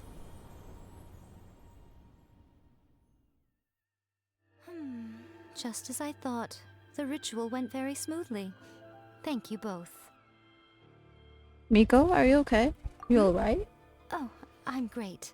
She's not. The look on your face just now. I'm fine, seriously. Really, We ain't falling for that. No. Honestly, you two.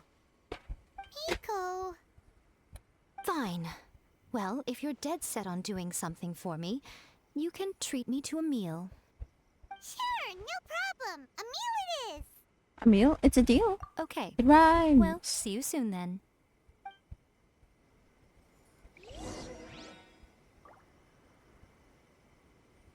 When is the appointed time?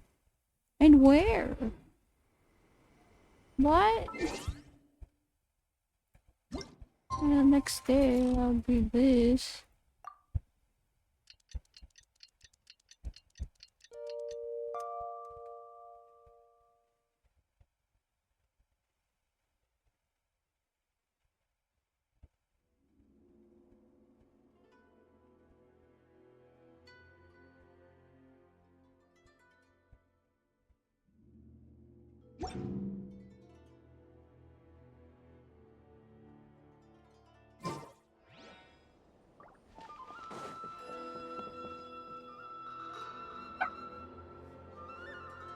Jesus.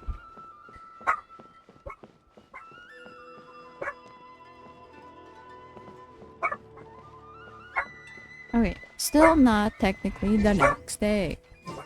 Hey, bet.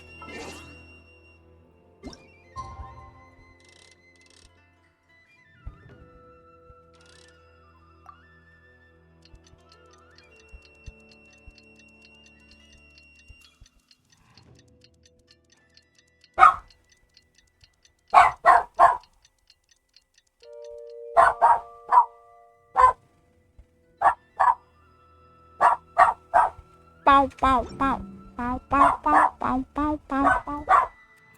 Yeah. Today is the day we agreed to treat Nico to a meal. The venue is Uyu Restaurant. Let's go!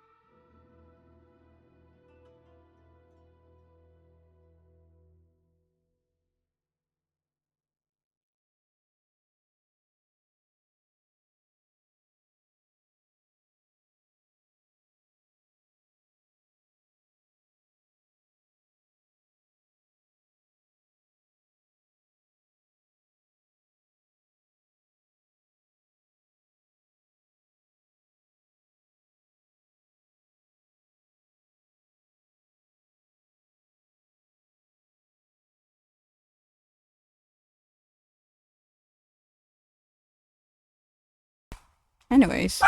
Oh my god. Uyu Restaurant.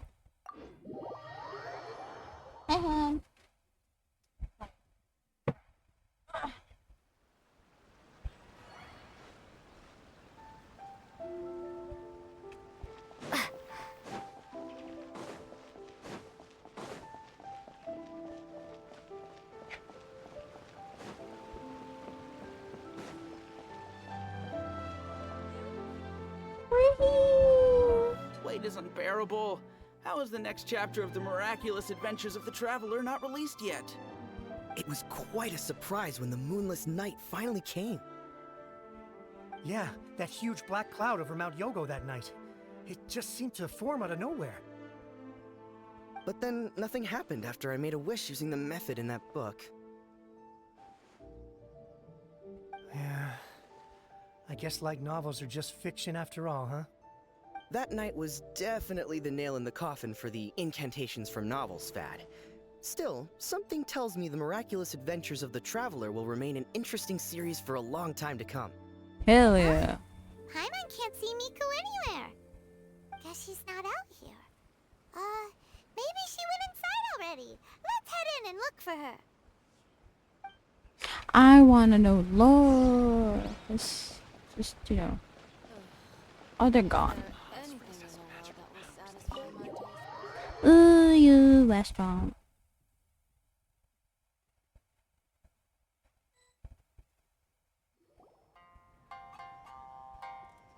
Ah, my little friends. There you are. Nico, what is this? You started eating without us? I did, yes. You're paying after all. The thought of being able to eat the most expensive dishes and drink the finest sake, all for absolutely free? Oh, I just couldn't wait any longer. Boss, see these two faces here? Remember them. They're the ones picking up the bill later. Alrighty.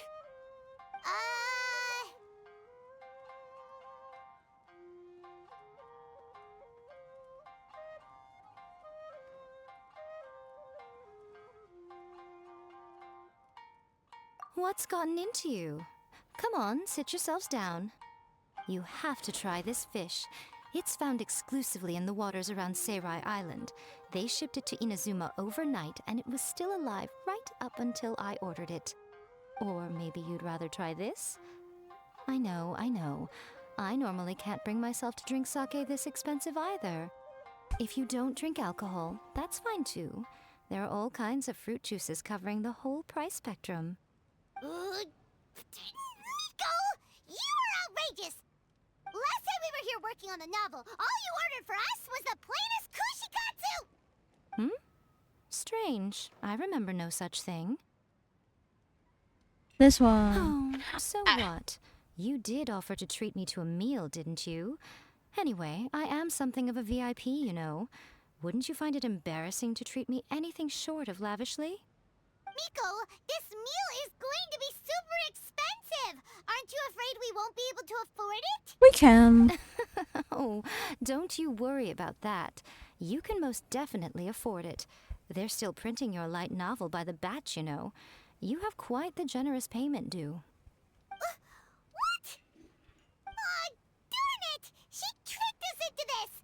Miko was after our Mora from the very beginning! We've been taken for a ride. Shouldn't have let our guard down. Oh, the looks on your faces right now. Too perfect. Oh, by the way, since nobody's wishes came true on the moonless night, novels with incantations are no longer in vogue. So you'll have to come up with something new for the next chapter of The Miraculous Adventures of the Traveler. The deadline is looming. I'm counting on you. Are the events in Sumeru? That's perfect for chapter 4. Thank you for the meal. I thoroughly enjoyed myself today. Oh, did I mention? A saw that convocation ritual we performed over the Grand Narukami Shrine. I know she can be pig-headed, but it still took me by surprise when she wrote me a long and sternly worded letter about it, chastising me for taking this whole thing much too far. Oh, I hardly see what all the fuss is about. Everyone seemed perfectly happy to me. Okay, I'm leaving, Miko. Hey, dude.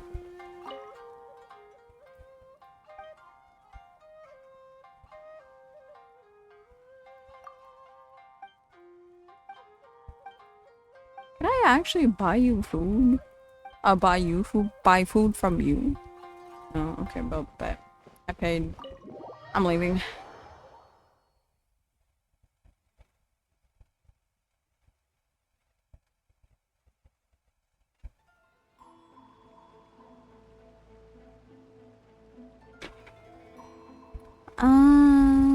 Okay.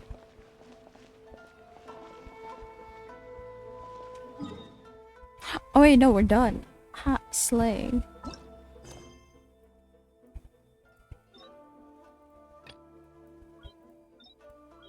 Pale fire. I don't know what that one is. These ones will take a lot of time, so I'm not doing that on stream. Do I want to do this?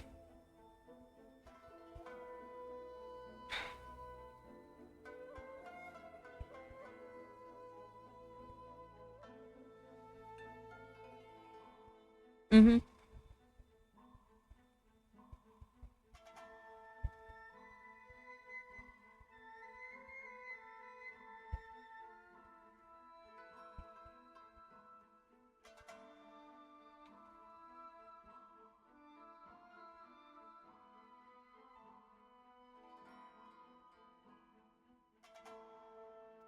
Okay, let's see.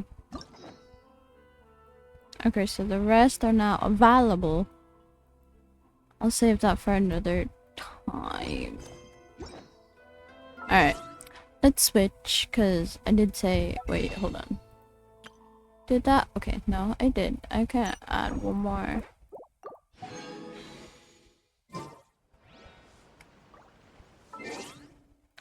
Okay. Alright, okay. We're switching to just chatting. Cause I kinda want to chill out for a bit. You know. Actually, no. no, we'll chill. Oh wait, I have to download a game. That's gonna lag the stream a good chunk of a lot. Oh, but I think that'll be okay. Hopefully.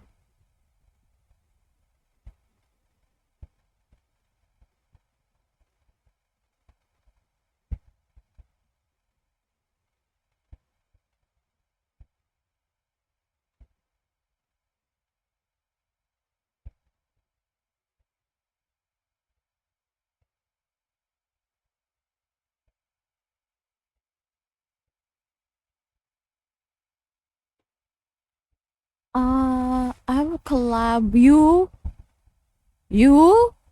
Me? You! Hi, Kitsu!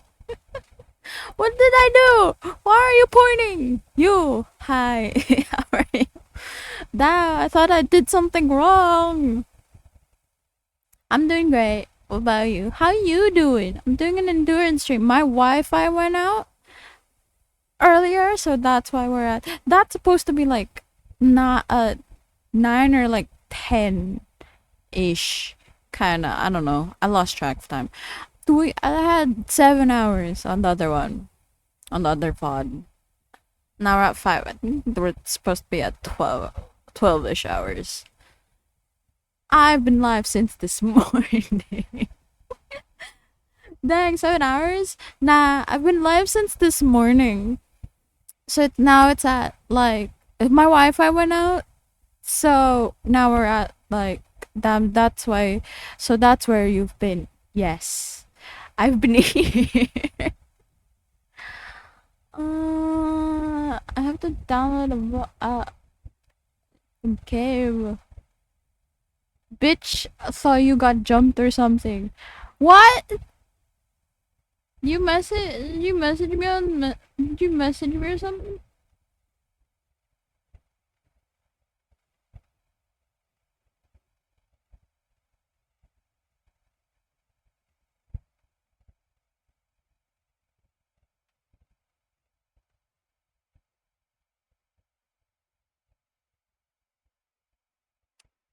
What? Wait, I haven't yet, but you've been radio silent. What?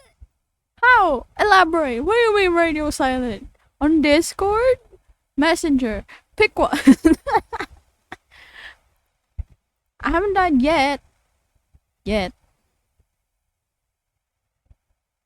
Bitch, you can't kill me.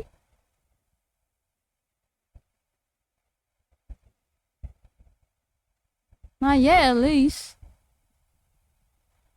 Okay. So I'm downloading a game. This is gonna take a while. Bitch, I wasn't going to.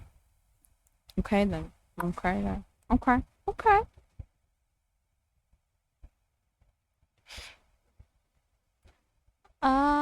Okay, United States. If Yoshi died, they would do face reveal. Yes, if I was dying, I would do a face reveal. Would be messed up if I did a, like, I was like on a deathbed and I did a face reveal. That would be messed up. I'd do it if I found out I would have to be like for sure, like there's no cure. Then I do a face reveal. Then I do IRL face cam streams. Bitch, you ain't never gonna die. Yes. Duh. Death will have to pry my my soul from my cold dead hand. I'll find the fountain of youth. You're gonna live forever, bitch. If I'm gonna live forever, you're gonna join me. You're gonna be with me for all of eternity. I ain't continuing living without y'all. I'm dragging you down with me.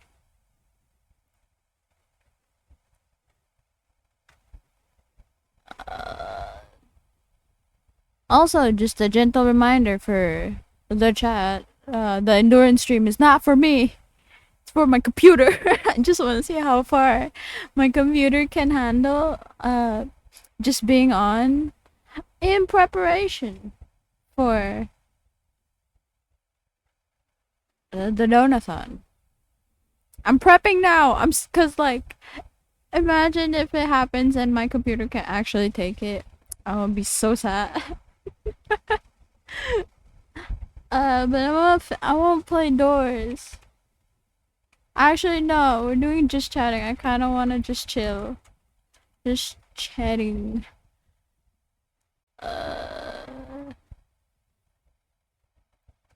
I don't think I have the please watch this on. Unless I do. Wait, and I don't. Unless I do. Okay, no, I don't. Alright, bet. Yes! I wish we would be chilling. I'm not gonna open the please watch this redeem. Maybe computer can take it, but what about the Wi-Fi? True! My Wi-Fi can't.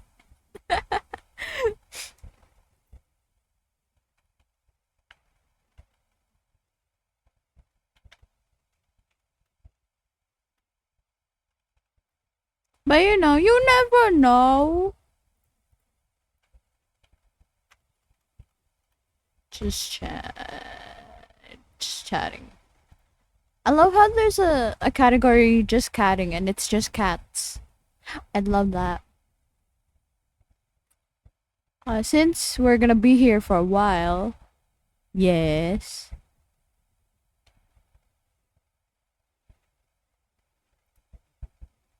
Do you have something? Ah, there we go. There it is. No, that's not it. No, that's not it either.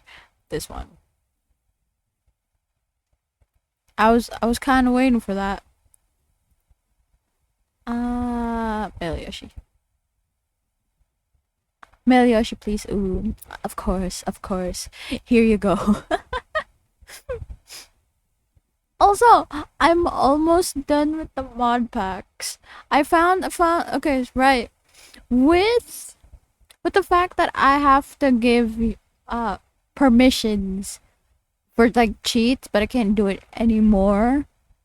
I found an alternative. Though it would require you to have just a shit amount of rings. Yes, that is oh no.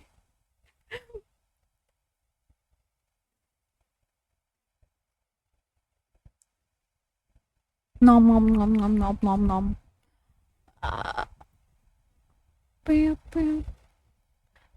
See, I'm sorry, didn't mean to. Kitsu. Really? In front of my door stream? I'm just kidding.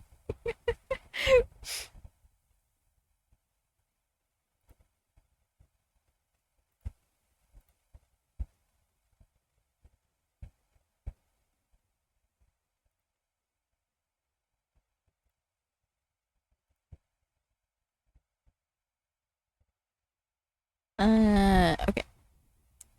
Alright, okay. Alright, okay. Alright. I'll play doors later.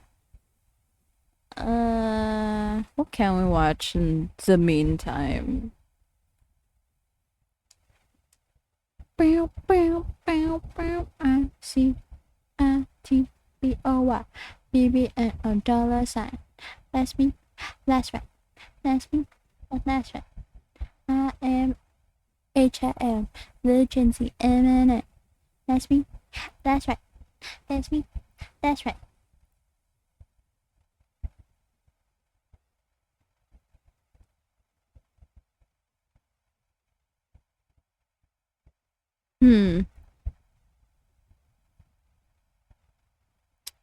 GD Live.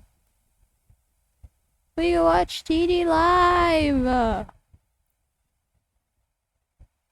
What if karaoke stream? Only if y'all join me. I'll karaoke stream. JK, maybe not now. We can! Guy, I remember the first time I did a karaoke stream. My voice does not sound nice when I'm aware that it's karaoke.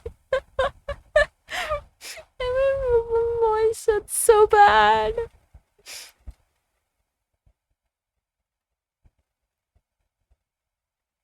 It becomes worse, I think. I'll join you right now if you want. Ayo?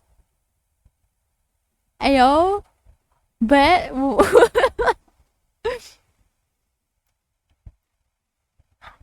Bet we'll do karaoke shit right now. Bet. That's the point of karaoke. You're not meant to be good. Fair. Fair enough. Fair. You're meant to have fun. Fair enough. Bet. Wait, let me open my Discord. Oh, so many things are on.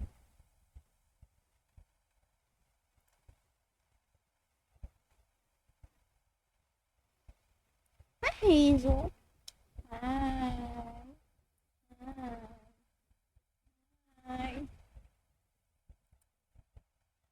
Actually, before I do the karaoke stream, I'm gonna wait till my thing finish downloading, cause I have a collab with a friend later. Alright, hold on, let me open my PC real quick. Yeah, no worries. Take your time. I am gonna wait till my thing finishes downloading. Connection problems, let us know. No. Slay.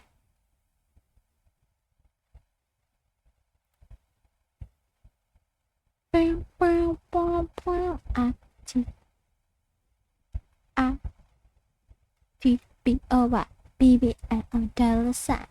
That's me. That's right. That's me. That's right. I-A-H-I-F. Virgins and I know. That me. That right.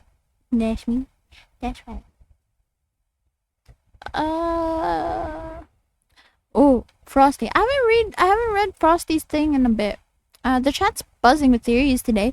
Kitsu suspects Yoshi has found the secret to eternal life, while James hints at a potential face reveal in case of demise.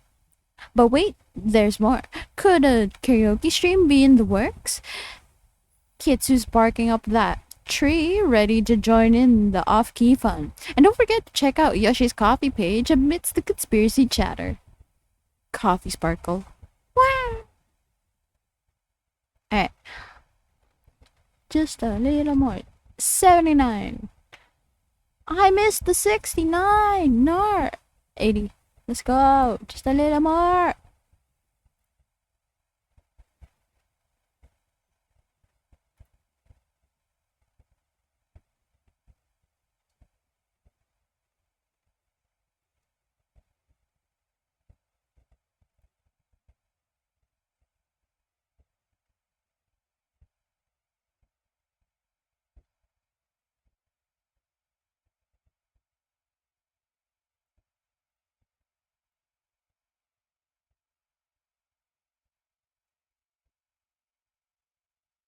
Whoa, wait. Is he graduating?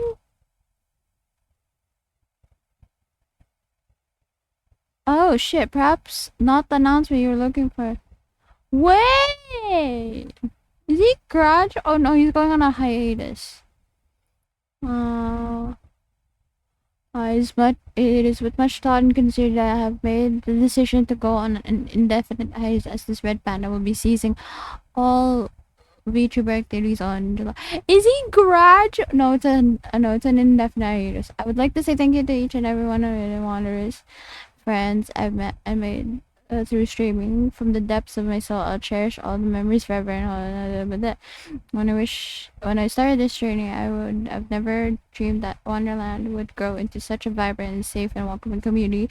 But here we are. Because of everyone's support, I have had the chance to find something I can truly be passionate about. I'm so proud of everything we've achieved. This choice didn't come easy, but I hope you will all come to understand and accept it with heads held high and a big smile on your face.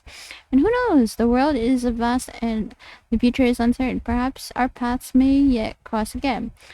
Let's enjoy a few moments we have left together with as much fun and chaos as possible. Wanderers will always be marching on and forever. What the? Who's going on hiatus? Oh no. Do you? No. Why? It's one of my VTuber Oshis. Sorry. He's going on indefinite hiatus. What the fuck? No. Why? Hello, I have news as Shaka is signing well. I was gonna ask everyone to try understanding understand some of you may be curious why it's happening, but that's why. No!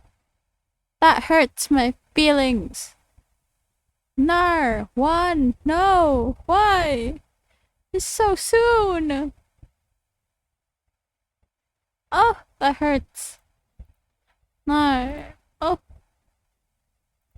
I shook it. It's just sad.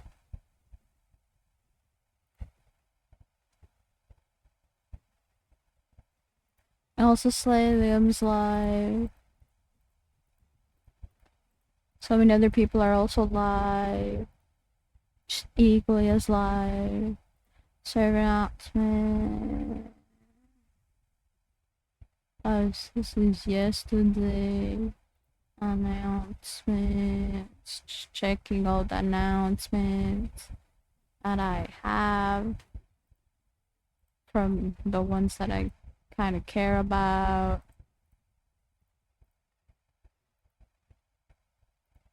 Okay, we're good. We're good.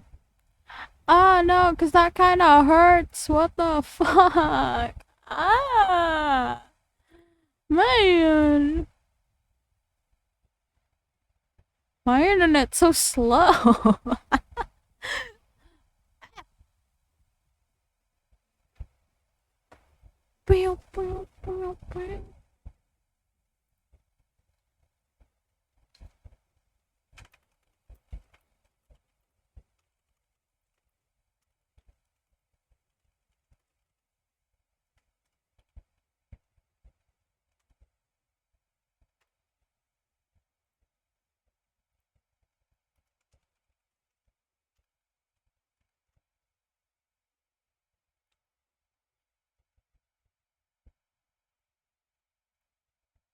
That hurts.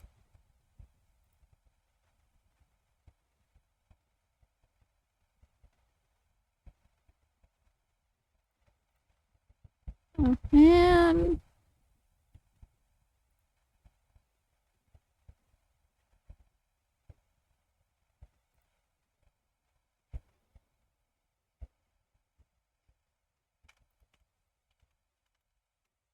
I-E-O-Y-B-B-L-O-S-I. That's me, and that's right. That's me, and that's right. I-H-I-H. Oh no, I-M-H-I-M. Legends, M-I. Sorry, that song's been stuck in my head, especially that specific portion of that song. Okay, wait.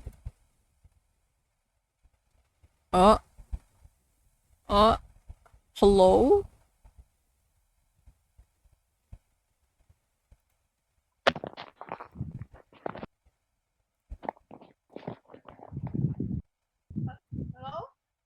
You sound far. Why? I don't know. You just sound far. Alright, how about now?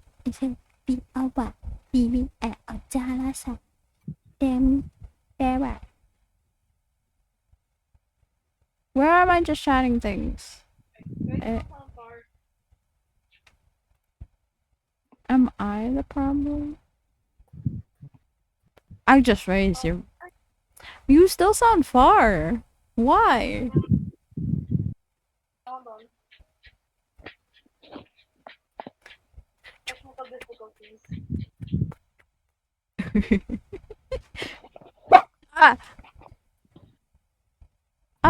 Yeah, Hazel, why? Why? I thought you loved me. You do. I think it might be my mic. No. Of course, it's my mic. It's always my mic. No. It happened too soon. Too soon. Hey,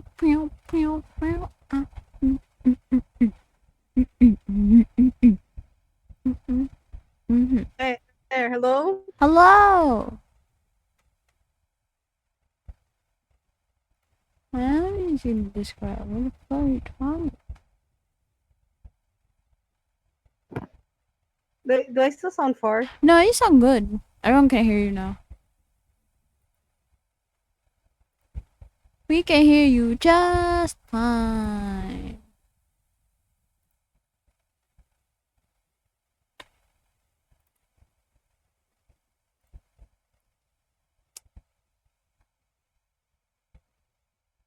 Is my internet just slow? What? Okay. Alright, there we go. Okay, we're good. Slay. Technical difficulties, but you know, that's normal for us. Is it ever a stream of us together if there's no scuff? That's just crazy. Yeah. I mean, honestly, I feel like it checks out. Also, hold on. Hello. Yeah, oh my gosh, it's Kitsu. Hell, it's been a while. It has. Hi. Oh my gosh.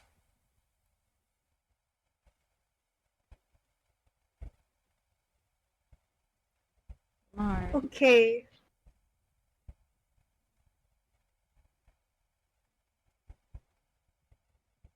Anyways, how are you? I'm good. Yesterday, I want to tell you something. Fucking yesterday, right? I went Okay. live, right? Yeah, I went live. Yeah. I was live for 30 minutes and then everything broke. Fucking I was technical difficulties and then I was gonna take a nap because I thought oh maybe my computer is just not feeling it, so I let my computer sit. I woke up, it was 3 in the morning. I was supposed to take a nap. And then and then Zephyr message was oh, how can I help with the technical difficulties? So I was on call with Zephyr and we were trying to figure out the whole why my computer won't open. I found out my fucking webcam caused my computer to stop working. How did that happen? Zephyr's assumption was my computer was trying to look for my OS through my webcam. Yeah. So I was like, what? Why? So here we are. Okay, that's what I was wondering because I saw your live message and I didn't join immediately because I was doing something. And then when I went to click on it, it said that you stream ended, and I was like, what? Yeah. That was why, cause I couldn't open my computer after, cause I was like, I tried to reset it, cause like usually I could write, cause my Wi-Fi went out. So I just like, when that happens sometimes. So what I do is I just unplug the Wi-Fi dongle of my thing of my computer, and then I replug it, and then it works. But I did that and it didn't work. So I was like, okay, when that happens, I usually just restart my PC. I did. I restarted it. It never opened. Me and Zephyr were trying to figure it out, and then he was like, okay, try to unplug, because we was trying to like help me, and it had some, and at that point it had something to do with my keyboard, but my keyboard wouldn't open, right? So I was like, unplugging it. I've unplugged everything that was plugged besides my mouse and my keyboard, and I saw one that was still plugged, and I was like, oh, what's this? I unplugged it, and then everything started working, and then I was like, wait, where does this lead? I found out it was my fucking webcam. So I'm not doing a hand cam anytime soon. I'm gonna get a new webcam. Yeah. Oh, it's a sign. I'm not meant to be a flesh tuber. You are, yeah, no. See, this is what you get. This is what you get for betraying your ways. How dare you? How dare I break the immersion? How dare you? We signed on to be PNG tubers, and you're trying to be a flesh tuber. Shame. Shame. For shame on me. But yeah, now everything's fixed. Everything's working. Okay. Wait. Let me share my screen. What song we doing? I don't know. Is there anyone in chat? You got song request. I'm not ready. Why did I say that? I suggest this. Cause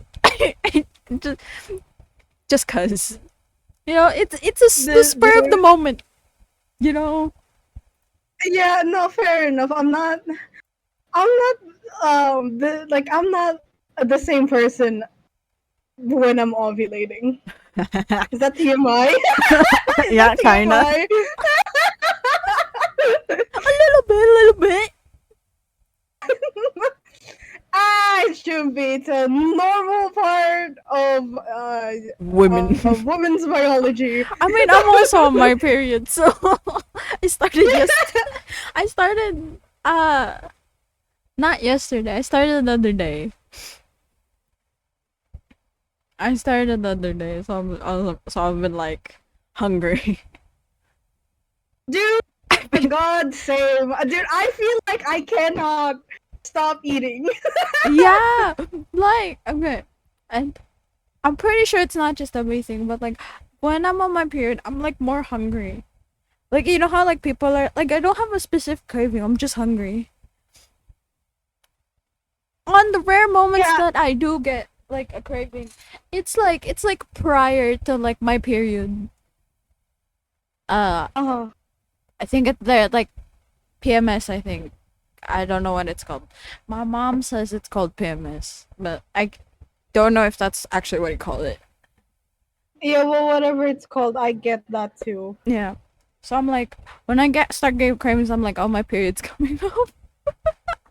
Dude, I'm like, I don't know, because for me, it's like, right, like, I don't know, because it varies. Sometimes I'm like so hungry. And it's like, I will eat and I will eat, and I will never be full. Dude, and other times it's like I eat like one fry and I'm like, that's it. I don't want to eat anything for the rest of the day. Nah, cause like, why is it like that? It doesn't make sense. I don't know, man. It's a hard being a woman sometimes. But yeah. It's weird. This month is one of those ones where it's like, man, I don't want to do anything but like stuff my face, and I'm like, I'm not, cause same. I'm like, I kind of want to eat everything, but not at the same time.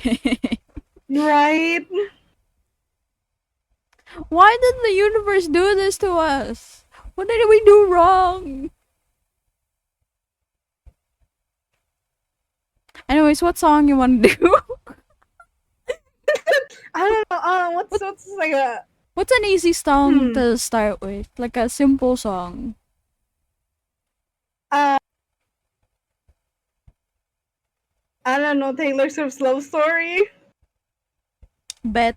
I don't know why that's the first thing that came to mind. It just is. You in love or something? Hey, whoa, easy, no. I'm kidding. I could tell if you were. Oh, I know. I've known you long enough to know.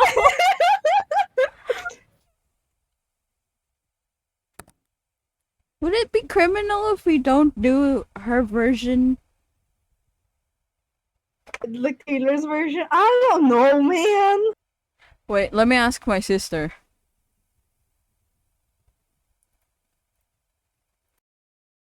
Also, I'm muting my mic on stream. Everyone can hear you, but not me. But you can hear me.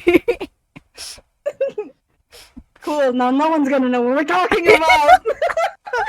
Yeah, I know, right?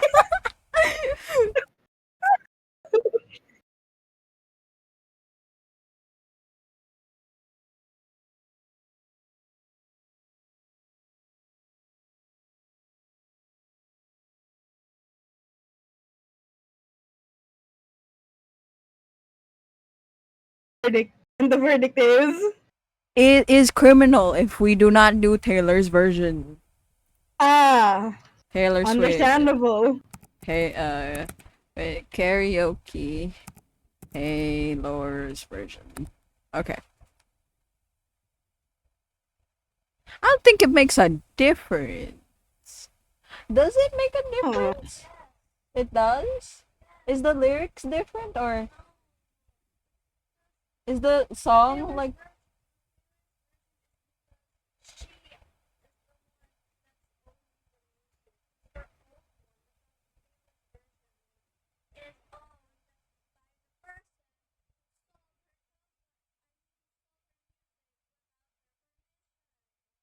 Ah, I see, I see.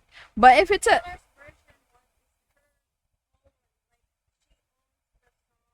Ah, okay. But what if it's like the karaoke version? Does it matter? No. Because we're doing like an impromptu karaoke stream. I mean, yeah. Karaoke, I mean. No audio.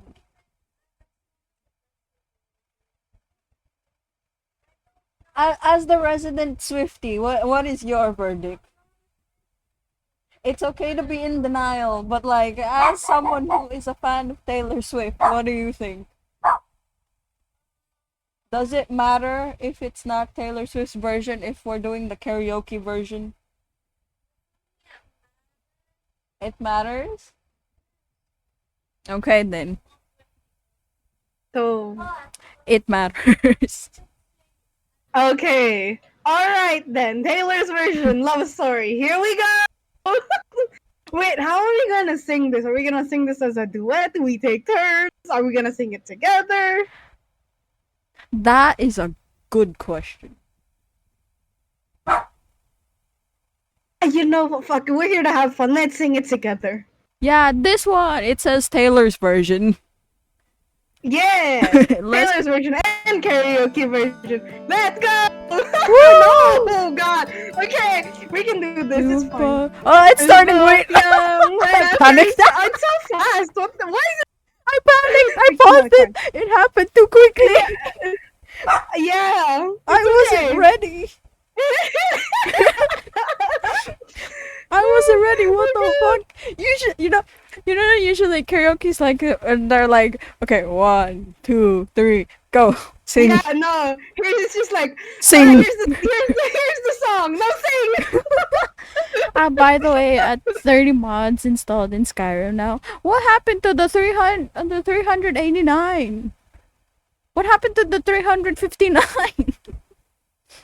James, you told got me. some explaining to do. Oh, I broke it. Oh, okay.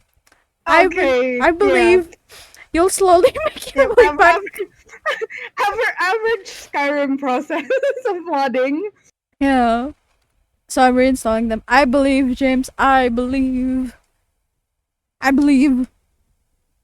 Alright. Okay. We'll do our own timing.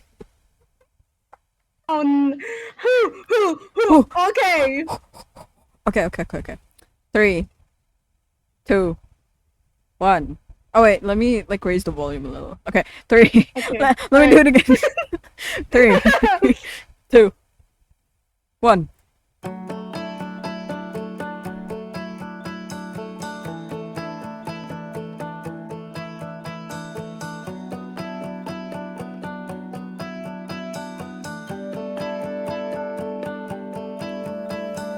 We were both young when I first saw you. I closed my eyes and the flashback starts. I'm standing there on a balcony in summer. See the lights, see the party of ball gowns. See your way, you make me look hard to say hello. Little did I know that you were Romeo, we were something pebble. My daddy said, stay away from Julie. No cannot stay. It's too fast. I don't know if it's delayed for you or like I'm going too fast. Is it delayed for you? I don't know. Maybe a little bit, I think. Oh no! Okay. This isn't gonna work. This is not gonna work. Oh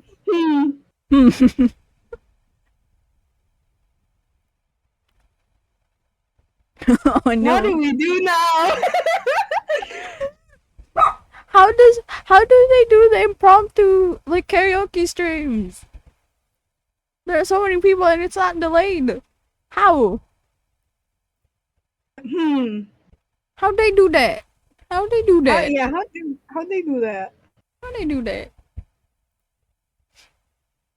We made it to 1 minute into the song. Oh no. Is it your Wi-Fi? That's the problem. Is it my Wi-Fi? I Whose don't. Wi-Fi is the problem? I don't know. I wish I knew.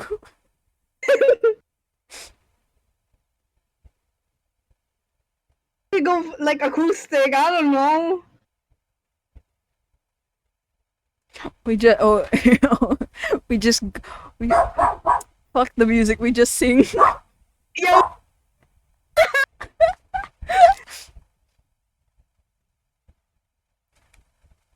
No, listen, man.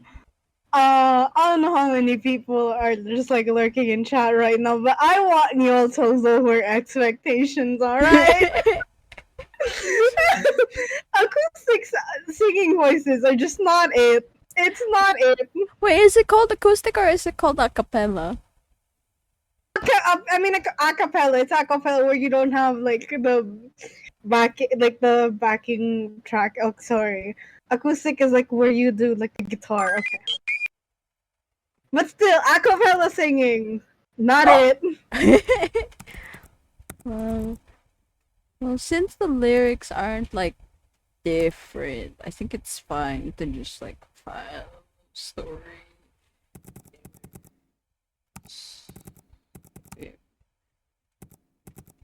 Lyrics.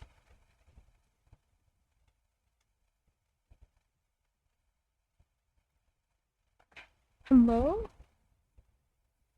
Oh, there we go. Yeah? No, my mouse just stopped working. I was like, hello? Oh my god, your PC is done. So this is the limit. 12-ish hours. Yeah, okay. There. It's so bright. Oh! Oh. So what, do you want to take turns in the acapella? Okay. We alternate per stanza, verse. Verse? Yeah. Yeah.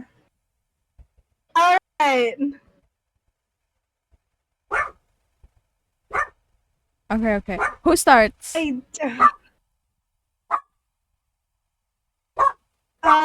No, flip a coin. Your head, some tails.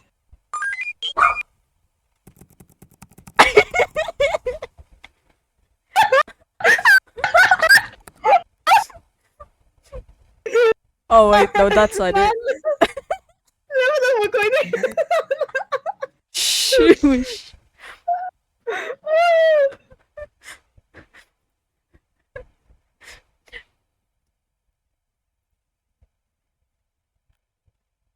How is it heads 3 times in a row?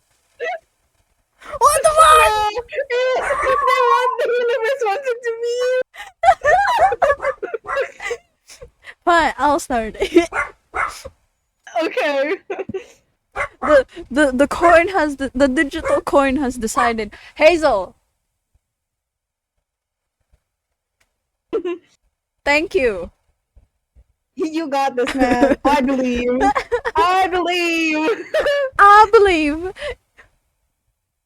I believe in buffalo chicken sauce.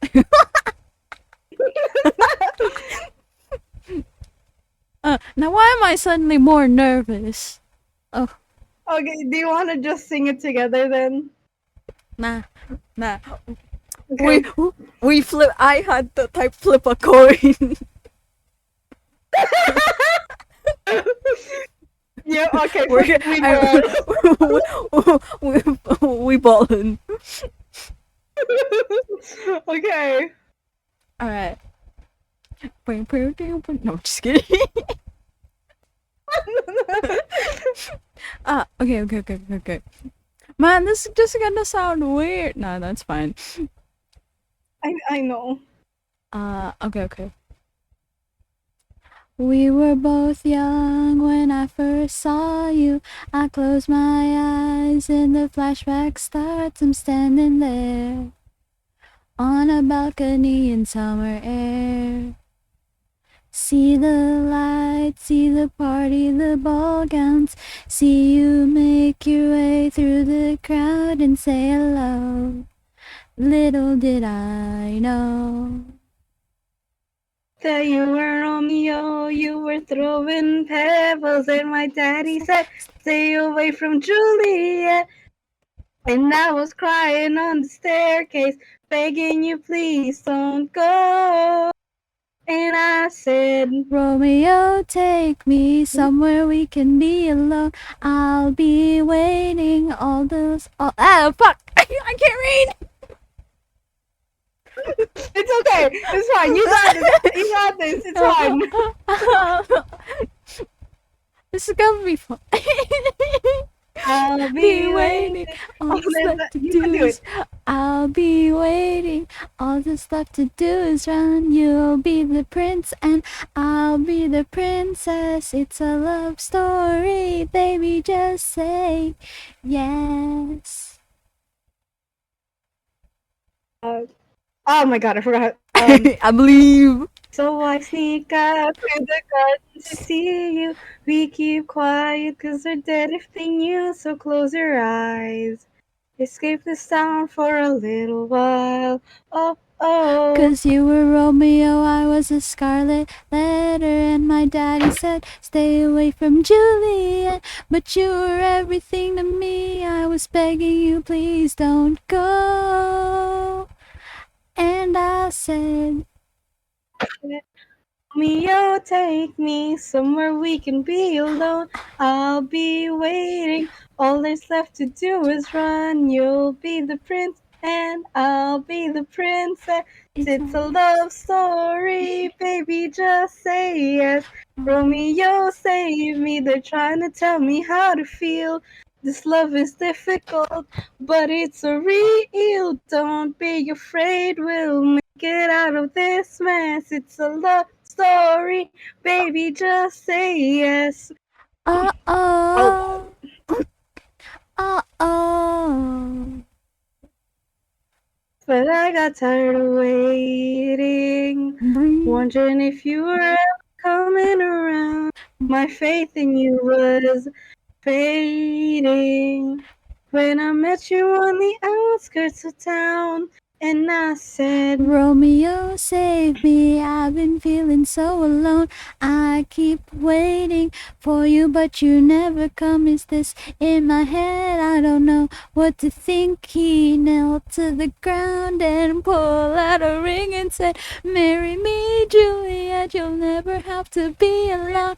I love you, and that's all I really know. I talk to your tango, pick out a white dress. It's a love story, baby, just say yes. yes. I'm sorry, I couldn't resist. 'Cause we were both young when I first saw you. You. Yeah. Yay! We're never doing that again. God, no.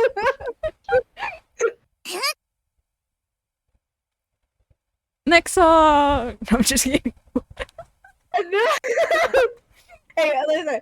Unless anyone specifically requests another song, we're not doing that.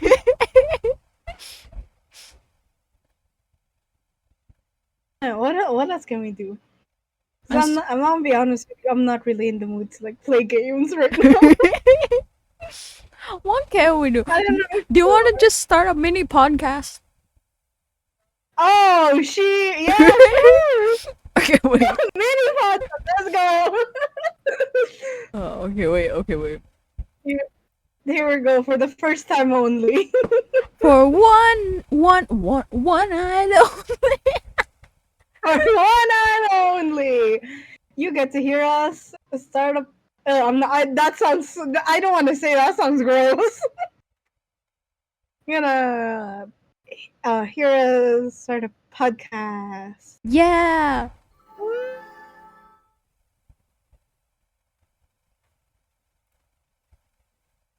Like a low, like whispery voice. Perhaps. I don't think I can do that. I think I can do that for long. Okay, wait. I'm editing the whole thing live. I'm gonna make us like a mini podcast.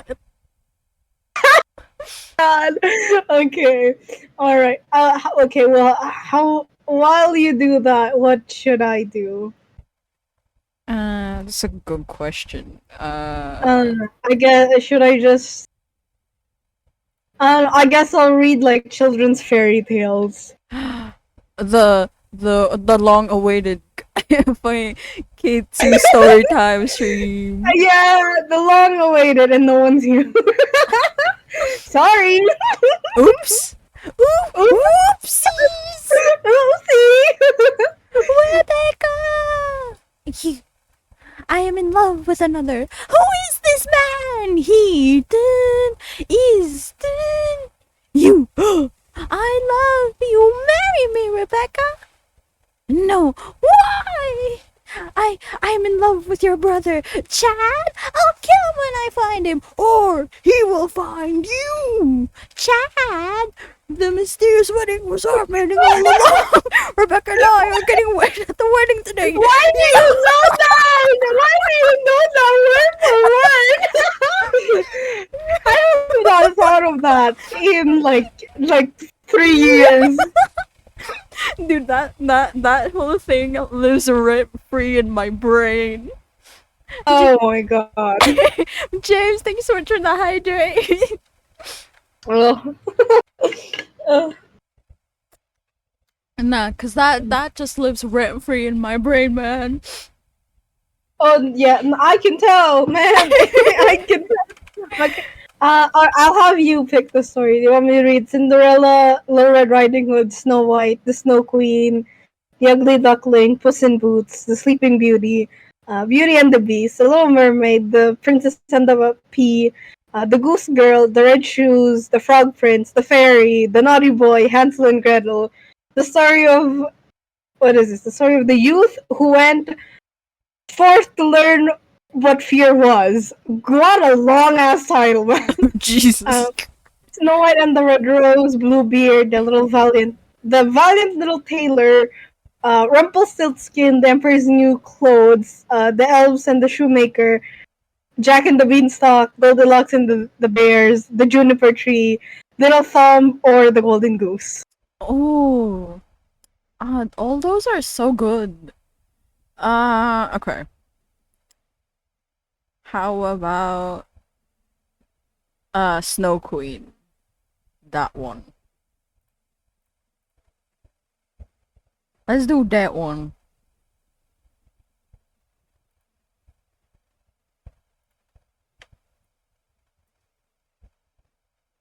I have to put chairs.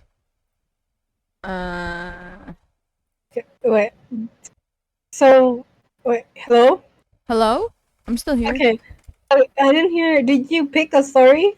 Yes, Snow Queen. Oh, okay. Snow Queen. Reading. Here we go. We're reading Snow Queen. Hell yeah, wait, let me change the stream title. Oh, wait, no, I'm not ending. Ending. What the fuck? Hello? Yoshi? No, I accidentally, like, clicked ending. Oh, fuck, wait. Your Hello? is cutting off. Hello? What Yeah, the you accidentally fuck? what? I accidentally hit ending my end screen and I was like, shit. Oh no! Oh no, not yet! Also, Okay, let me on. change the stream title real quick. Story time. Okay, let me. That's it. Story time. I'm just gonna send you the link real quick. I'm just gonna read it on my phone instead. Because I can't find my glasses and it's hard to read on my monitor screen. Yeah, no without worries. my glasses. No worries. Keyhole. To put.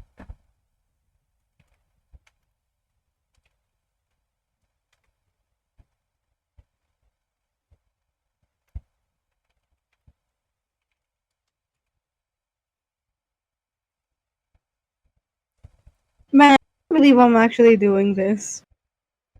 Woo! But here you go, people. The long-awaited Kitsu story time stream.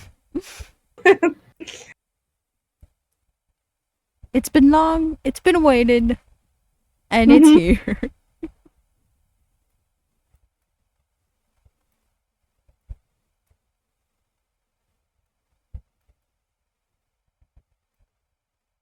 Long story. Okay.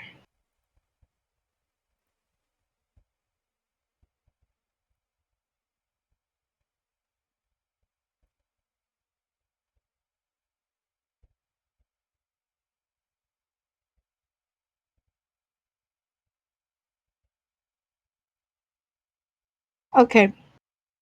You must attend to the beginning of the story, for when we get to the end, we shall know more than we do now about a very wicked hobgoblin. He was one of the most mischievous of all sprites, for he was a real demon. One day, when he was in a merry mood, he made a looking glass which had the power of making everything good or beautiful uh, that was reflected in it shrink almost to nothing, while everything was worthless and bad was magnified so as to look 10 times worse than it really was.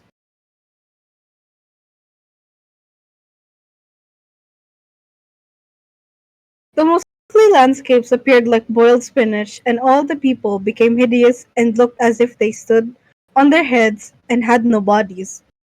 Their what the fuck? Their countenances were so distorted that no one could recognize them, and even one freckle on the face appeared to spread the whole of the mouth of the nose and mouth. The demon said this is very amusing. When a good or holy thought passed through the mind of anyone, a wrinkle was seen in the mirror, and then how the demon laughed at his cunning invention. All who went to the demon's school, for he kept the school, talked everywhere of the wonders they had seen, and declared people could now, for the first time, see what the world and its inhabitants were really like. They carried the glass about everywhere, till at last there was not a land nor a people who had not been looked at through this distorted mirror.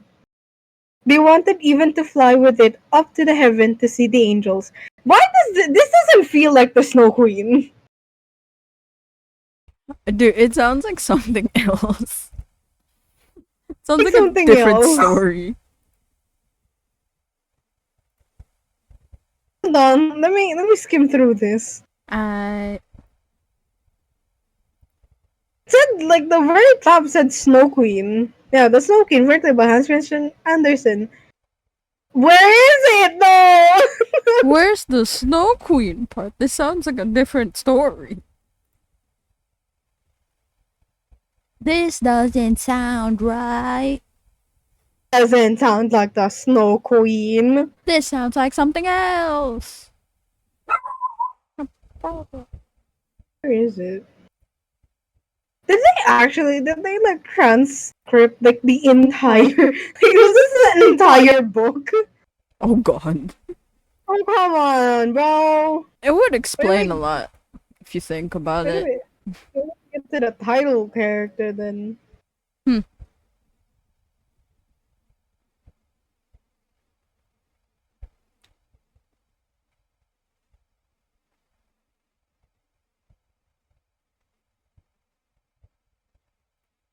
What am I miss? Oh, my alerts. Wait.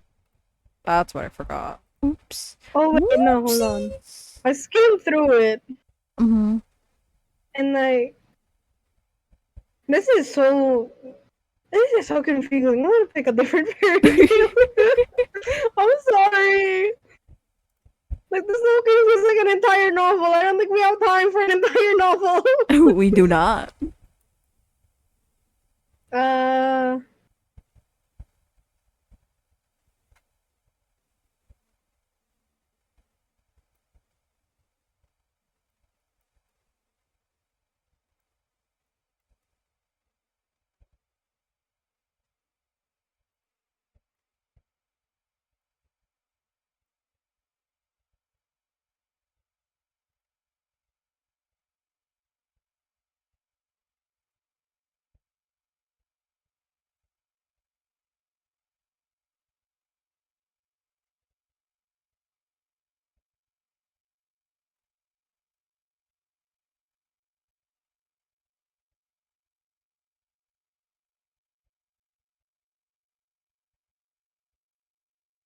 You know, this reminds me. I went to like a gas station earlier, right?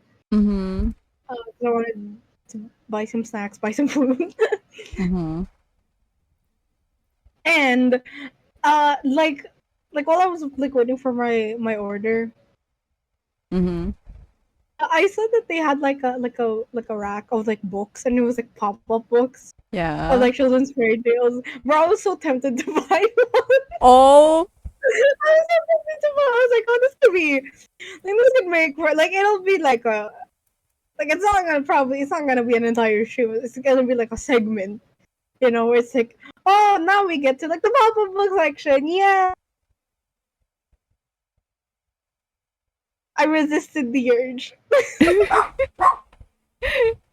Dude, imagine if you didn't. We have time. It's fine.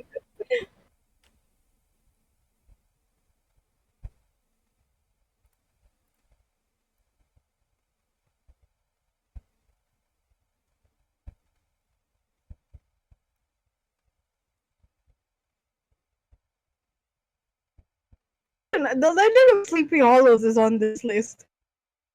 Wait, really? The Legend of The Legend of Sleepy Hollow is not for kids. It is.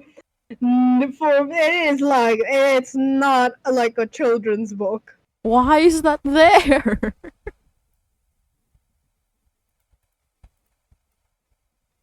Why is that there if it's not a children's book? Who authorized Like, this? I'm so tempted to read it, but like, it's kind of long. It's kind of maybe some other time. Yeah, Someone pays if someone gives me bits, sure. How many bits for that much? I don't know, man. It's like pretty long. Hold on, let me send it to you. You like. Oh, Hazel. There you go. You can skim through it and see for yourself. Like how many bits that's worth. Oh, wait, there's audio. Jesus Christ, the audio. Okay, there's like an audio part, right? Clicked on it. It's an hour, 23 minutes, and 17 seconds. This is for someone who can read without dyslexia. Nah, man. Nah. How many bits can you like actively give to someone? Like just like actually. Nah. If you're going to do this, someone better give that sweet number of 25,000 bits. like the fucking the max bits you can get the give is 25 bits. Nah, someone better drop that 25,000 bits. I am not making you go through this long.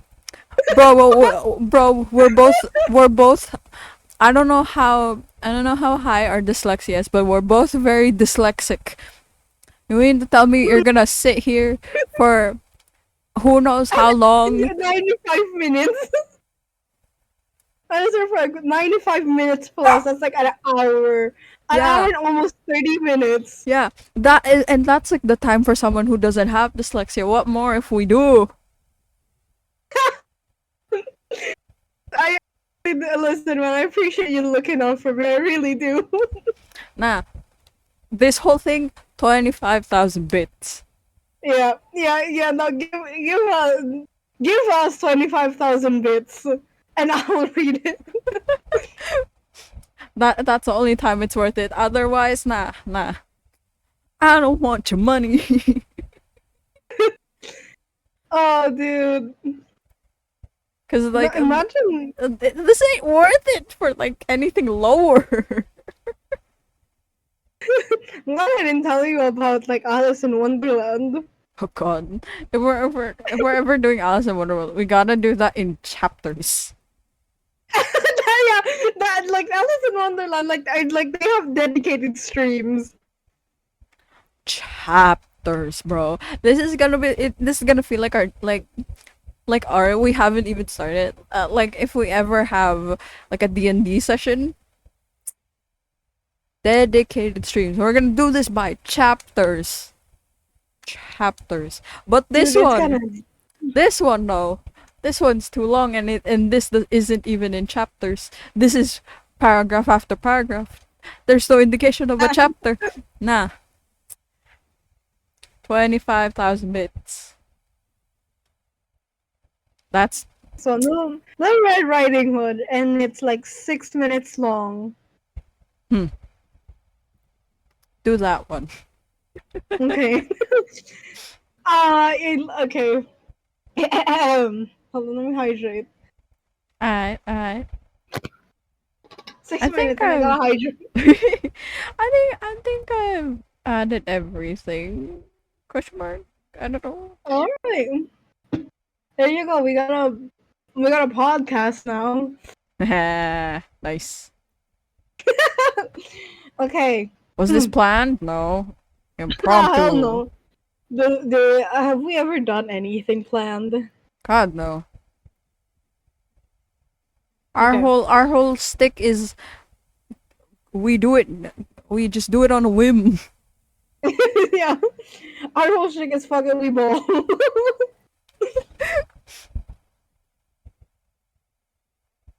Alright, here we go. Once upon a time, there was a sweet little girl. Everyone loved her, most of all her grandmother. So one day she gave her a red velvet hat. The girl always wore the hat, and since then she has been called Little Red Riding Hood. Obviously. One day her grandmother was ill, so Little Red Riding Hood went to bring her wine and biscuits. That would surely make her feel better. Her mother told her not to go off the path and to be careful. She also had to be polite and say goodbye to her grandmother. Little Red Riding Hood promised to do so and went on her way. Grandmother lived deep in the forest, more than half an hour's walk from the village. In the forest, Little Red Riding Hood encountered a wolf. She did not know he was dangerous, so she was not afraid at all. "Good morning, Little Red Riding Hood," the wolf said.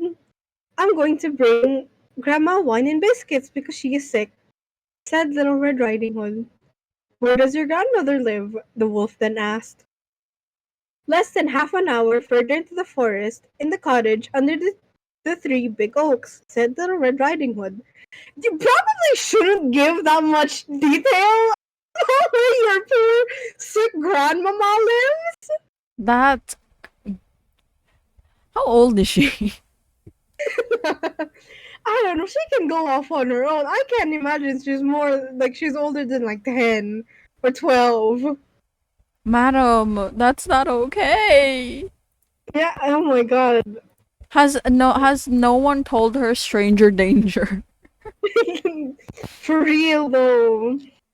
The wolf, meanwhile, was thinking of something else entirely. That Little Red Riding Hood was a nice tender morsel, and would probably taste even better than the tough grandmother. If he was smart, he could eat them both. So the wolf came along and said, "Look at these beautiful flowers. Don't you want to look around for a bit?" Little Red Riding Hood wanted to pick a beautiful bouquet for grandmother. It was still early, so she had plenty of time. And so she left the path and wandered deeper and deeper into the forest. Meanwhile, the wolf walked straight to grandmother's house and knocked on the door. "Who's who's there?" Little Red Riding Hood. Oh goddamn it! Little Red Riding Hood with wine and biscuits. Open up! Come in! I can't get up," said grandmother. When the wolf was inside, he jumped onto the bed and ate grandmother in one go. Oof, Jesus. War. Yeah, you'd be surprised how much of that there is in like children's stories. Then he put on her nightgown, put on her nightcap, and got into bed with the curtains closed.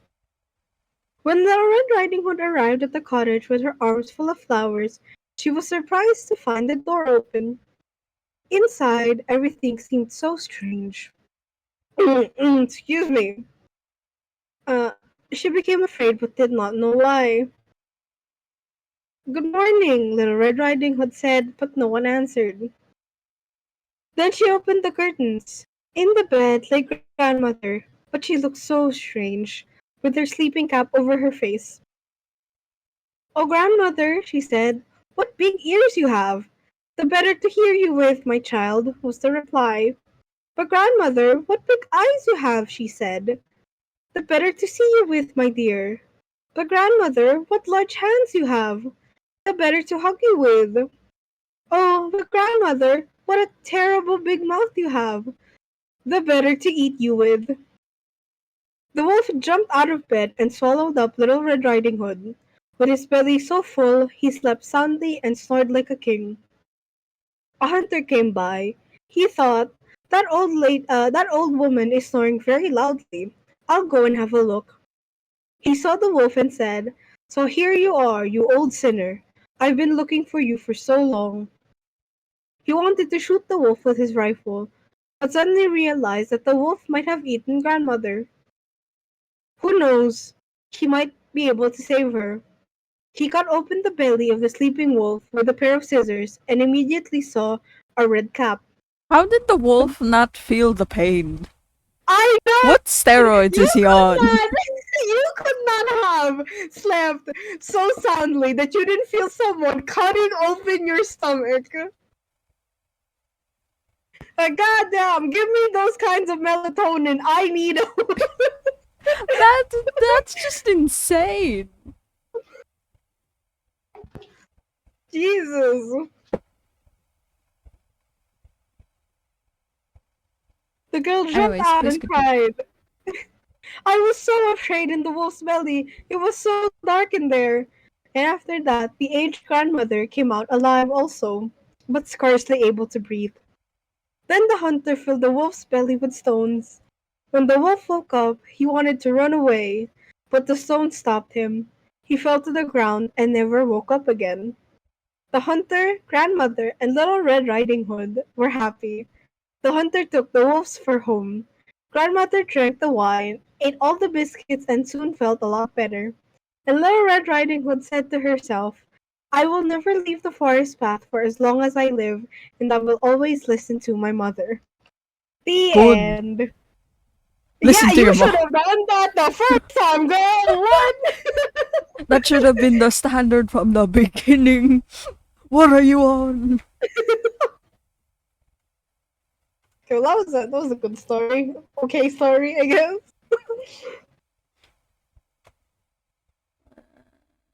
Fairy tales. World of Tales. We read Little Red Riding Hood. Is there more? What? Oh no, there is more. No, sorry, cause I was like looking at like the pictures. Choose a story from the list. I was like, is this it? No, I scrolled down and no, there's more. Yeah, there's more. What else do you want me to read?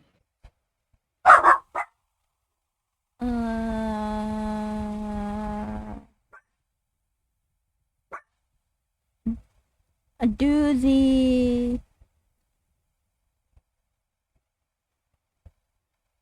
Do Cinderella. Okay, Cinderella. Sick. Okay. Slave. Okay,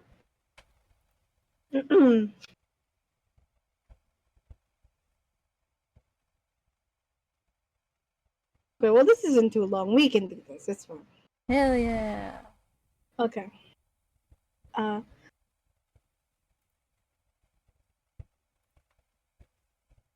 The wife of a rich man fell sick, and when she felt that her end drew nigh, she called her only daughter to her bedside and said, Always be a good girl, and I will look down from heaven and watch over you. Soon afterwards, she shut her eyes and died. Oh my god! Jesus. What a story! That happened so quickly. I know. Yeah. Be a good girl and I'll watch over you from heaven. Peace out. Yeah, peace out.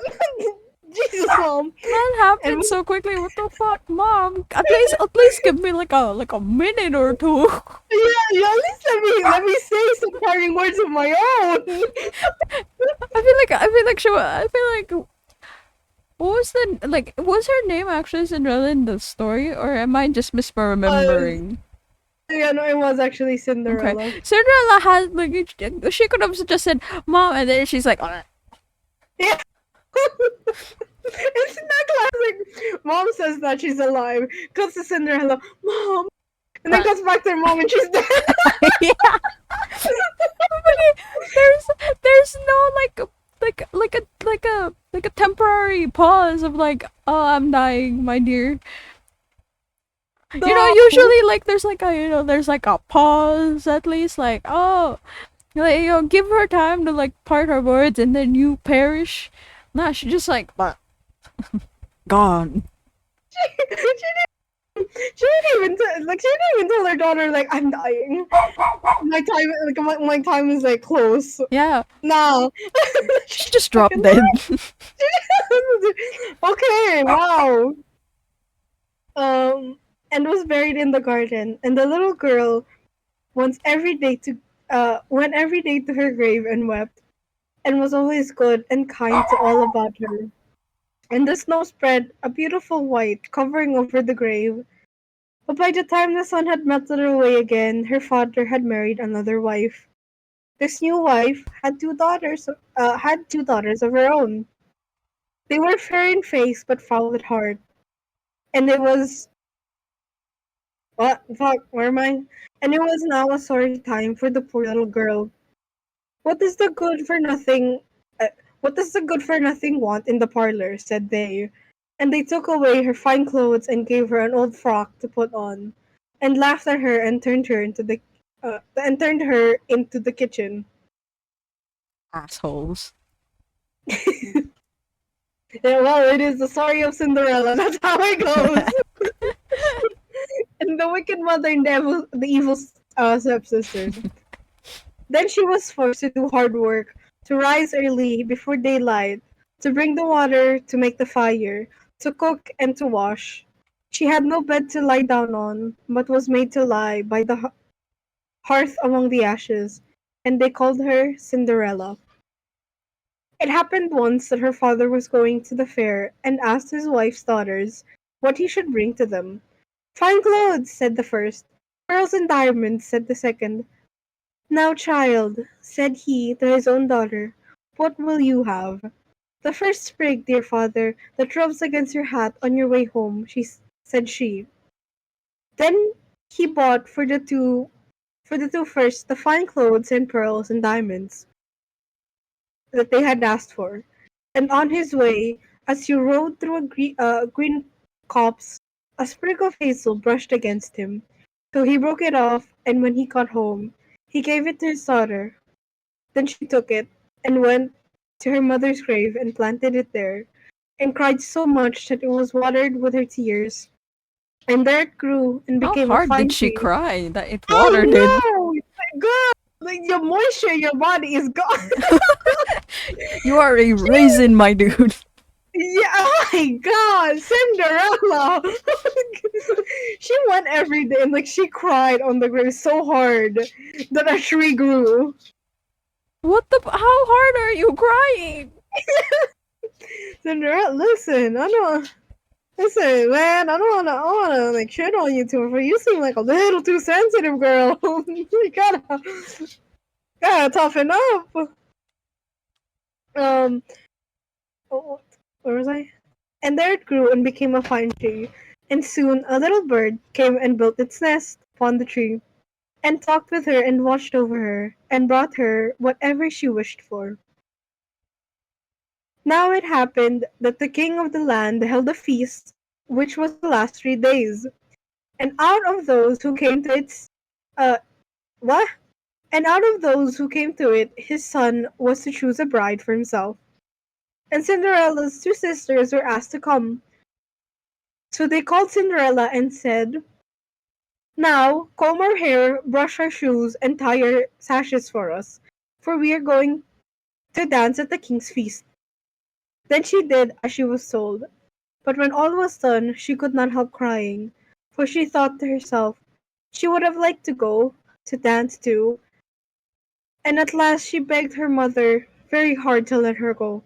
You, Cinderella, said she, you who have nothing to wear, no clothes at all, and who cannot even dance, you want to go to the ball. And when she kept on begging to get rid of her, she said at last, I will throw this basin full of peas into the ash heap, and if you have picked them all out in 2 hours' time, you shall go to the feast too. Then she threw the peas into the ashes, but the little maiden ran out at the back door into the garden and cried out, hither, thither, through the sky, turtle doves and linnets fly. Blackbirds, thrush, and chaffinch gay, hither, thither, haste away. One and all, come, help me quick, haste ye, pick, pick, pick. Then first came two white doves, and next two turtle doves, and after them all the little birds under heaven came, and the little doves stooped their heads down and set to work, pick, pick, pick, and then the others began to pick, pick, pick, and picked out all the good grain and into a dish, and left the ashes. At the end of 1 hour the work was done, and all flew out again at the windows. Then she brought the dish to her mother. But the mother said, "No, no! Indeed you have no clothes and cannot dance. You shall not go." And when Cinderella begged very hard to go, she said, "If you can, in 1 hour's time, pick 2 of these dishes of peas out of the ashes, you shall go too." So she shook 2 dishes of peas into the ashes. But the little maiden went out into the garden at the back of the house and called as before, and all the birds came flying, and in half an hour's time all was done. And out they flew again.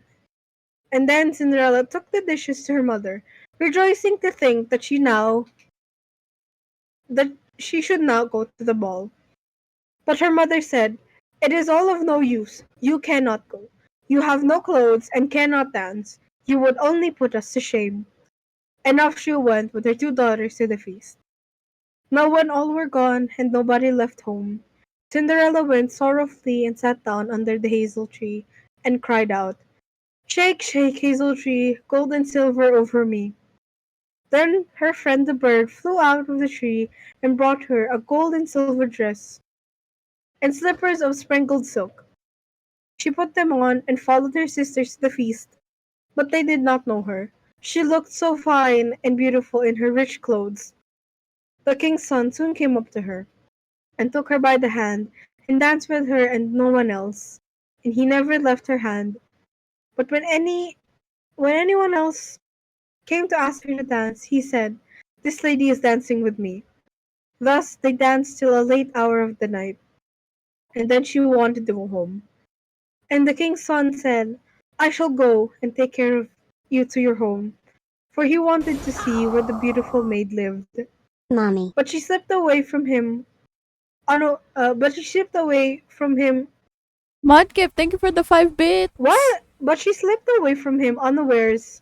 Also, hi. And ran off towards home, and the prince followed her. Then she jumped up into the pigeon house and shut the door. So, so he waited till her father came home, and told him that the unknown maiden who had been at the feast had hidden herself in the pigeon house. But when they had broken open the door, they found no one within.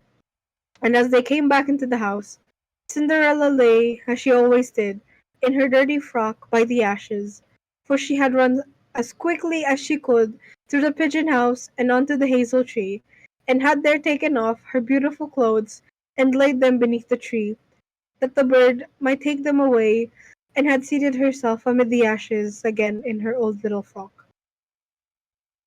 The next day, when the feast was again held, and her father, mother, and sisters were gone, Cinderella went to the hazel tree, and all happened as the evening before. The king's son, who was waiting for her, took her by the hand and danced with her. And when anyone asked her to dance, he said as before, "This lady is dancing with me." When night came, she wanted to go home, and the king's son went with her. But she sprang away from him all at once into the garden behind her father's house. In this garden stood a fine large pear tree, and Cinderella jumped up into it without being seen. Then the king's son waited till her father came home, and said to him, "The unknown lady has slipped away, and I think she must have sprung into the pear tree." The father ordered an axe to be brought, and they cut down the tree, but found no one upon it. And when they came back into the kitchen, there lay Cinderella in the ashes as usual, for she had slipped down on the other side of the tree, and carried her beautiful clothes back to the bird at the hazel tree, and then put on her little old frock. The third day, when her father and mother and sisters were gone, she went into the garden and said, "Shake, shake, hazel tree, gold and silver over me." Then her kind friend, the bird, brought a dress still finer than the former one, and slippers which were all of gold, and the king's son danced with her alone. And when anyone else asked her to dance, he said, "This lady is my partner." Now when night came, she wanted to go home, and the king's son would go with her. but she managed to slip away from him, though in such a hurry that she left the golden slipper upon the stairs. So the prince took the shoe and went the next day to the king, his father, and said, "I will take for my wife the lady that this golden shoe fits." Then both the sisters were overjoyed to hear this, for they had beautiful feet, and had no doubt that they could wear the golden slipper.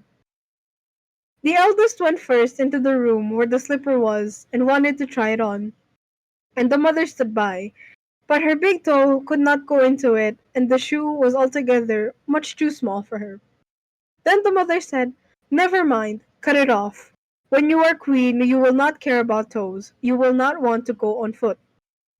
So the silly girl cut her big toe off and squeezed the shoe on. And went to the I know! I forgot What this the was part of the story! Was this the origin? Is this the original one? Yes, this Oh, is the Jesus. original. Yeah, I know. I forgot. This gets so much worse. Just you wait.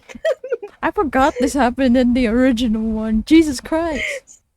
So the silly girl cut her big toe off and squeezed the shoe on, and went to the king's son. Then he took her for his bride and rode away with her.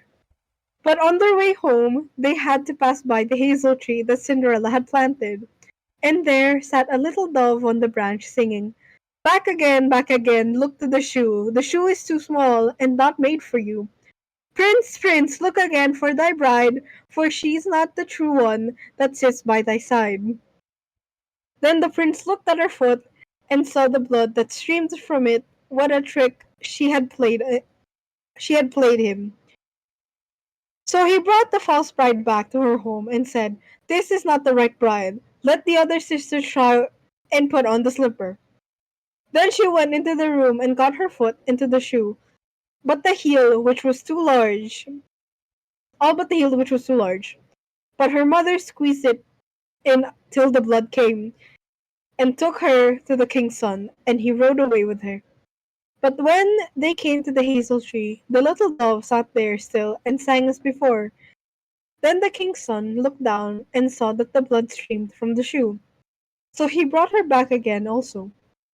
"This is not the true bride," said he to the father. "Have you no other daughters?"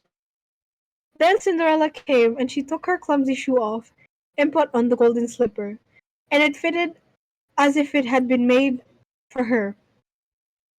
And when he drew near and looked at her face, the prince knew her, and said, "This is the right bride." Then he took Cinderella on his horse and rode away, and when they came to the hazel tree, the white dove sang, "Prince, prince, take home thy bride, for she is the true one that sits by thy side." Yay! Yay! They cut out the part where all the little birds, all the little doves, flew to like the stepsisters and the stepmother and like pecked their eyes out. Yeah. Yay! I think they thought, hey, I think cutting off the toe was too much for their children. It's like we already cut off a toe and jammed a foot so hard into a shoe it bled. I think that's enough. Yeah, but they should have kept going. They were already too far into it anyways. That's true. Mommy. Hey, yo, Mudkip, thank you so much for the 5 bits. Again.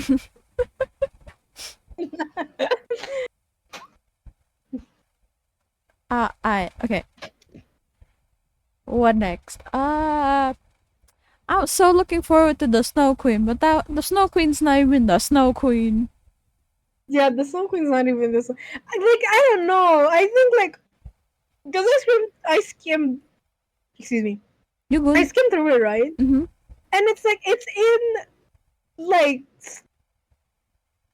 there's like different stories to it. So I feel like we're not going to get to the Snow Queen until like the very end. Man. Like the stories because I checked and there was like 7 stories. So like the 6 stories beforehand like builds up to the Snow Queen, I think. Which is like I don't know how the first story, which involves a devil, and the mirror would lead into the Snow Queen. I mean, you can look for yourself if you want, and you can decide if that story is worth, like bits first, or I can just like read it as is.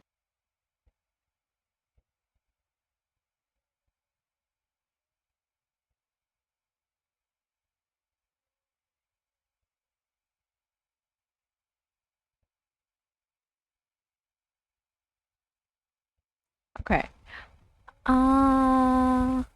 Let's do Sleeping Beauty. Okay. Alright, Sleeping Beauty. Yeah!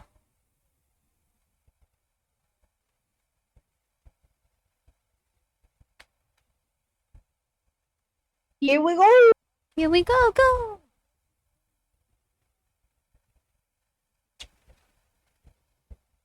This one isn't too long. In times past, there lived a king and a queen who said to each other every day of their lives, "Would that we had a child!" And yet they had none.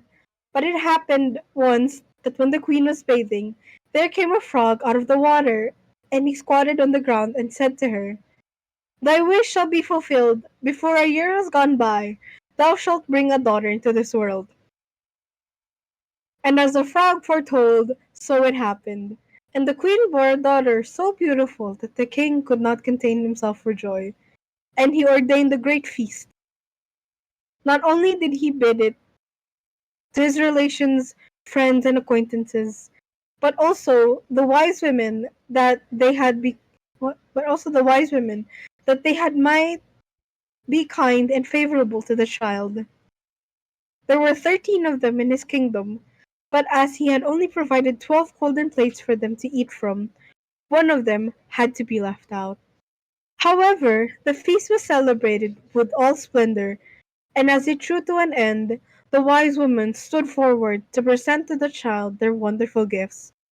One bestowed virtue, one beauty, a third riches, and so on. Whatever there is in the world to wish for. And when 11 of them had said their say, in came the uninvited 13th. Burning to avenge herself, and without greeting or respect, she cried with a loud voice, "In the 15th year of her age, the princess shall prick herself with a spindle, and shall fall down dead." And without speaking one more word, she turned away and left the hall. Everyone was terrified of her saying. When the 12 came forward, for she had not yet bestowed her gift, and thought she could not do away with the evil prophecy, yet she could soften it, so she said, "The princess shall not die, but fall into a deep sleep for 100 years." Now the king, being desirous of saving his child, even from this misfortune, gave commandment that all the spindles in his kingdom should be burnt up. The maiden grew up, adorned with all the gifts of the wise women, and she was so lovely, modest, sweet and kind and clever, that no one who saw her could help loving her. It happened one day, she being already 15 years old, that the king and queen rode abroad, and the maiden was left behind, all alone in the castle.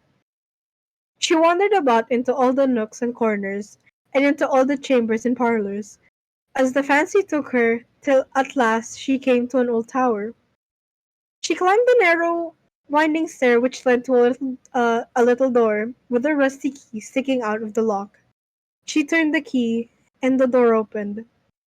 And there in the little room sat an old woman with a spindle, diligently spinning her flax. "Good day, mother," said the princess. "What are you doing?" "I am spinning," answered the old woman, nodding her head. "What thing is that twists round so briskly?" asked the maiden. And taking the spindle into her hand, she began to spin, but no sooner had she touched it than the evil prophecy was fulfilled, and she pricked her finger with it. In that very moment she fell back upon the bed that stood there, and lay in a deep sleep. And this sleep fell upon the whole castle. The king and queen who had returned were in the great hall, fast asleep, and with them the whole court. The horses in their stalls, the dogs in the yard, the pigeons on the roof, the flies on the wall. The very fire that flickered on the hearth became still, and slept like the rest. And the meat on the spit ceased roasting, and the cook who was going to pull the stallion's hair for some mistake he had made let him go, and went to sleep. And the wind ceased, not a leaf fell from the trees about the castle. Then round about the place there grew a hedge of thorns thicker every year, until at last the whole castle was hidden from view, and nothing of it could be seen but the vane on the roof. And the rumour went abroad in all that country of the beautiful sleeping Rosamond. For so was the princess called, and from time to time many kings' sons came and tried to force their way through the hedge, but it was impossible for them to do so, for the thorns held faster together like strong hands, and young men were caught by them, and not being able to get free, there died a lamentable death. Many a long year afterwards, there came a king's son into that country, and heard an old man tell how there should be a castle standing behind the hedge of thorns, and that there a beautiful enchanted princess named Rosamond had slept for 100 years, and with her the king and queen and the whole court. The old man had been told by his grandmother, and many king's sons had sought to pass the thorn hedge, but had been caught and pierced by the thorns, and had died a miserable death. Then said the young man, "Nevertheless, I do not fear to try. I shall win through and see the lovely Rosamond." The good old man tried to dissuade him, but he would not listen to his words.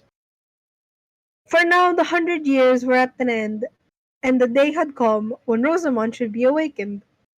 When the prince drew near the hedge of thorns, it was changed into a hedge of beautiful large flowers, which parted and bent aside to let him pass, and then closed behind him in a thick hedge. When he reached the castle yard, he saw the horses and bridled hunting dogs laying asleep, and on the roof the pigeons were sitting with their heads under their wings, and when he came indoors the flies on the wall were asleep. The cook in the kitchen had his hands uplifted to strike the scullion, and the kitchen maid had the black fowl on her lap ready to pluck. Then he mounted higher, and saw in the hall the whole court lying asleep, and above them on their thrones slept the king and the queen. And still he went farther. All was so quiet that he could hear his own breathing, and at last he came to the tower, and went up the winding stair, and opened the door of the little room where Rosamond lay. When he saw her looking so lovely in her sleep, he could not turn away his eyes, and presently he stooped and kissed her, and she awaked, and opened her eyes, and looked very kindly on him. And she rose, and they went forth together. And the king and the queen and the whole court woke up, and gazed on each other with great eyes of wonderment. And the horses in the yard got up and shook themselves, the hounds sprang up and wagged their tails, the pigeons on the roof drew their heads from under their wings, looked around, and flew into the field. The flies on the wall crept on a little farther, the kitchen fire leapt up and blazed, and the cooked meat, uh, the joint on the spit, began to roast. The cook gave the scullion such a box on the ear that he roared out, and the maid went on plucking the fowl. Then the wedding of the prince and Rosamond was held with all splendor, and they lived very happily together until their lives' end. The end. Yay! Yay!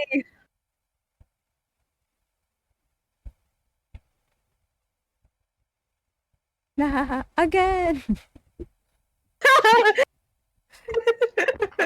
Again! Again!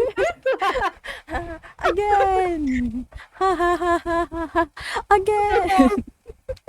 Oh my god, it could not have been that enjoyable. Come on. Okay. This time, the Little Mermaid. Alright, The Little Mermaid. Wait, we need ambient music. Yeah. 3 stories in. And it just hit me that like, oh wait, we need ambient music. Yeah, okay, well, I guess The Mermaid's the lucky one.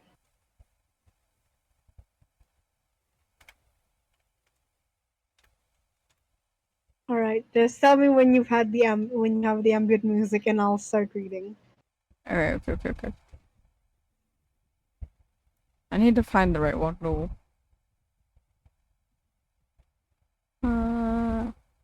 Like I know the story's fucked, but like, okay, I like this one.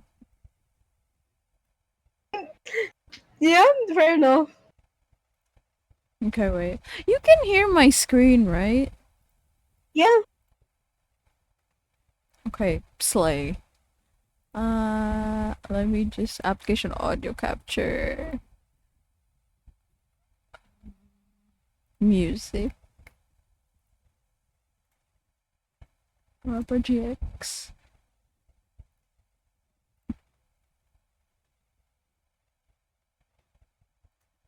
Okay. Ooh, very relaxing. Okay. Shall I start? Wait, the music thing's not working. Give me a sec. Oh no. Yeah. Let me remove this. Okay, well, because they didn't hear it yet. It's very relaxing music. I might fall asleep. Oh no!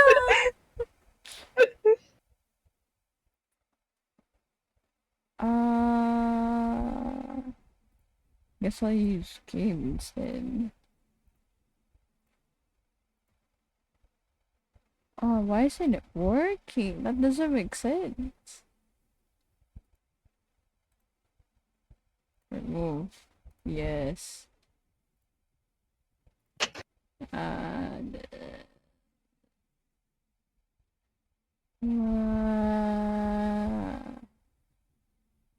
window capture. Add existing. Oh.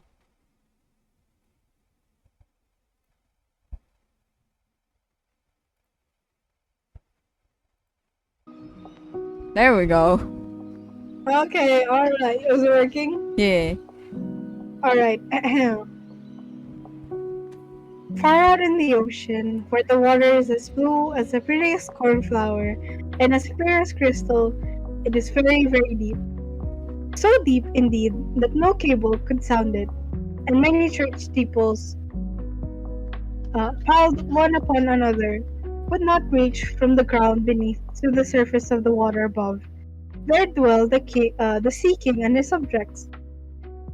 We must not imagine that there is nothing at the bottom of the sea but bare yellow sand.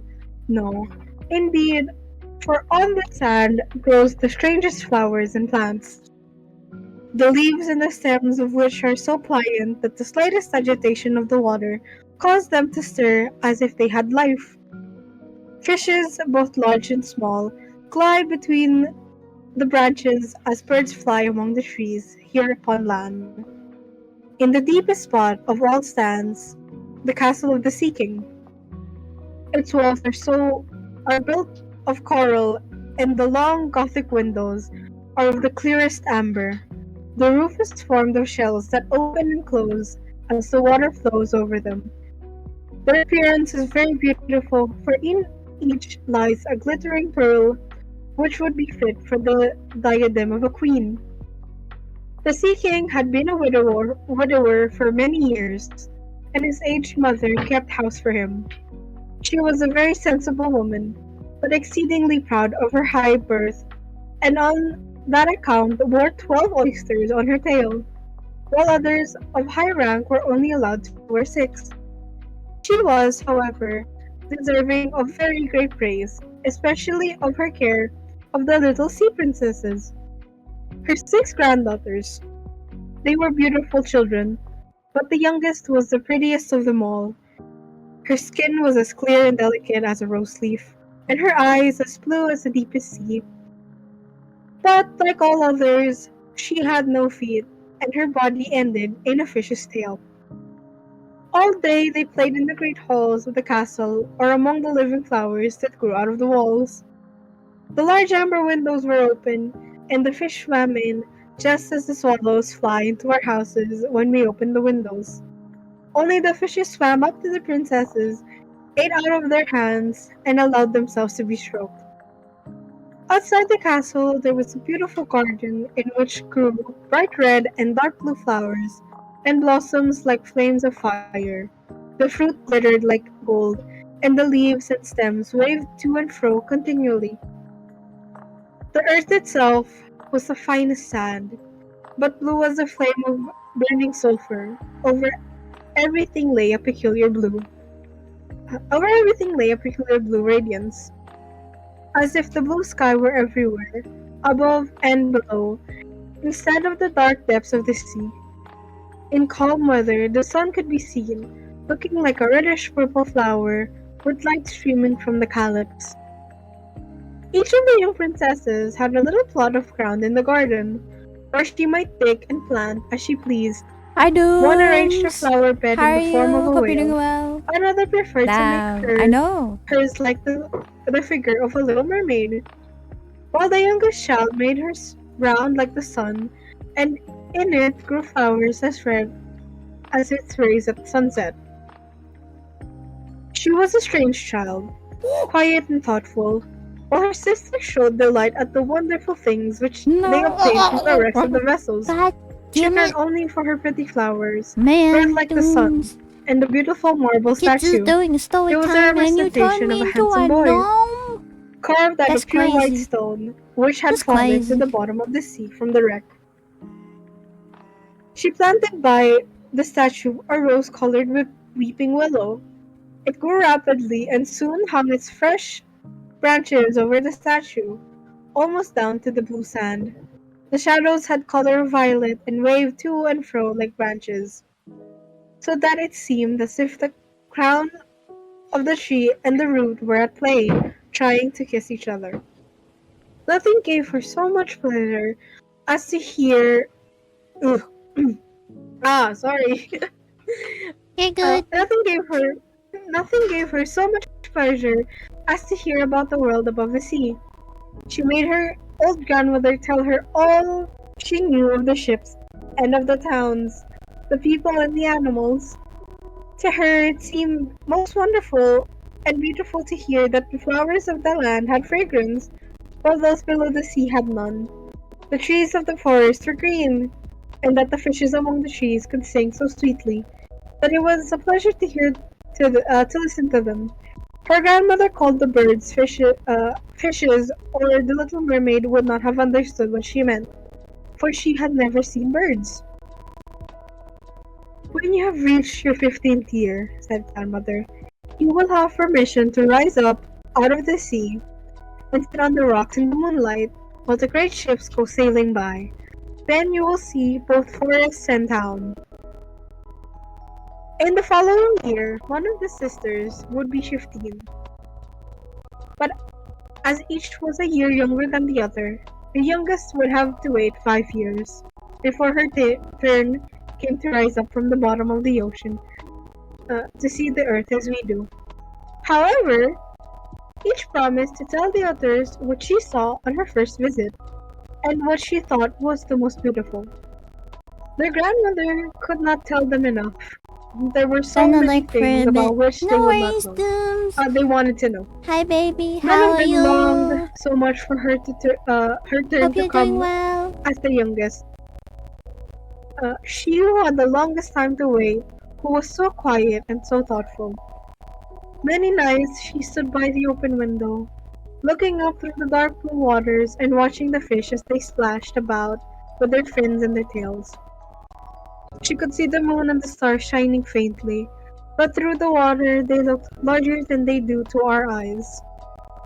When something like a black cloud passed between her and them, she knew that it was either a whale swimming over her head or a ship full of human beings who never imagined that a pretty little mermaid was standing beneath them, holding out her white hands towards the keel of their ship. At length, The eldest was 15 and was allowed to rise to the surface of the ocean. When she returned, she had hundreds of things to talk about. But the finest thing, she said, was to lie on the sea bank in the quiet moonlit sea, near the shore, gazing at the lights of the nearby towns that twinkled like hundreds of stars, and listening to the sounds of music, the noise of carriages, the voices of human beings, and the merry Huggy pealing blanky. That's good, of the that's bells in good. the church steeples. Keep hugging. Because she could not go near all hugging these the wonderful blankie. things, she longed for them all the more.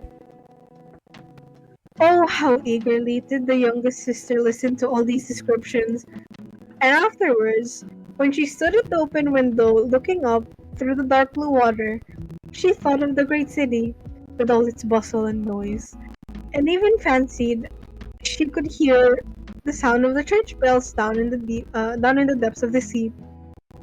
In another year, the second sister received permission to rise to the surface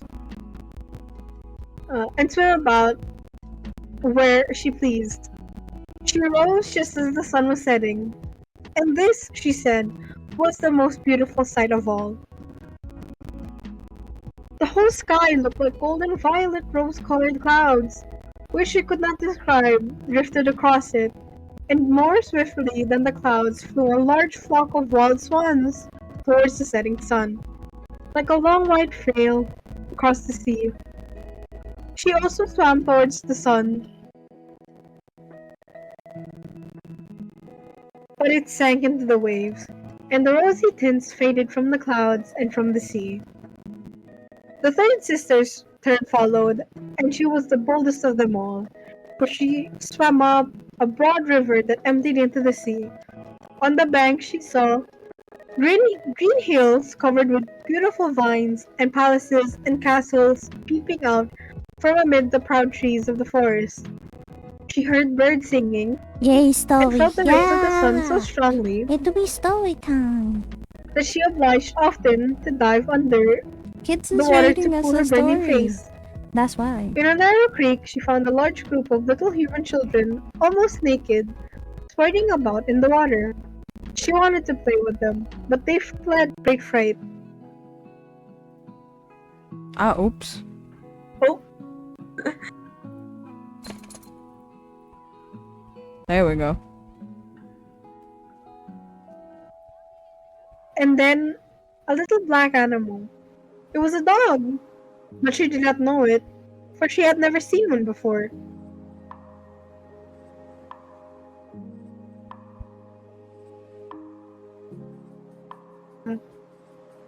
Came to the water and barked at her so furiously that she became frightened and rushed back to the open sea. But she said she should never forget the beautiful forest, the green hills, and the pretty children who could swim in the water, although they had no tails. The fourth sister was more timid. She remained in the midst of the sea, but said it was quite as beautiful there as nearer the land. She could see many miles around her, and the sky above looked like a bell of glass. She had seen the ships, but at such a great distance that they looked like seagulls. The dolphins sported in the waves, and the great whales spouted water from their nostrils, till it seemed as if 100 fountains were playing in every direction. The fifth sister's birthday occurred in the winter. When her turn came, she saw what the others had not seen the very first time they went up. The sea looked quite green. The large icebergs were floating about, each like a pearl. Each like a pearl, she said, but larger and loftier than the churches built by men. They were of the most singular shapes and glittered like diamonds. She had seated herself on one of the largest and let the wind play with her hair. She noticed that all the ships sailed past very rapidly, steering as far away as they could, as if they were afraid of the iceberg. Towards evening, as the sun went down, dark clouds covered the sky. The thunder rolled, and the flashes of lightning glowed red on the icebergs as they were tossed about by the heaving sea. On all the ships, the sails were reefed with fear and trembling while she sat on the floating iceberg, calmly watching the lightning as it darted its forked flashes into the sea. Each of the sisters, when first she had permission to rise to the surface, was delighted with the new and beautiful sights. Now that they were grown-up girls and could go when they pleased, they had become quite indifferent about it. They soon wished themselves back again, and after a month had passed, they said it was much more beautiful down below and uh, pleasanter to be at home. Yet often in the evening hours, the five sisters would twine their arms about each other and rise to the surface together. Their voices were more charming than that of any human being. And before the approach of a storm, when they feared that a ship might be lost, they swam before the vessel, singing enchanting songs of the delights to be found in the depths of the sea and begging the voyagers not to fear if they sank to the bottom. But the sailors could not understand the song and thought it was the sighting of the storm. These things were never beautiful to them, for if the ship sank, the men were drowned and their dead bodies alone reached the palace of the Sea King. When the sisters rose arm in arm through the water, their youngest sister would stand quite alone, looking after them, ready to cry. Only, since the mermaid had no tears, she suffered more acutely. "Oh, were I but 15 years old," she said, "I know that I shall love the world up there and all the people who live in it." At last she reached her 15th year. "Well, now you are grown up," said the old dowager, her grandmother. "Come and let me adorn you like your sisters." And she placed in her hair a wreath of white lilies, which every flower leaf was half a pearl. When the old lady ordered 8 great oysters to attach themselves to the tail of the princess to show her high rank. "But they hurt me so," said the little mermaid. "Yes, I know. Pride must suffer pain," replied the old lady.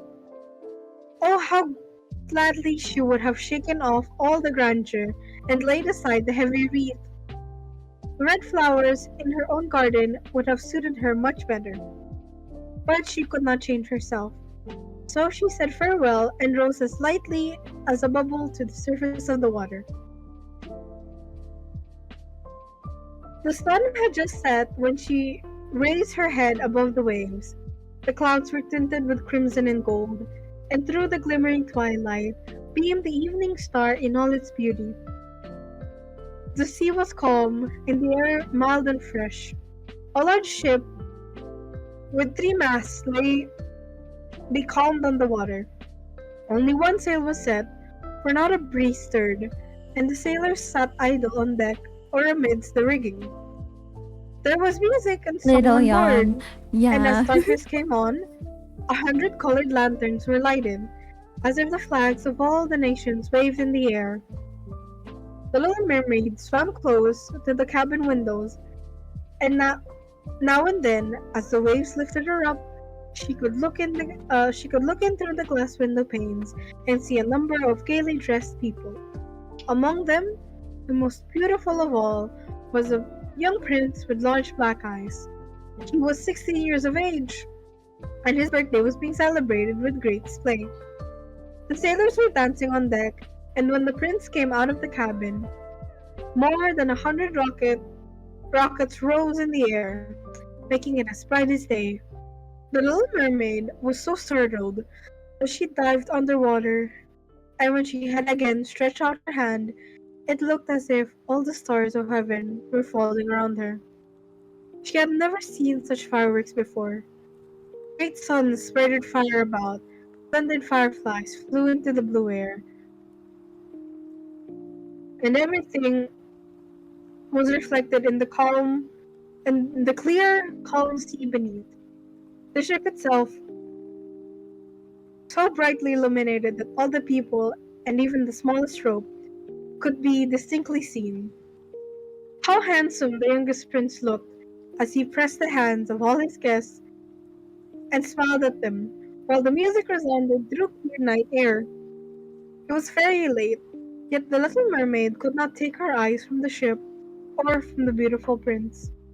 The colored lanterns had been extinguished, no more rockets rose in the air, and the cannon had ceased firing. But the sea became restless, and the moaning, grumbling sound could be heard beneath the waves. Still, the little mermaid remained by the cabin window, rocking up and down on the water so that she could look within. After a while, the sails were quickly set, and the ship went on her way. But soon the waves rose higher, heavy clouds darkened the sky, and lightning appeared in the distance. A dreadful storm was approaching. Once more the sails were furled, and the great ship pursued her flying course over the raging sea.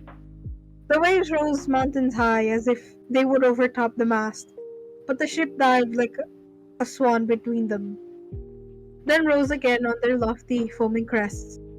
To the little mermaid, this was pleasant sport, but not so to the sailors. At length the ship groaned and creaked. The thick planks gave way under the lashing of the sea as the waves broke over the deck. The mainmast snapped asunder like a reed, and as the ship lay over on her side, the water rushed in.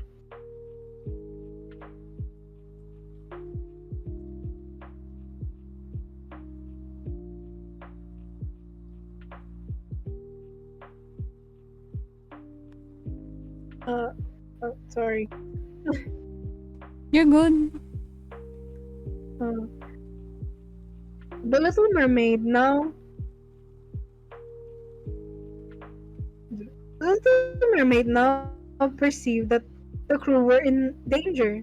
Even she was obliged to be careful, to avoid the beams and planks of the wreck which lay scattered on the water.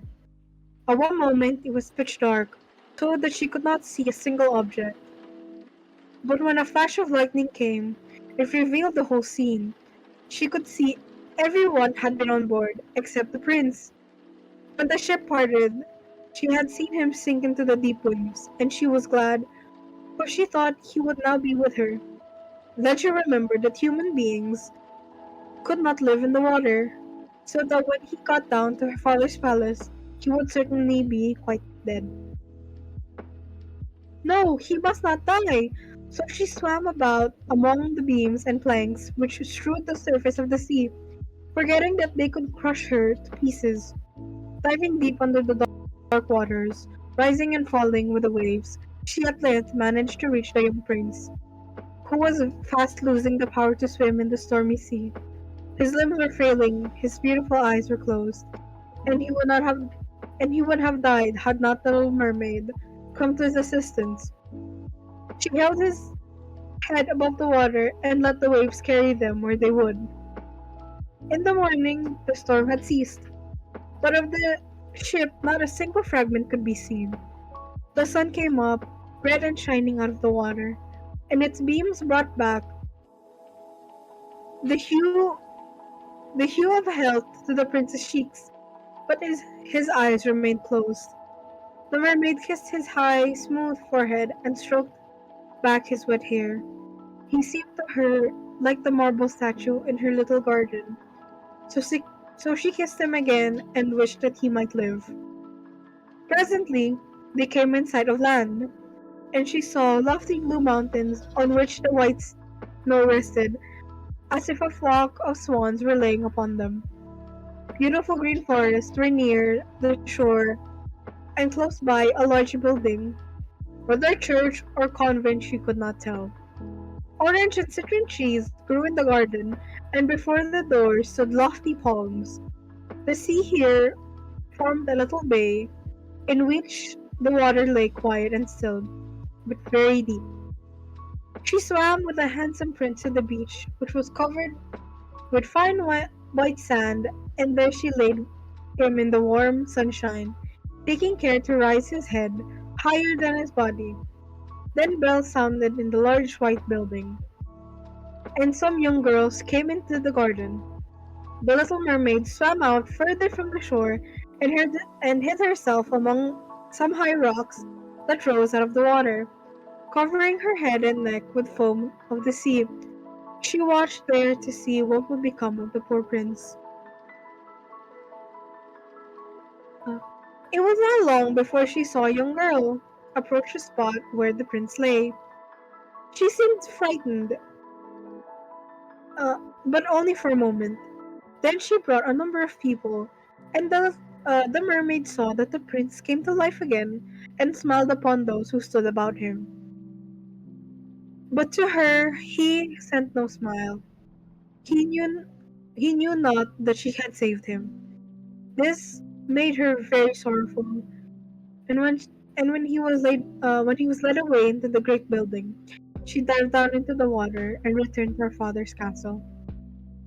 She had always been silent and thoughtful, and now she was more so than ever.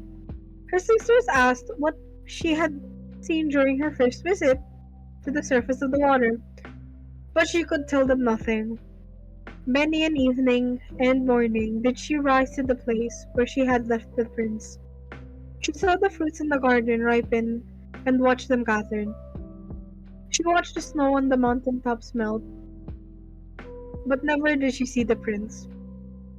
And therefore she always returned home more sorrowful than ever. It was her only comfort to sit in her own little garden and fling her arm around the beautiful marble statue, which was like the prince. She gave up tending her flowers, and they grew in wild confusion over the paths, twining their long leaves and stems around the branches of the trees, so that the whole place became dark and gloomy. At length she could bear it no longer, and told one of her sisters all about it. Then the others heard the secret, and very soon it became known to several mermaids, one of whom had an intimate friend who happened to know about the prince. She had also seen the festival on board ship, and she told them where the prince came from, where his palace stood. "Little sisters," said the princesses. Then they entwined their arms and rose together to the surface of the water, near the spot where they knew the prince's palace stood. It was built of bright yellow, shining stone, and had long flights of marble steps, one of which reached quite down to the sea. Splendid gilded cupola roses over the roofs, and between pillars that surrounded the whole building, stood lifelike statues of marble. Through the clear crystal of lofty windows could be seen noble rooms, with costly silk curtains and hangings of tapestry and walls covered with beautiful paintings. In the center of uh, the largest salon, a fountain threw its sparkling jets high up into the glass cupola of the ceiling, through which the sun shone in upon the water and upon the beautiful plants that grew in the basin of the fountain. Now that the little mermaid knew where the prince lived, she spent many an evening and many a night on the water near the palace. She would swim much nearer the shore than any of the others had ventured, and when she went up the narrow channel under the marble balcony, which threw a broad shadow on the water, here she sat and watched the young prince, who thought himself alone in the bright moonlight. She often saw him evenings sailing in a beautiful boat on which music sounded and flags waved. She peeped out from the green rushes, and if the wind caught her long silvery white veil, those who saw it believed it was a swan, spreading out its wings. Many a night, too, when the fishermen set their nets by the light of their torches, she heard them relate many good things about the young prince. And this made her glad she had saved his life when he was tossed about half dead on the waves. She remembered how his head had rested on her bosom, and how heartily she had kissed him, but of he knew nothing of all this, and could not even dream of her. She grew more and more to like human beings and wished more and more to be able to wander about with those whose worlds seemed to be so much larger than her own. She could fly over the sea in ships and mount the high hills which were far above the clouds. In the lands they possessed, their woods and their fields stretched far away beyond the reach of her sight. There was so much she wished to know, but her sisters were unable to answer all of her questions. She then went to her old grandmother, who knew all about the upper world, which she rightly called the lands above the sea. If human beings are not drowned, asked the little mermaid, can they live forever? Do they never die, as we do here in the sea? Yes, replied the old lady. They must also die, and their term of life is even shorter than ours. We sometimes live for 300 years, but when we cease to exist here, we become only foam on the surface of the water and have not even a grave among those we love. We have not immortal souls. We shall never live again. Like the green seaweed, when once it has been cut off, we can never flourish more. Human beings, on the contrary, have souls which live forever.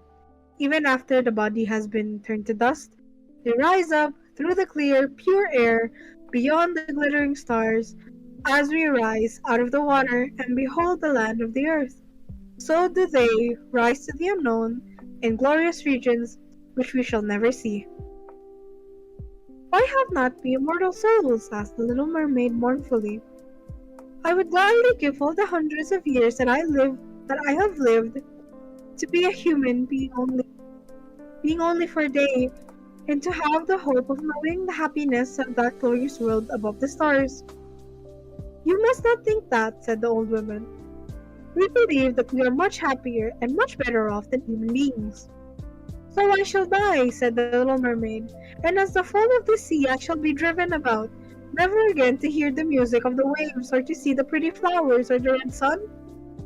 Is there anything I can do to win an immortal soul? No, said the old lady. Unless a man should love you so much that you are more to him than his father or his mother.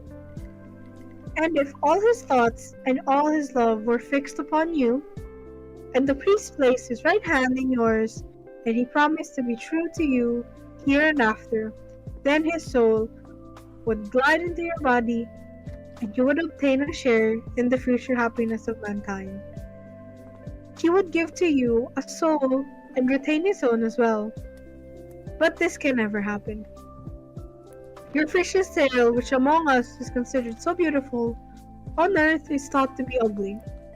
They do not know any better, and they think it necessary in order to be handsome to have two stout props, which they call legs. Then the little mermaid sighed and looked sorrowfully at her fish's tail. Let us be happy, said the old lady, and gardens bring about during the 300 years that we have to live, which is really quite long enough. After that, we can rest ourselves all the better. This evening we are having to have a court ball. It was one of those splendid sights which we can never see on earth. The walls and the ceiling of the large ballroom were of thick but transparent crystal.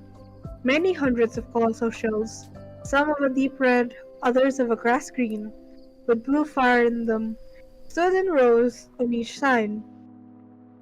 These lighted up the whole salon and shone through the walls so that the sea was also illuminated.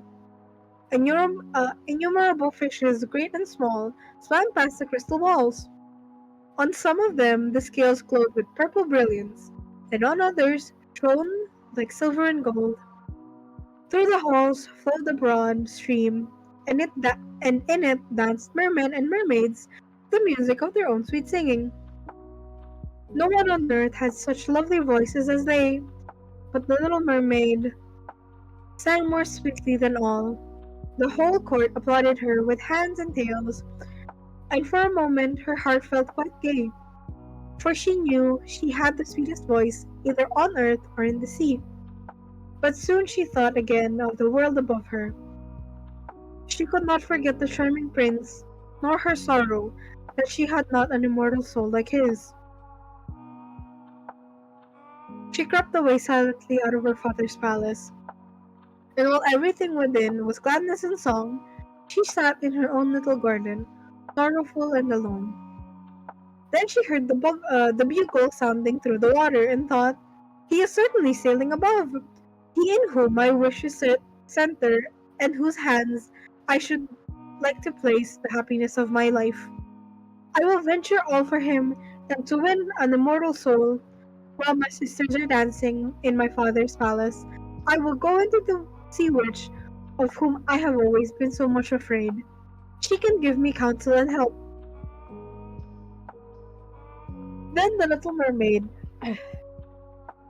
went out from her garden and took the road to the foaming whirlpools, behind which the sorceress lived. She had never been that way before. Neither flowers nor grass grew there.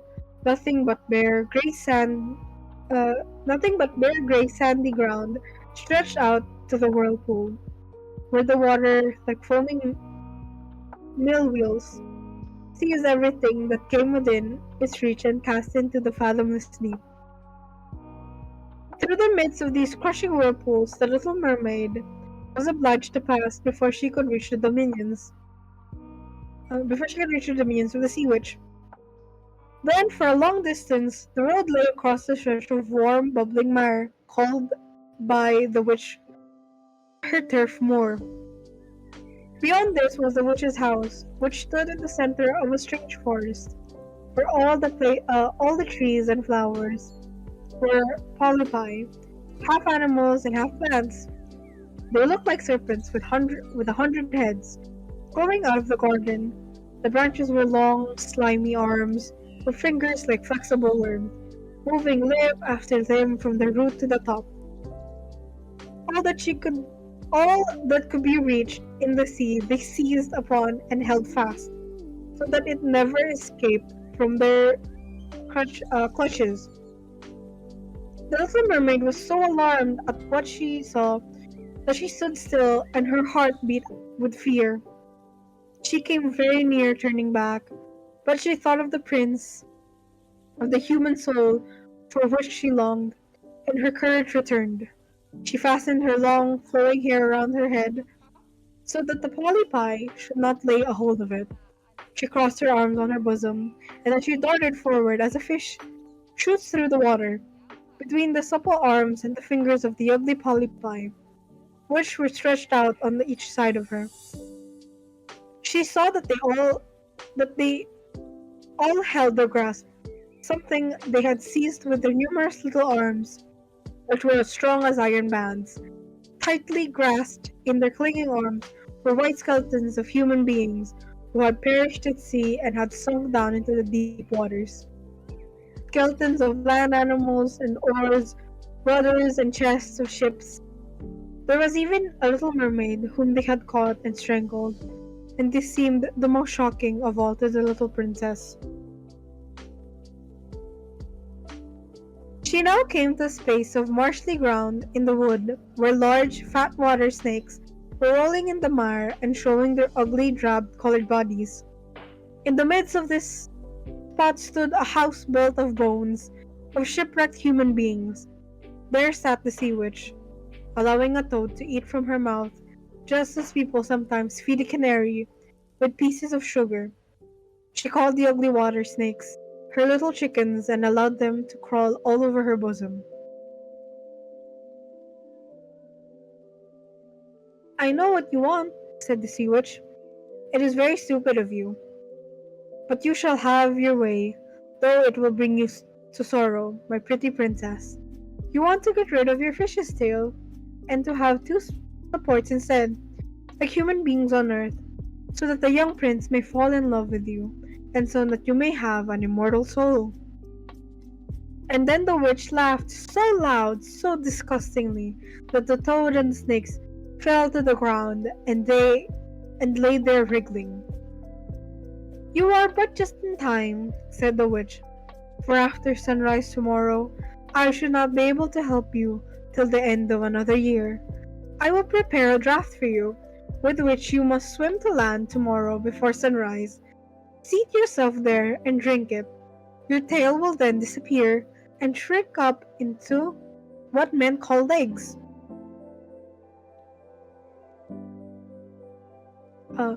You will feel great pain, as if a sword were passing through you.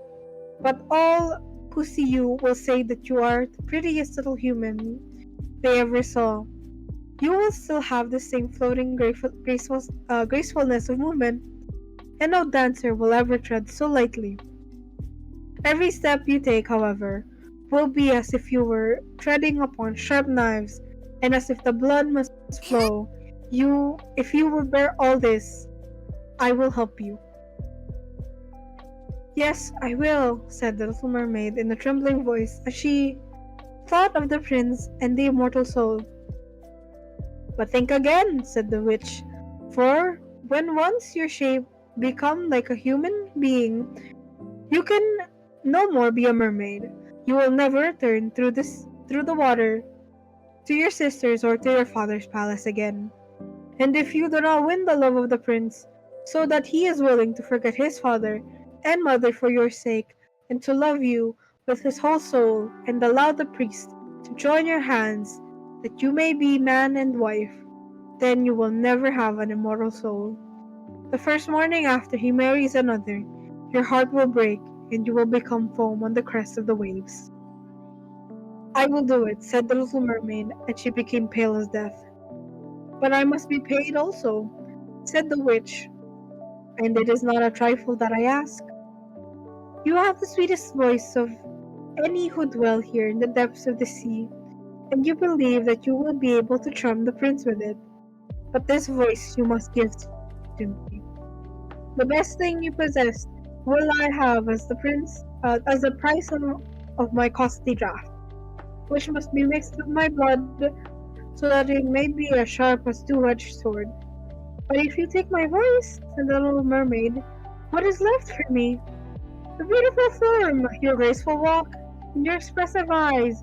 Surely with these you can enchain a man's heart. Well, have you lost your courage? Put out your little tongue, that I may cut it off as my payment. Then you shall have the powerful draught. It shall be, said the little mermaid. Then the witch placed her cauldron on the fire to prepare the magic draught. Cleanliness is a good thing, said she, covering the vessel with snakes which she had tied together in a large knot. Then she pricked herself in the breast and let the blood drop into the cauldron.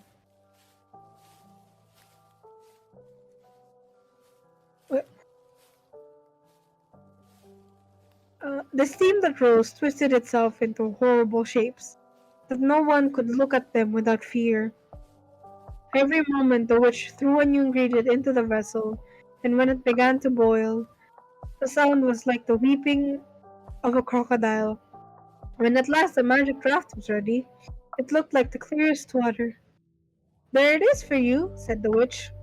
Then she cut off the mermaid's tongue, so that she would never speak or sing.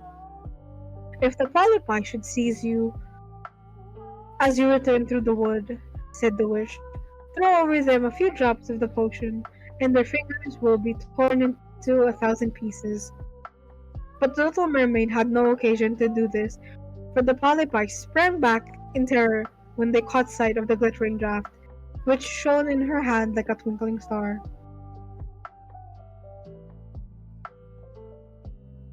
So she passed quickly through the wood and marsh and between the rushing whirlpools.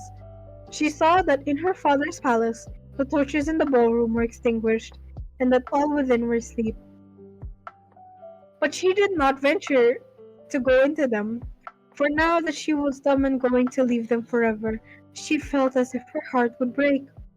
She stole into the garden, took a flower from the flower bed of each of her sisters, kissed her hand towards the palace 1,000 times, and then rose up through the dark blue waters. The sun had not risen when she came in sight of the prince's palace and approached the beautiful marble steps. But the moon shone clear and bright. Then the little mermaid drank the magic draught, and it seemed as if two-edged swords went through her delicate body. She fell into a swoon and lay like one dead. When the sun rose and shone over the sea, she recovered and felt a sharp pain. But before her stood the handsome young prince. He fixed his coal-black eyes upon her, so earnestly that she cast down her own, and then became aware that her fish's tail was gone, and that she had as pretty a pair of white legs and tiny feet as any little maiden could have. But she had no clothes, so she wrapped herself in her long, thick hair. The prince asked her who she was and whence she came. She looked at him mildly and sorrowfully with her deep blue eyes, but could not speak. He took her by the hand and led her to the palace. Every step she took, as the witch had said it would be, she felt as if she were treading upon the points of needles or sharp knives. She bore it willingly, however, and moved at the prince's side as lightly as a bubble, so that he and all who ever saw her wondered at her graceful, swaying movements. She was very soon arrayed in costly robes of silk and muslin and was the most beautiful creature in the palace. But she was dumb and could neither speak nor sing. Beautiful female slaves, dressed in silk and gold, stepped forward and sang before the prince and his royal parents. One sang better than all the others, and the prince clapped his hands and smiled at her. This was a great sorrow for the little mermaid, for she knew how much more sweetly she herself once could sing, and she thought, "Oh, if he could only, if he could only know that I have given away my voice forever to be with him." The slaves next performed some pretty fairy-like dances to the sounds of beautiful music. Then the little mermaid raised her lovely white arms, stood on the tips of her toes, glided over the floor, and danced as no one yet had been able to dance. At each moment, her beauty was more revealed and her expressive eyes appealed more directly to the heart than the songs of the slaves. Everyone was enchanted, especially the prince, who called her his little foundling. She danced again quite readily. To please him, through each time her foot touched the floor, it seemed as if she trod on sharp knives. The prince said she would remain with him, always, and she was given permission to sleep at his door, on a velvet cushion. He had a page's dress made for her, that she might accompany him on horseback. They rode together through the sweet-scented woods, where the green boughs touched their shoulders, and the little birds sang among the fresh leaves. She climbed with him to the tops of the mountains, and although her tender feet bled so that even her steps were marked, she only smiled and followed him till they could see the clouds beneath them like a flock of birds flying to distant lands. While at the prince's palace, and when all the household were asleep, she would go and sit on the broad marble steps, for it eased her burning feet to bathe them in the cold sea water. It was then that she thought all those below in the deep. Once during the night, her sisters came up arm in arm, singing sorrowfully as they floated on the water. She beckoned to them, and they recognized her and told her how she had grieved them. After that, they came to the same palace every night. Once she saw in the distance her old grandmother, who had not been to the surface of the sea for many years, and the old sea king, her father, with his crown on his head. They stretched out their hands towards her, but did not venture so near the land as her sisters had. As the days passed, she loved the prince more dearly, and he loved her as one would love a little child. The thought never came to him to make her his wife, Yet, unless he married her, she could not receive an immortal soul, and on the morning after his marriage with another, she would dissolve into the foam of the sea. Do you not love me, the best of them? Do you not love me, the best of them all? The eyes of the little mermaid seemed to say when he took her in his arms and kissed her forehead. Yes, you are dear to me, said the prince, for you have the best heart, and you are the most devoted to me. You are like a young maiden whom I saw once, but whom I shall never meet again. I was in the ship that wrecked, and the waves cast me ashore near a holy temple where several young maidens performed the service. The youngest of them found me on the shore and saved my life. I saw her but twice, and she is the only one in the world whom I could love. But you are like her, and you have almost driven her image from my mind. She belongs to the holy temple, and good fortune has sent you to me in her stead. We will never part. Ah, she knows not that it was I who saved his life, thought the little mermaid. I carried him over the sea to the wood wherein the temple stands. I sat beneath the foam and watched till the human beings came to help him. I saw the pretty maiden that he loves better than he loves me. The mermaid sighed deeply, but she could not weep. He says the maiden belongs to the holy temple, therefore she will never return to the world. They will never. They will meet in no. They will meet no more. I am by his side and see him every day. I will take care of him and love him and give up my life for his sake. Very soon, it was said that the prince uh, was to marry, and that the beautiful daughter of the neighboring king would be his wife. For a fine ship was being fitted out. Although the prince gave out that he intended merely to pay a visit to the king, it was generally supposed that he were to court the princess. A great company were to go with him. The little mermaid smiled and shook her head.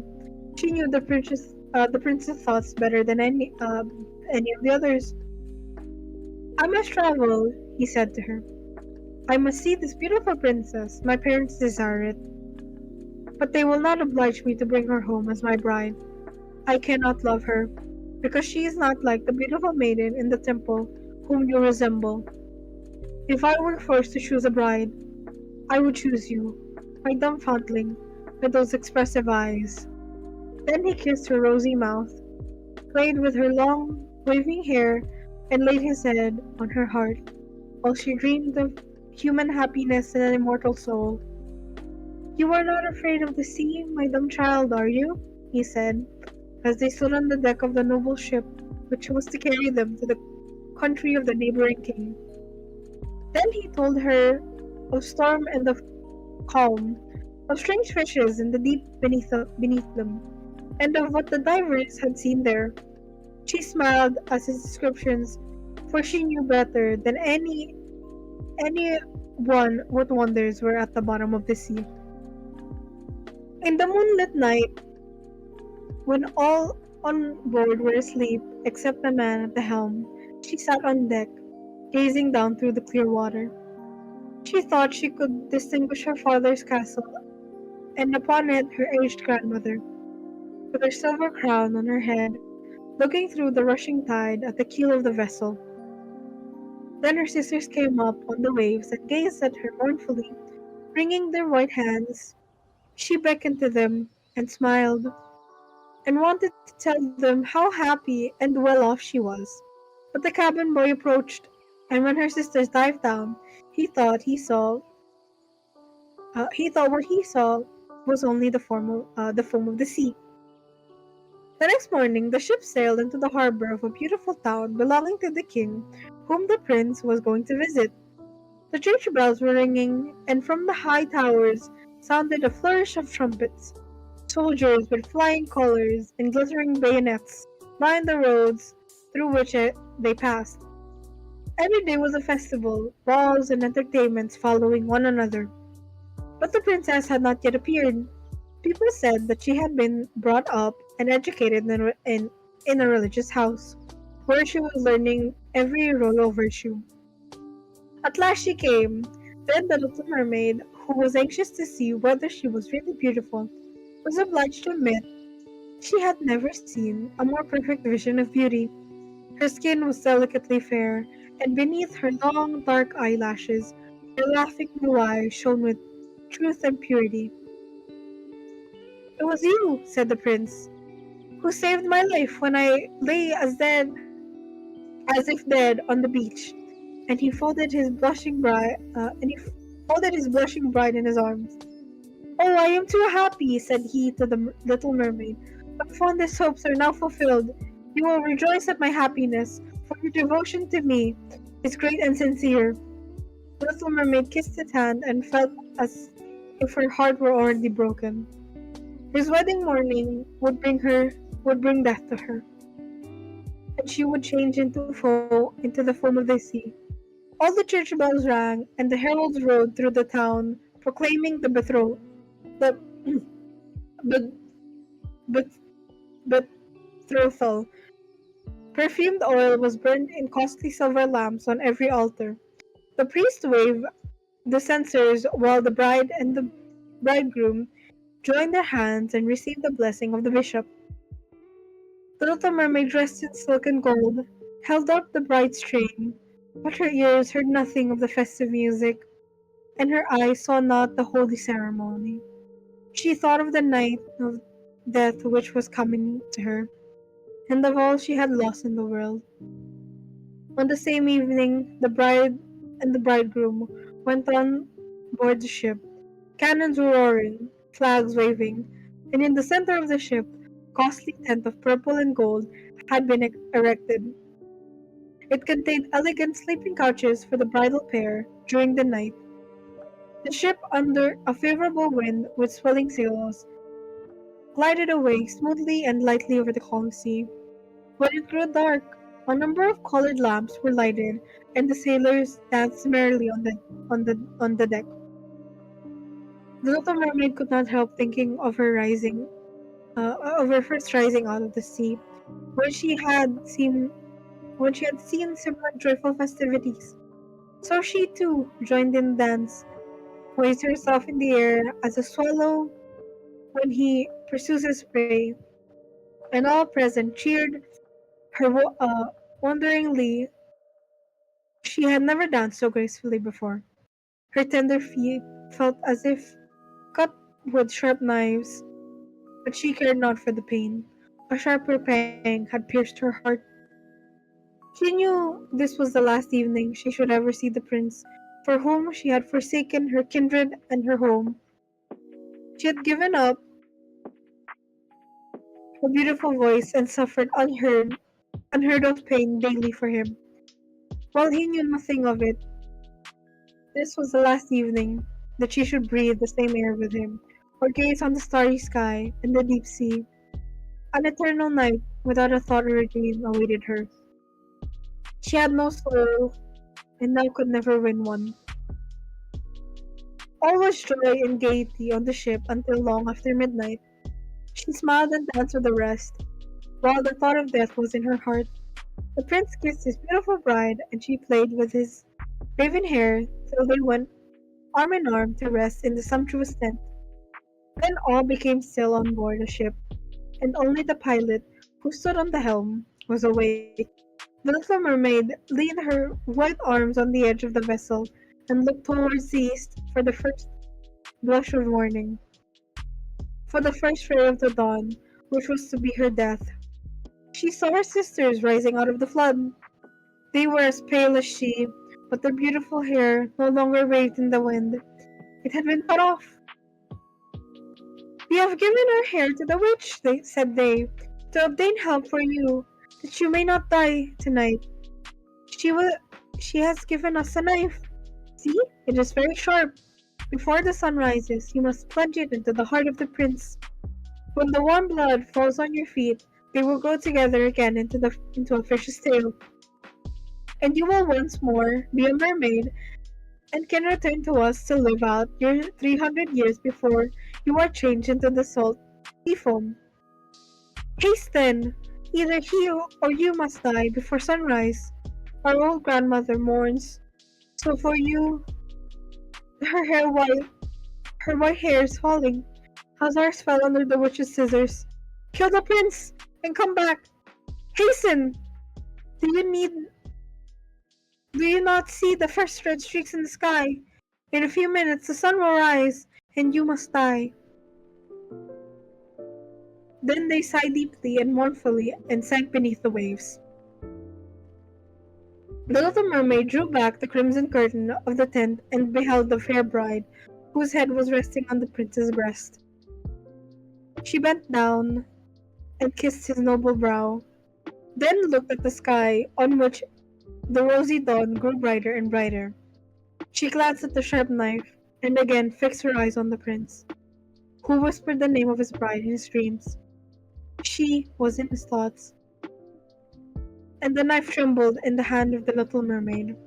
But she flung it far from her to the waves. The water turned red where it fell, and the drops that spurted up like blood. And the drops that spurted up looked like blood. She cast one more lingering, half-fainting glance at the prince, then threw herself from the ship into the sea, and felt her body dissolving into foam. The sun rose above the waves, and his warm rays fell on the cold foam of the little mermaid, who did not feel as if she were dying. She saw the bright sun and the hundreds of transparent, beautiful creatures floating around her. She could see through them the white sails of the ships and the red clouds in the sky. Their speech was melodious, but could not be heard by mortal ears, just as their bodies could not be seen by mortal eyes. The little mermaid perceived that she had a body like theirs, and that she continued to rise higher and higher out of the foam. "Where am I?" she asked, and her voice sounded ethereal, like the voices of those who were with her. No earthly music could imitate it. "Among the daughters of the air," answered one of them. "A mermaid has not an immortal soul, nor can she obtain one unless she wins the love of a human being. On the will of another hangs her eternal destiny. But the daughters of the air, although they do not possess an immortal soul, can uh, their good deeds procure one for themselves. We fly to warm countries and cool the sultry air that destroys mankind with the pestilence. We carry the perfume of the flowers to spread health and restoration. After we have striven for 300 years to do all the good in our power, we receive an immortal soul and take part in the happiness of mankind. You, poor little mermaid, have tried with your whole heart to do as we are doing. You have suffered and endured and raised yourself to the spirit world by your good deeds. And now, by striving for 300 years, in the same way, you may obtain an immortal soul." The little mermaid lifted her glorified eyes towards the sun, and, for the first time, felt them filling with tears. On the ship in which she had left the prince, there were life and noise, and she saw him and his beautiful bride searching for her. Sorrowfully, they gazed at the pearly foam as if they knew she had thrown herself into the waves. Unseen, she kissed the forehead of the bride and fanned the prince, and then mounted with the other children of the air to a rosy cloud that floated above. "After 300 years, thus we shall float into the kingdom of the heaven," said she, "and we may even get there sooner," whispered one of her companions. "Unseen, we can enter the houses of men, where there are children, and for every day on which we find the good child that is the joy of his parents and deserves their love, our time of probation is shortened. The child does not know, when we fly through the room, that we smile with joy and his good conduct. For we can count 1 year less of our 300 years, but when we see a naughty child or a wicked child, we shed tears of sorrow, and for every tear a day is added to our time of And for every tear, a day is added to our time of trial. The end. That was such a long story. It was. Holy shit. Dude, I Oh fell my asleep god. halfway. Oh, dude, I held the same position, like holding my phone for so long. My arms hurt. Zephyr and now came in. Wait, what? Both Zephyr and now are here. Like, in the stream. Oh my god, hello! Hi now, hi Alfred, hello! Sorry, I couldn't look at chat earlier. I was, Zephyr says, well, good job, with Kitsu, screen. you did it. Aw, thank you! But yeah, there you go. After that long story, I think I'm gonna take a break for a little bit. Same. Oh my gosh. All good. You were doing a great job. Oh.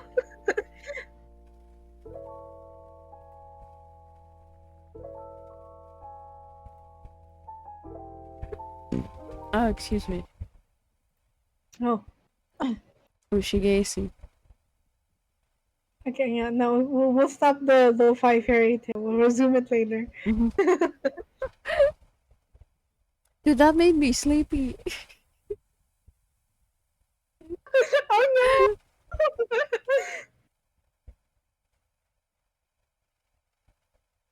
That made you sleepy. That made me sad. That was such a sad story. Hi, Sneeze. How are you? Hope you're doing well. Sounds like EP time. Perhaps. Perchance. Yeah. Mayhaps. Perchance.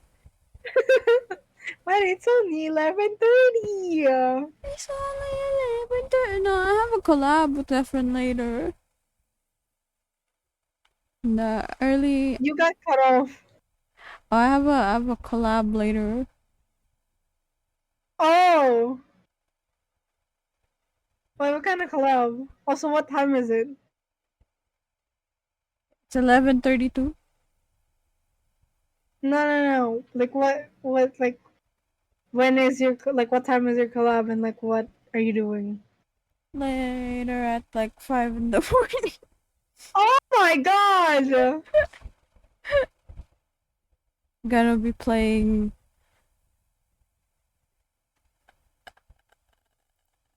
Yeah? I'm gonna be playing United Heist. Oh, what's that? It's like a. It's a escape room type of game. Oh!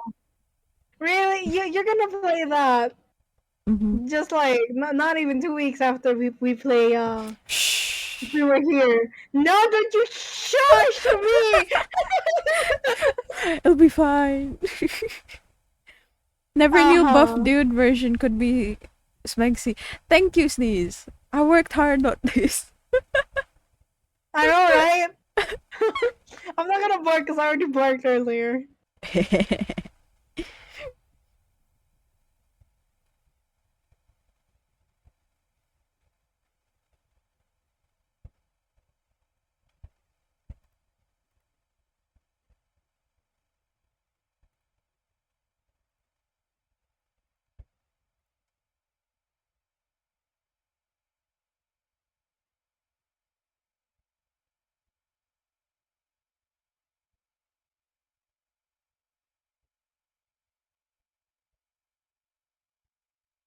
Oh, like what do we do now? That's a good question. Maybe you should go to sleep. Perhaps. Perchance. Mayhaps. But yeah, go to sleep. Perhaps. Oh my god. Seven, think about the uwu. Ew. Aha. Oh, you go to bed. You go to bed. Perhaps. No, stop perhaps when actually better you have to be up in like 6 hours. That's enough time for me to wake up. Yeah.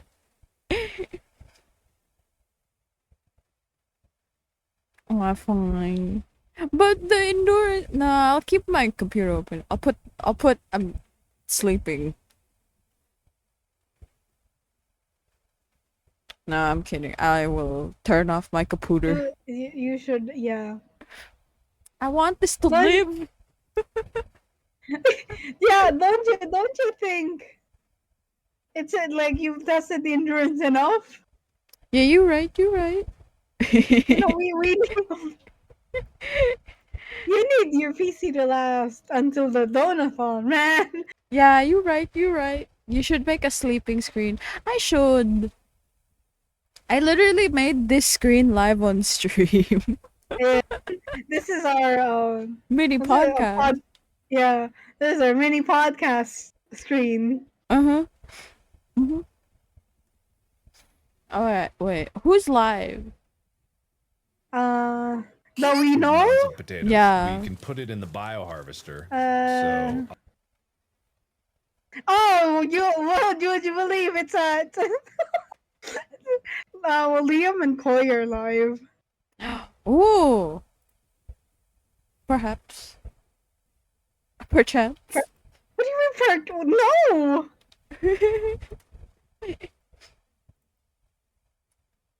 Alright, wait. My, who are we rating?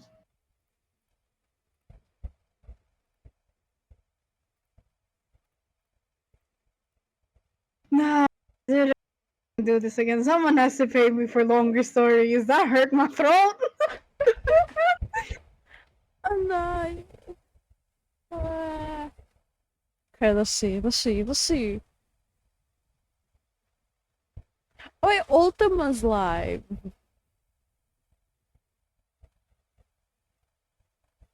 I've rated Koi and Liam enough. I'm gonna rate Ultima.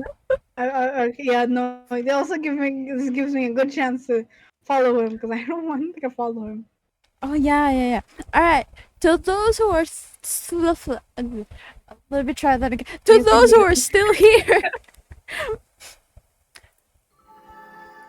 thank you so much for watching. Thank you so much for being here. And I will see you guys in the next stream, which is tomorrow which is in a few hours. 6 hours to be exact. Yeah, specifically in 6 hours. I will see you guys again.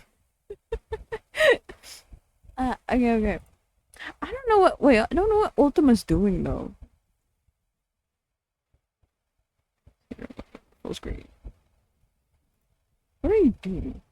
My adventure continues, but it will be pain or progress. What are you playing, sir? You're on just chatting, but what are you doing? Sir!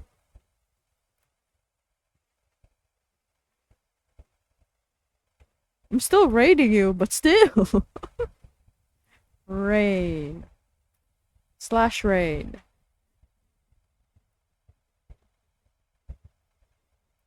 Ultima. Alright. Raid has been created. Let's go! Hey. Alright, to those with a sub, y'all can use this one. And to those without a sub, use this one. I'm gonna be really sure. I have no idea what Ultima's going to play. He's been live for 12 minutes. I guess we'll see. We'll find out. Yeah.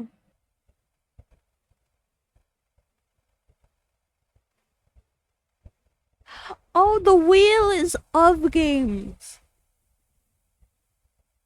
that are relatively difficult. Well then. Bless his soul. Oh no. Oh no. Oh no.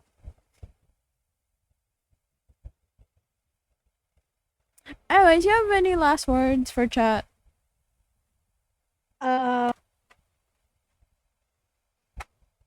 No, but it's gonna be a while before I do another storytelling. Hey, unless someone pays me. Fair. Yeah, wink, wink, nudge, nudge. Anyways, bye everyone. Yeah, bye bye. Until next time.